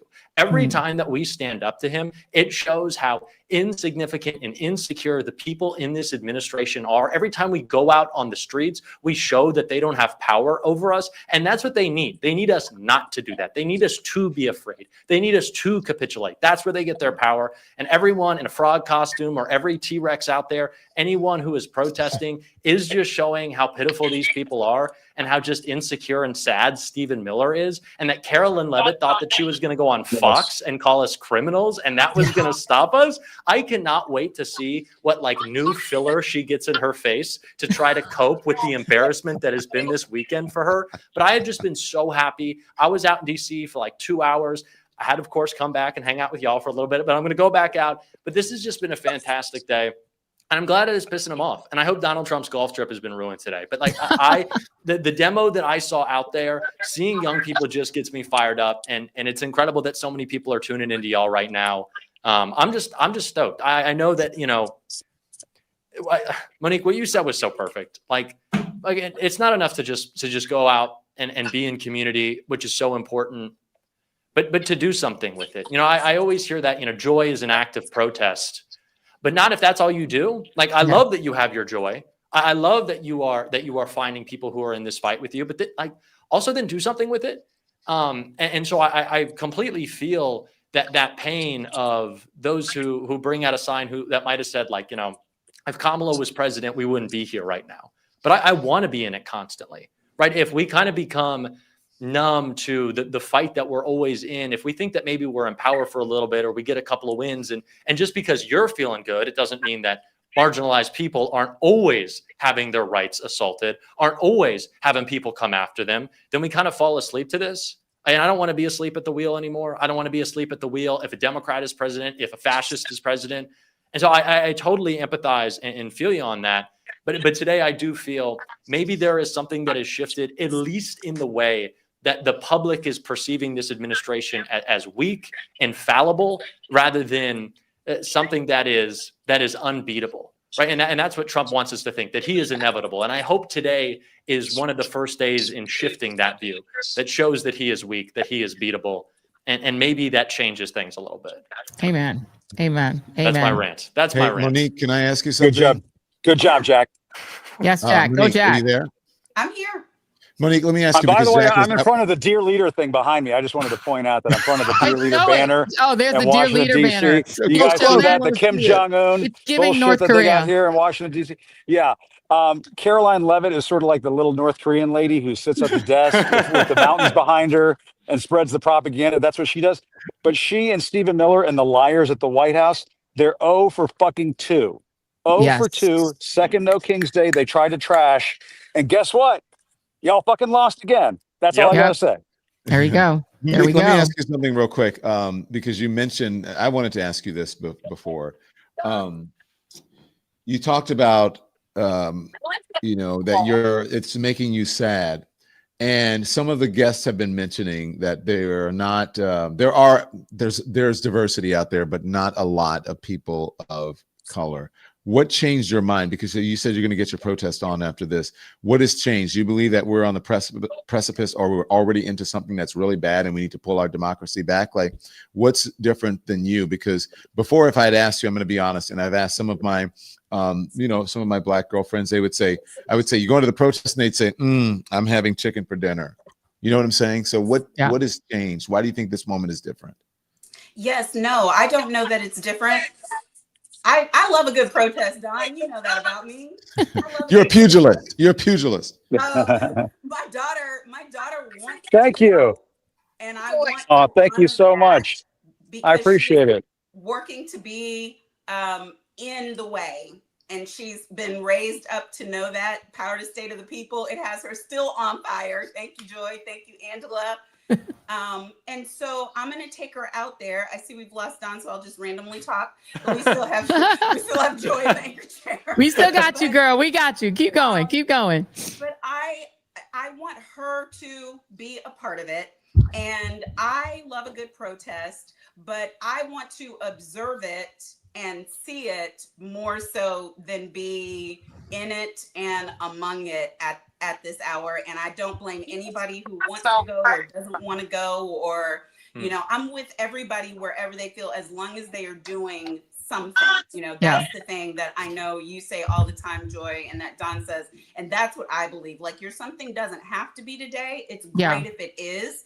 But, and Don, I don't know if you could hear me or not, but I was just saying I love protest, and I'm taking Grace because she wants to go, but I'm gonna be more of a protest observer. Like, if I find a little orange vest, I'll be a legal observer. I'm not necessarily like gonna be fist up on it. I'm going to continue to work toward getting people to turn these into votes. So I hope these enthusiasms work. And Monique, I will say, and I said this earlier in the live, and thank you all for tuning into this live stream. If you guys are tuning in, this is like the Avengers of fighting fascism. But I'm with my take on this, Monique, and I don't know what you think about this, is that I'm actually glad that these protests are almost all white people, because white folks have the responsibility of their demographic having been the one who affirmatively chose this. And D.L. Hughley said earlier on this broadcast, and I think it's absolutely true, that America needed to see exactly what it's like when they got their heart's desire. And for 6 out of 10 white Americans, this was their heart's desire. They wanted unfiltered Trump. They wanted Project 2025. They wanted ethnic cleansing of America. They hated the idea of having to hear Spanish in Walgreens. They wanted to go into Walmart, not hear any or see any brown people. They wanted to go in Home Depot and not see brown people. They wanted to see them suffer. They wanted to physically watch people who are undocumented, who they call illegals, which again is their word. It's the N word for brown people. If you say the word illegals, you're saying the N word. I hear it as the N word, and I get to think you're racist because that is a racist term. But they wanted to see those people. They needed it viscerally. Now that they're seeing that suffering comes with them getting their food prices go up, with themselves losing their employees, with themselves getting harmed. Now you have a lot of white Americans going, oh, this isn't what I voted for. And the tariffs that Trump said he was going to do, now hurting them. They go, oh, shoot, he's helping Argentina and not me. And so a lot of people are waking up to it. And so to me, the farmers, the people who asked for this, rural America said, I want Trump. They are the ones who are singing the English version of I will vote for Donald Trump. Okay. And Joy, they don't want to be bailed out. They don't want these. They don't want the handouts, right? They just want their markets, because they understand that once the markets are gone, once Argentina and these foreign countries stop buying American soybeans, they ain't coming back. So their markets on giving you a one-time cash bailout doesn't do shit. So now that they're getting, this is why I need my spicy white people to be the movement. This is your turn to do the March on Washington. And by the way, what they said about the March on Washington before it happened, the reason DC was empty during the March on Washington, they said it was going to be violent. They said it was going to be fights. They said it was going to be murder. And so they said that about the March on Washington. They said it about the march over the Edmund Pettus Bridge. We can't let these blacks march. They're going to do violence. Now you're having the same thing being said about the No Kings March. They're going to be violent. It's going to be terrorism. Voila, it's not. But our spicy whites are responsible for overturning fascism. It's your turn. You always said y'all wanted to have your own 60s civil rights movement. Baby, you're on deck. You got the bat. Hit that thing out the park. White America, stand the hell up. But it's a generation. Jack Cottarella says he's got you, Joy. Jack is ready to lead this. And he and Jolly Good Ginger, and the frog. We're going to get out there. Jack, get out there and do your thing. Hey, if I can for a minute, I want to get back to the social media guys. The social media guys who are out because they have been out there and they have been talking to people, and we love to hear from them. And this is their final say. So let's see what they have to say there.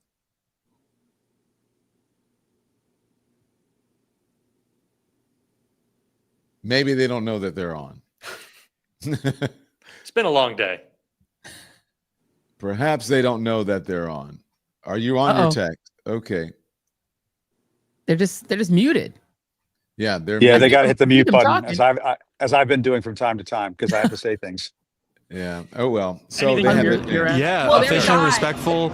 A lot of people would have liked to see some more young people, but that's okay. Yeah. A lot of white people using their privilege, which is really cool to see. A lot of cool costumes and stuff, and we got to learn some of the stories behind a lot of people's protest wear, apparel, and signs. And yeah, I think it was a great time. We just want to say thank you, Don, Joy, Jim, and all the special guests.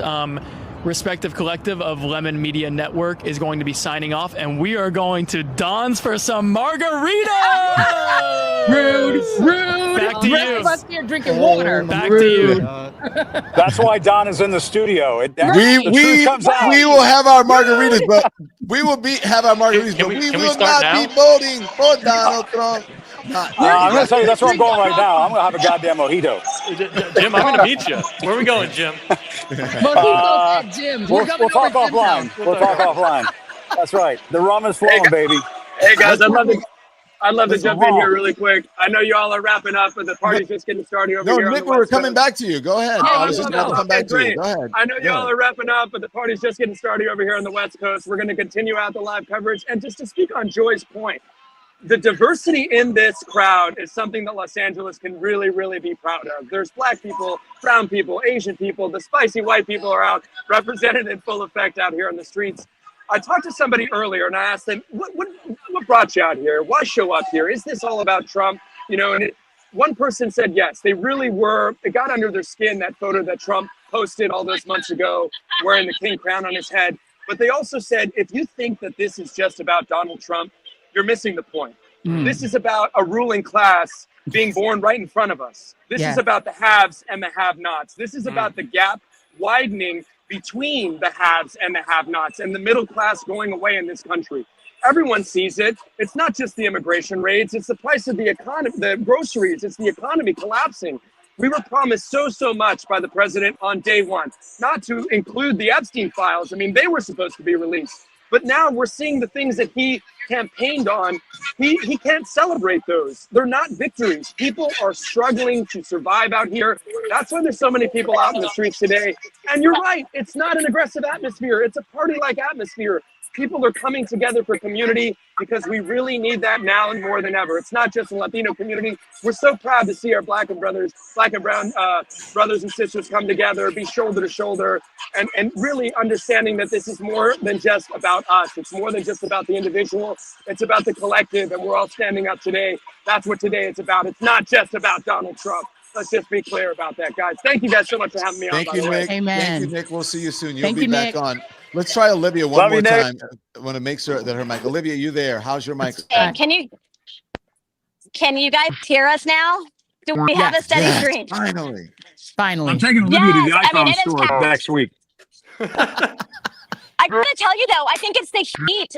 My phone keeps saying it's overheating, and I've got to tell you, there are a lot of people here. This goes on for miles, and so I think with everyone here, who knows? You know, we're on the border. Stephen Miller's probably pissed that I'm here with women next door.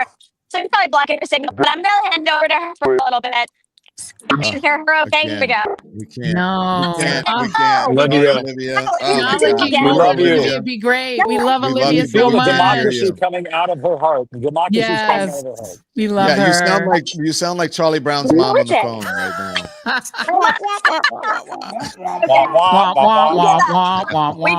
Patty. Okay. We love you, Olivia. Look, thank you, Olivia. Thank you. So there we go. Jim. How dare look, you? Jack. How dare you? Jack, I love you guys. That's Chris. Jack, That's Jack, refreshing. Jack, Ooh. I thought we were cool. What are you doing? Why are you getting to? I'm drinking coffee.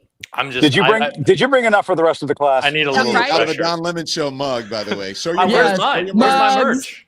I know we need. Well, look, I think the chat needs to get together and demand Jim Acosta merch. We're trying to get him on OnlyFans. It's either merch or OnlyFans. We're one or the other, Jim. You either It's have to only shake feet. it or Jack, I'm going to be doing what you're doing soon out of one of these. Hell yeah! What are we having? That is, I'd probably be a little tequila and something. How dare you? Rude. The Jim Acosta thongs are now available in the merch store. I'm just gonna act now while supplies last. I can show you a sample of mine. We have the Don Lemon ones as well. And there's a big lemon on the front, and it's also it makes you smell fresh. Ooh, like lemon makes you lemony fresh. Oh wow! Boom. This is what Monique democracy is smells like. uncomfortable. Anyway. Monique she's literally like her sound went out just and then. She's like, I don't hear none of this shit. Guys, I'm a Christian, damn it. This has been this is my breakfast. I woke up. This has been my lunch. No. Oh no. Don, your blood sugar is gonna spike with that and tequila together. You realize that, right? Yeah. Yes. And lemon heads. And Joy. lemon heads. Yes, I'm a Monique. Texas girl. They don't let us graduate high school or go to college if we don't know how to handle our liquor. Oh, she told There us. you go. She told us. Handle liquor, walk in heels, and do a face. When I tell you every change Texas a tire. and change a tire. Every Texas girl I know change a tire, walk in heels, do their hair, and do their makeup. No doubts. And they would just do that tire in a face, in a full face. Okay, how about that? Don, I have to bounce. So I just wanted to say to Yes. Joy's point a couple of minutes ago, I can't agree more that I feel like the right people are leading this protest and this movement. And I said earlier this week, this thing that is true to me that I want to repeat here. Shared suffering breeds community. Ooh, yes. And sometimes people don't understand why, and whether it's Black community, brown community, Asian community, why we are such a why there is such an enhanced sense of culture. But some of that we is because we have had to be the we that fights you. So if the you that we have fought breaks itself down and forms its own we, and it doesn't have to be a culture of whiteness. It has to be a culture of humanity and shared suffering. And that's what I see out there. And when enough of that part of us figures out, oh, wait, me too. Oh, wait, us. Oh, wait, you didn't mean it's not just gonna affect. They're snatching everybody off the streets. Yes. They're giving everybody the same poor health care. They're doing it to everybody's school system. My child has special needs too. When they figure that part out and lead it the way they are now, then I think we see the kind of change that is lasting, because then maybe they will not be able to be fooled anymore. Amen. Yeah. Hallelujah. Hallelujah. Thank you.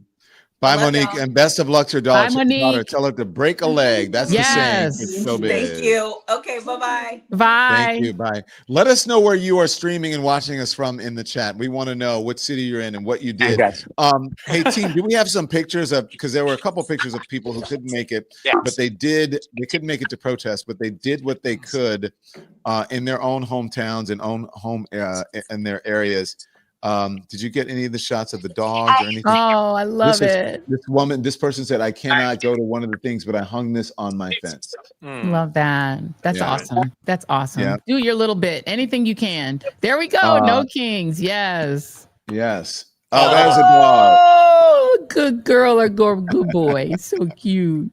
Oh. I believe that's my friend Quinn's dog. Look at that. Oh, amazing. Yes. Costume characters. We love it. Yes. Amazing. What else do we have? Is that it? Oh, check it out. Okay.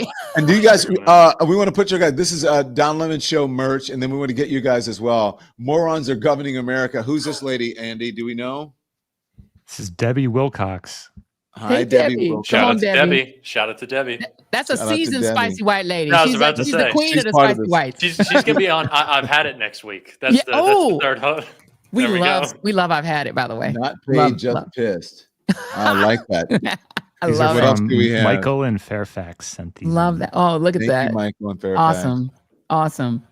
What else do we have? Is that what All kind of these? creature is that? Is that like a fairy tale creature? Is that a unicorn? Looks like a unicorn. A Yeah. unicorn. We love it. What Here's a else do we video have? from- Is that This it? is a video from Michael. Oh, love cool. it. Where's Michael? Look at that. Look at that. Look at the people. And United will never be towns defeated. all over America. People sent me some stuff from Long Island. I didn't send it to you guys. And Jim Acosta's in a bar, so Jim is going to get his, you know what, of course. Guys, I'm in an Irish bar. I'm in the Irish Times in Washington, D.C. Doxing yourself. This is a friendly crowd here, guys. This is a friendly crowd. Oh, nice. Fabulous. Say hello to everyone. You know, I mentioned the Cuban side of my family. The other side of my family has got a lot of Irish going on in it. So I'm just going to tell you right now, the Irish know how to celebrate after a big protest like we had today. Yeah. And I'm just going to say, just to get on a serious note, just for 1 millisecond before we start wrapping this thing up and everything. Get closer to the window, Jim. Your signal's cutting a little bit. But okay. I was going to say, guys, Don, Joy, love you guys. Love everything that you've been about and trying to, bring independent media to the masses. I think by combining our forces, we are now a force to be reckoned with. You know what I'm saying? Amen. And we just need to keep doing this. I had this lightning bolt that came in last night. We should be doing New Year's coverage. We should be doing, let's just do this more often. Yes. But on a real serious note, like I am so inspired and encouraged by what I saw today, because I went into this thinking, oh boy, they're gonna sabotage this. There are gonna be elements in the crowd who are gonna try to start trouble and so on. And none of that happened. Jack was down there too. He could say exactly what I'm saying. But this was an outpouring of love of the country. And I understand when some of the guests are saying, why didn't people vote this way in 2024 and all that? I get that. People are deeply frustrated with what's happening in the country right now. And they say the voters had their chance. They voted for this and now we're getting, our just desserts.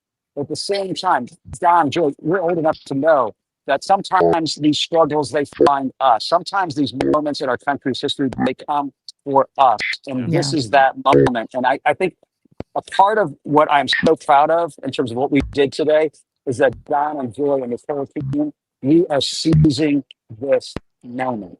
The corporate media, the legacy media, they want guys like us to just go, they want us to go off to the island of misfit toys and go away. Yes. And what we did instead is we combined our resources and we did the kind of coverage that you should see in a free country, in a democratic republic that cares about free speech and freedom of assembly. And that's what I think we delivered that today, guys. But I'm really proud of it. Thank you very much, Jim. I received every word of that. I need you to stand by because I think you want to stay for a few minutes. Congresswoman Jasmine Crockett joins us now. Congresswoman, come on now. We love us some Jasmine Crockett. Jasmine. Hey, y'all. Hey. So, Congresswoman, were you out and about on the protest, and what do you give us your observation and your thoughts on today? Yeah, so I am in Houston, Texas right now because my candidate for the special election, Christian Menifee, has me busy doing some stuff. But I had to make sure that I showed up for the people, and they are thirsty, right? Like, I know people think of Texas and they always think that we're just some ugly, deep red place, but we're not. And so the resistance is real. The people are out there, they're energetic. And honestly, at a normal rally, I'm kind of like just trying to like get people pumped up. But as I've traveled the country, as I said to them, people are feeling hopeless. And I wanted to make sure that I like address the fact that there's all this hopelessness that people feel and how that is when they win. And so I really wanted to pour into them more than just kind of pump them up. And so it was great though. It's always just warm fuzzies, especially when I'm in a major urban city in Texas. Amen. And do you feel that, Congresswoman, the forced gerrymandering of the state of Texas and this drive to destroy the Voting Rights Act, has that lit a fire under people who now understand that they may not be able to vote for the person of their choice because Donald Trump ordered the governor of Texas to change the lines? Yeah, I think in theory that sounds right, but I won't know until we actually get out there and vote, right? I think that we recently saw polling that said that in the state of Texas, overall, they are not approving of this gerrymandering scheme, right? And so honestly, if we were in a state that had half the integrity that California has, then we would have put this to the people and let the people decide. And I'm pretty sure the people would have decided that they didn't want to do that because it's not a good feeling. And I think even those Republicans that are against this, they look at this like, well, what if this happens the other way? We would never want that. And granted, that shouldn't necessarily be your only reason or rationale. But there are people that are thinking like that. And with this administration, they are not worried about consequences. They are not worried about clapback. They are not worried about anyone responding in kind in the way that they do. And maybe it's because people know that, like, by the nature of being a Democrat, that you are someone who has a heart and that you are not necessarily just out to do evil. Like we, as we're in this healthcare fight right now, I appreciate the fact that it has been made very clear that the vast majority of the people that will be most detrimentally impacted by this fight over the Affordable Care Act, or even as it relates to the big ugly bill, they are not people that are voting for us, right? Like they are not. Like we are fighting harder for their constituents. And because when we swear in, while I am a Democrat, I carry my title. It is U.S. Representative. I represent for those that voted for me as well as those that didn't vote for me. That is what we're missing out of the real leadership in DC. We're not getting that from the president or the leader of the Senate, nor out of, obviously, the leader of the House. Congresswoman, where do you think that, Jim, do you have a question? Sorry, I don't. Well, no, I was just going to echo, I mean, to play off of what the Congresswoman was saying, is that so much of this is about the issues. And the issue of healthcare is one that I think is going to hit people in the face with a shovel. When people's premiums, their Obamacare premiums, start to double and start to triple because of this big, beautiful blunder bullshit of a bill, that is going to hit home for a lot of people. And I think it goes back to a lot of people voting against their own interests. And so, Congressman, how do we get across to those folks who have been voting against their own interests? Do they have to just sort of feel it and have it hit where it hurts, which is in their wallet? What's so interesting as I listen to you explain that, what I have found, right, when we look at the demographics that are voting for the Democrats, we don't tend to get those voters that are maybe have a little bit less formal education. We tend to get the people that will read and get down into the minutia and do the 1,000-page bills with us and all those things. But what we are missing isn't really where we stand on policy. It is our ability to communicate with people. And I'm going to be honest and tell you that a lot of people call Democrats elitists and things like that for us saying things like you voted against your interests, because it makes people feel small. And so for them, it's almost like a pride thing, right? Like, oh, I'll show you, right? But in the end, like you may have hurt us, but you hurt yourself while you were doing it, right? So I think that it is about some of the ways that we just kind of present and just being very plain language. I was telling a story yesterday to a group of young electeds about the fact that there's one specific group, I won't put them out there, that really is not necessarily a natural alignment that anybody would think of as being aligned with me. But every time they have a Hill Day, they bring them to come and talk to me. Now, I know that these people probably would never vote for me, but they love to talk to me because when I break it down, I'm just honest. I'm just giving them the facts and I'm telling them, like, as we were talking about one specific piece of legislation, I was connecting all the dots. So I was like, you may not agree with Democrats on a lot of things, but you need to rock with us on this because we lost a Congresswoman. Oh no! She went through a Damn no-go you, zone. Elon. He's up there with his little machine thing. They're coming for the feeds. Coming for the feeds. Man. By the way, just looking at this AP story about these protests, these are nationwide. We're going to see what the final head count is, but these appear to be the largest protests.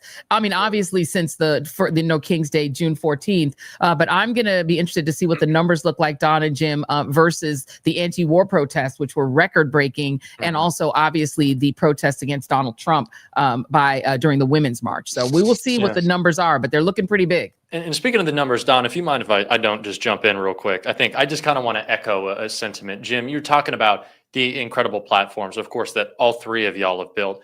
And, when I was telling people to just absolutely, you needed to show up today, so much of it was about finding the community that we so desperately need right now. And obviously so many folks have moved away from Don, that lamestream media that you were talking about, but y'all also gave them a place to be. And the community is not just with us, it is with everyone who is engaging and watching our stuff. And I'm going to come back to that thought because I'm going to let the Congresswoman go, because we were trying to save a little time before you came in. I'll finish that later. I'll let you jump in. Go ahead, Congresswoman. I am so sorry, but long story short, I think that number one, we have to meet people where they are. We have been saying that forever, and we can't wait until election time. We have to be in consistent communication so that people actually build a rapport and actually trust us.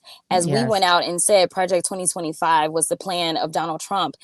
People were like, he said it's not, and they believe that, and that was just that, even though I could sit there and say he is mentioned over 300 times in this book. So I think that it is about also having a rapport, something that like I don't really think the Democrats have really invested in, and having a rapport with like all people, not just those that are tuned in, because at the end of the day, everybody has an opportunity to vote. So some people we have to force feed the information to, and that's okay because they are our constituents as well. But if you wait until election time, I don't really care which demographic it is, people tend to not trust you. So we've had to deal with this within the Black community where everybody want to show up to everybody's church when it's election time. But where have you been all these other days, all these other months? Like, why are you not telling us what's going on? So we have to be very consistent. And I get it, because the old way of doing things has always been just put your head down and do the work. And like everybody will know that their lives are, you know, decent enough because you're doing your work. But that's just not where we are currently. So we've got to make the effort to communicate with those in rural America and talk about like, hey, your hospital shut down. Let me explain why and what it is that we're doing to try to make sure that you still have access to healthcare, just like your neighbors in the urban cities. When the farmers are filing these record bankruptcies, we need to be having conversations. I know like the general public is like, that's what the farmers voted for. But at the end of the day, we all got to eat. So listen, let's have a conversation about it. Let's talk about the fact that like we need to do something to help each other survive, which is why a lot of times when I give speeches, one of the themes that I hit, because I always pick a song, it's a gospel song, that I need you to survive. And that's what I go into, whether it's farming, whether it's immigration or whatever, to make sure that we start really connecting each other. So long as they keep us siloed, then we will continue to lose with the division. So we've got to come together, but we got to show how it is that my life impacts your life so that people will actually understand the beauty and like honestly sometimes the burden of having to work with people that you wouldn't necessarily believe you should be working with. So we can do it. We just got to work harder, and we've got to work consistently. Amen. Can I just say something on a personal level, please, Congresswoman? You don't have to respond. This is me saying it. I just want to say, can we get some of these bojankety, tap dancing? Don got to it before I did. Tap dancing, ignorant brothers out here, Black men, to stop attacking Black women publicly, especially when they don't know what the F they're talking about. We need to be supporting each other. And if you're going to come at somebody, come at them with some real information, come at them with some facts, and stop tap dancing and cooning around because you want to increase your profile and your wallet. We are in this for democracy. We're in this for support. We're in this together. Stop going around criticizing Black women because the shit is just ain't right. This is 2025. We have someone in office who is a tyrant, who doesn't care about you. Perhaps you don't care about you or what's happening, but just stop it. That's all I'll say. Can I just add something, Don? We got your back. No. Wait, you said what I was going to, and I thank you, Donna. We needed to hear this from a Black man first, but let me just say something. Everybody saw the movie Django Unchained. Remember the name of the person who cared more about the love of the slave master than he did about the love of his people or the care for his people? His name was Stephen. And Stephen was somebody who was willing to sell out his fellow African in enslaved people because he wanted and needed and sought and craved the love of the white master. And so Stephen, historically, for me, when I think about it in terms of Django Unchained, is somebody who would never protect a Black woman, who will savage a Black woman for his own benefit because he was going to get a few more crumbs from the master's table. So what I would say to the Stephens who are in our world today, who are behaving as Stephens in the historical sense, understand that the master will never love you. That when they're done with you and finished with you, and you have done for them what they felt that you have done, and now all they could do, they will treat you the way they have now treated Diamond or Silk, whichever one is still alive. You don't hear from her anymore. You don't hear from Herschel Walker anymore. You don't hear from the what was he, the lieutenant governor of North Carolina that was on the naked. Porn Nazi. The porn Nazi. You don't hear from him anymore because they serve their purpose. And so when the master is finished with Stephen, Stephen will go the exact same way as the enslaved he refused to protect. So what I'm going to say is we are Django up in this bitch. We are fighting against the slave master. We don't roll with Stephen. And so, Stephen, if you decide that you think that you can pull a Megyn Kelly and make your entire purpose savaging Black women because that gets you clicks from white folks, again, your influence is not with Black men. Don Lemon is influential with Black men. D.L. Hewley is influential with Black men. Your audience is a different audience. This is what hello, Roland is influential with Black men. Who you are entertaining and dancing and stepping and tap dancing for are the white conservatives who will discard you as soon as they're done with you. So, Stephen, we are just telling you right now, Django is on the side of the people and will continue to fight for Black women and with Black women and against the enslaver and against you. You on your own, buddy. Enjoy your time on that vacation with what's his name from the Supreme Court. You can go with Clarence. That's your people now. Go with them because we were Jasmine. Congresswoman. So I will say this because I've clearly not said anything. I will say that I appreciate the community because when you are in DC and you are doing the work and you are fighting, you never know who all is paying attention, nor what it is that they understand about your fight, whether they understand that like life would be different if I opted to be out of politics. I would have more money in my bank account and I would have less death threats. Like whether they understand that, yes, you see me on camera, but you don't understand that like I don't go to sleep until the wee hours of the morning because I am always trying to make sure that I am prepared for committee, whether they understand that I get that the people that I serve, the people that elected me to Texas 30 have to always be first and foremost, because that is who elected me. They are the only people that can decide that I don't go back to DC. So we're always trying to come up with new programs and making sure that we are keeping them informed and engaged. As today is No Kings, we still have our kids and fishing event that's also taking place today in my district, even though I'm physically not there.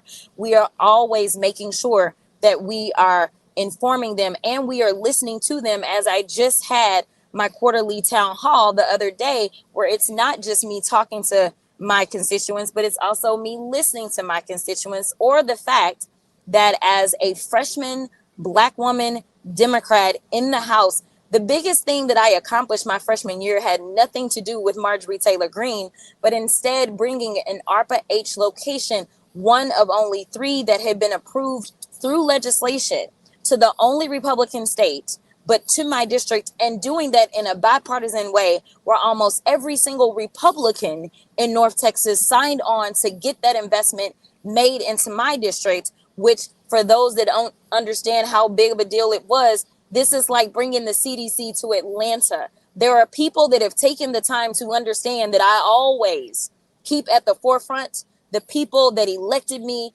to DC.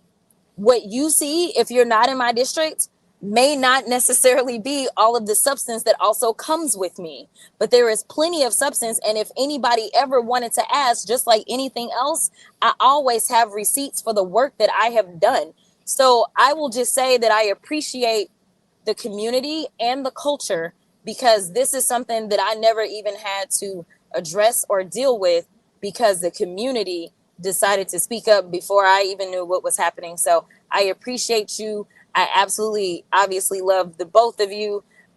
Specifically though, Don, as a Black man, I will tell you that there are certain attacks that I fully anticipate as being a Black woman in politics.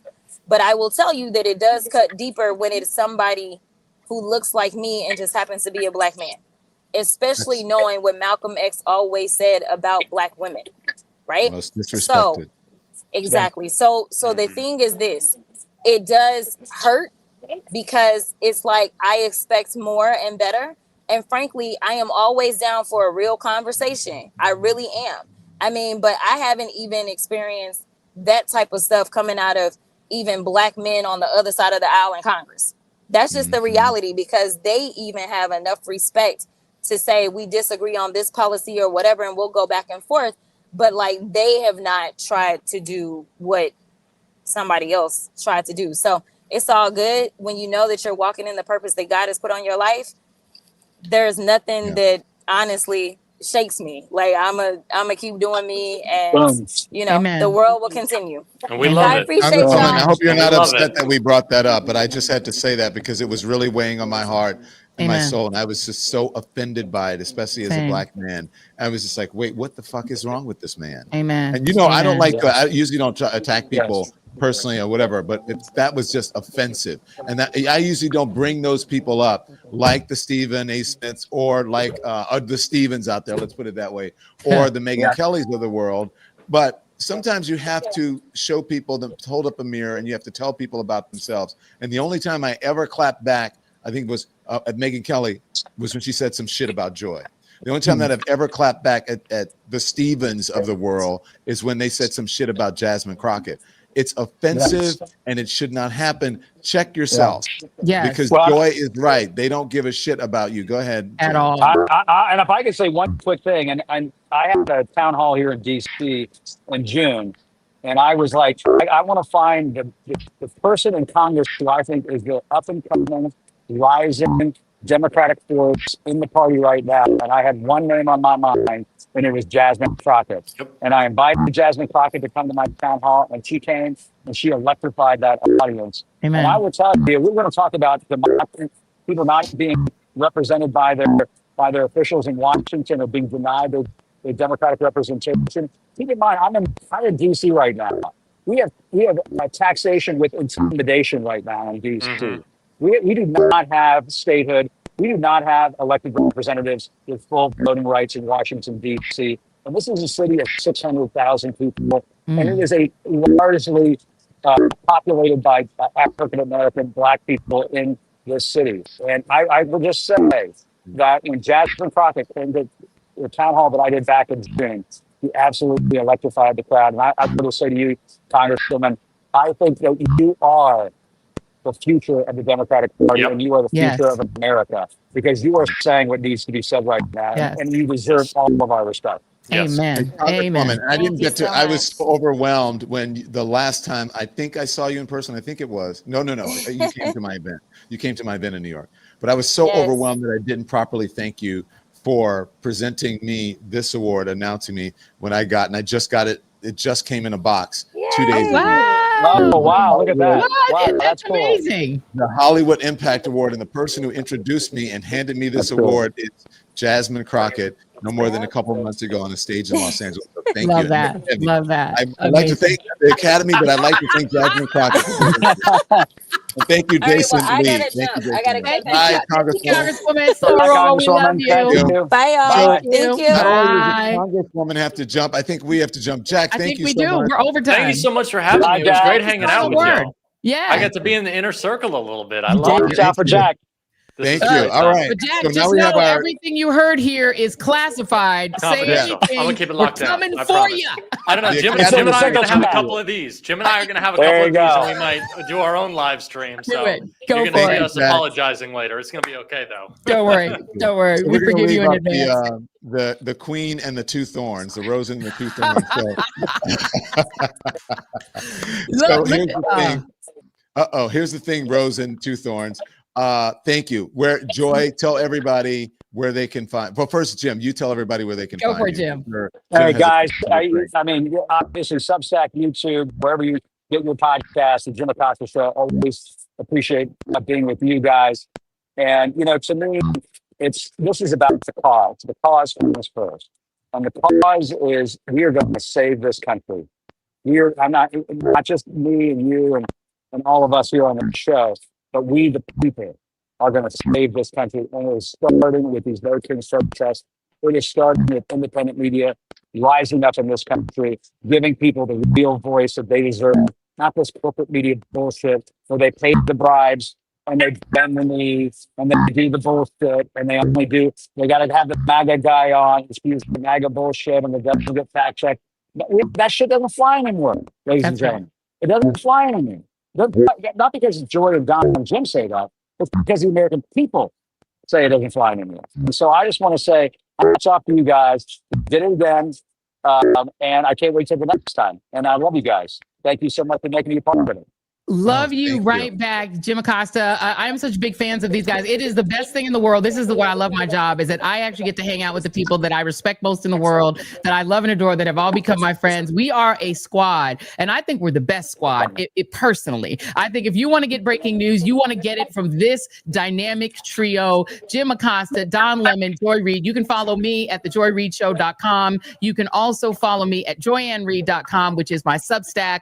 We're all doing Substack and YouTube. I've also got the shop up. So if you want to buy some merch, if you want this cute little thing right here, if you want to buy this, my little resist shirt, you know what to do it. Don has taught me well. If you want to get any of the merch, you can go over to shop.joyandreid.com. Get you some merch. We got some resist merch. We got some No Kings merch. We got the mugs. We got it all, baby. So go ahead and shop. And we have a wonderful little discount for you guys. If you jump in, your first hit, you're going to get a little discount and you're going to get to enjoy our fabulous merch. So that's it. Did I steal you wrong? You did not. Look, let me tell y'all something.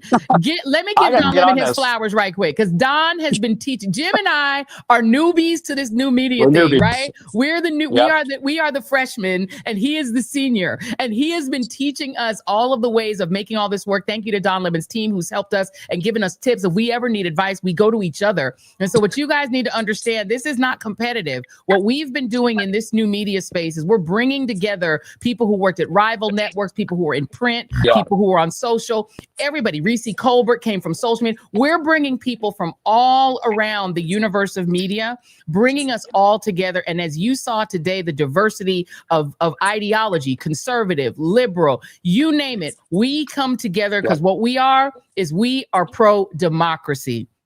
We are pro-democracy. We don't come here on behalf of a party. We don't come here on behalf of any single organization. We come here on behalf of the people. And so if you guys want to get fresh, straight up media for the people, that cares about the people, loves the people, works for the people, we work for you. I've been watching this feed on all three. I keep jumping back and forth between Jim's channel, Don's channel, and the Joy Reid Show channel, because I don't even know how the ratings work, but I'm like, I need to make sure everybody get ratings. So I've been jumping on everybody's channels. I've also been on my live. Thank you to those who went on the Instagram live, who watched it on Substack, who watched it everywhere on TikTok.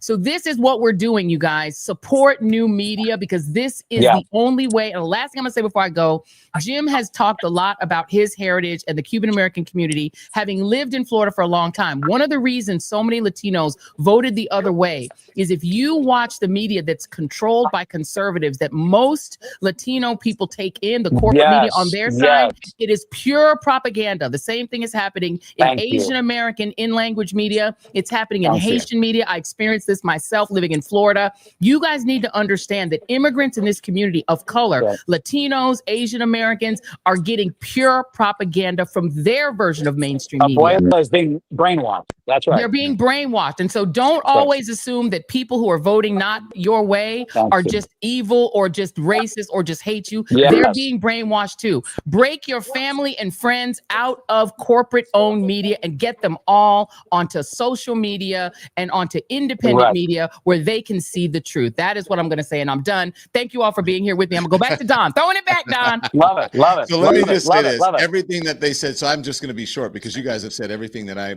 wanted to say, except I just wanted people to know when I texted, I said, hey, No Kings, should we get the band back together? Before I could finish the text, a rousing all caps yes came from most people saying absolutely let's do it, let's set a meeting. So thank you guys for that. I appreciate it. And so look, and thank you for saying that I am the, somebody said I was an uncle. I forget what they said I was. Charles Bush said I was the dean and all of this. So what I say, support independent media. That's all I'll say. Support independent media. Support this channel. Subscribe to this channel. Subscribe to all the independent. Subscribe to Panone's channel. Subscribe to Jim Acosta's channel. Jolly Good Ginger. Jolly Good Ginger's channel, all the folks who joined us today. Make sure you like, subscribe, become a member. That's how we stay viable and we're able to bring you this coverage.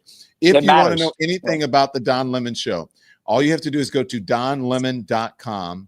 donlemon.com. You can click on watch and you can see right there where it says watch. That's our main show on YouTube. He's You handsome. can become a member. You can join. He's handsome. Become a member and you can subscribe. Okay. Also, if you go back out to donlemon.com, click on our merch. Our merch is there. I taught Joy. I said, Joy, get you some merch. And so everything you need to know about the show, but really more than anything, we would like you. Subscriptions are free. Just hit the subscribe button. It does affect the algorithm and it helps us. And the more subscribers we have, the better opportunities we have for sponsorships and for viability here. Okay. So thank you all so much for watching today. I'll say the same thing that I say. I love you guys so much. Thank you. Thank you. Thank you to Joy. I can only Jim, do half the heart everybody. because my other hand's holding the phone. But anyway. and well, I'm surprised the other one shouldn't be. It was holding I see what is that? A dark? It's empty. Rude. Oktoberfest is empty. Rude. So go Next out, time. guys, and protest. Be safe out there. Remember your rights. You're Americans. This is not an autocracy. There are no kings. Okay. So as I always say, whenever I'm broadcasting, you can be informed without being inundated. Until we see you back here on all of our respective channels, here's what we want you to do. Joy said it. Jim said it. Turn the TV off.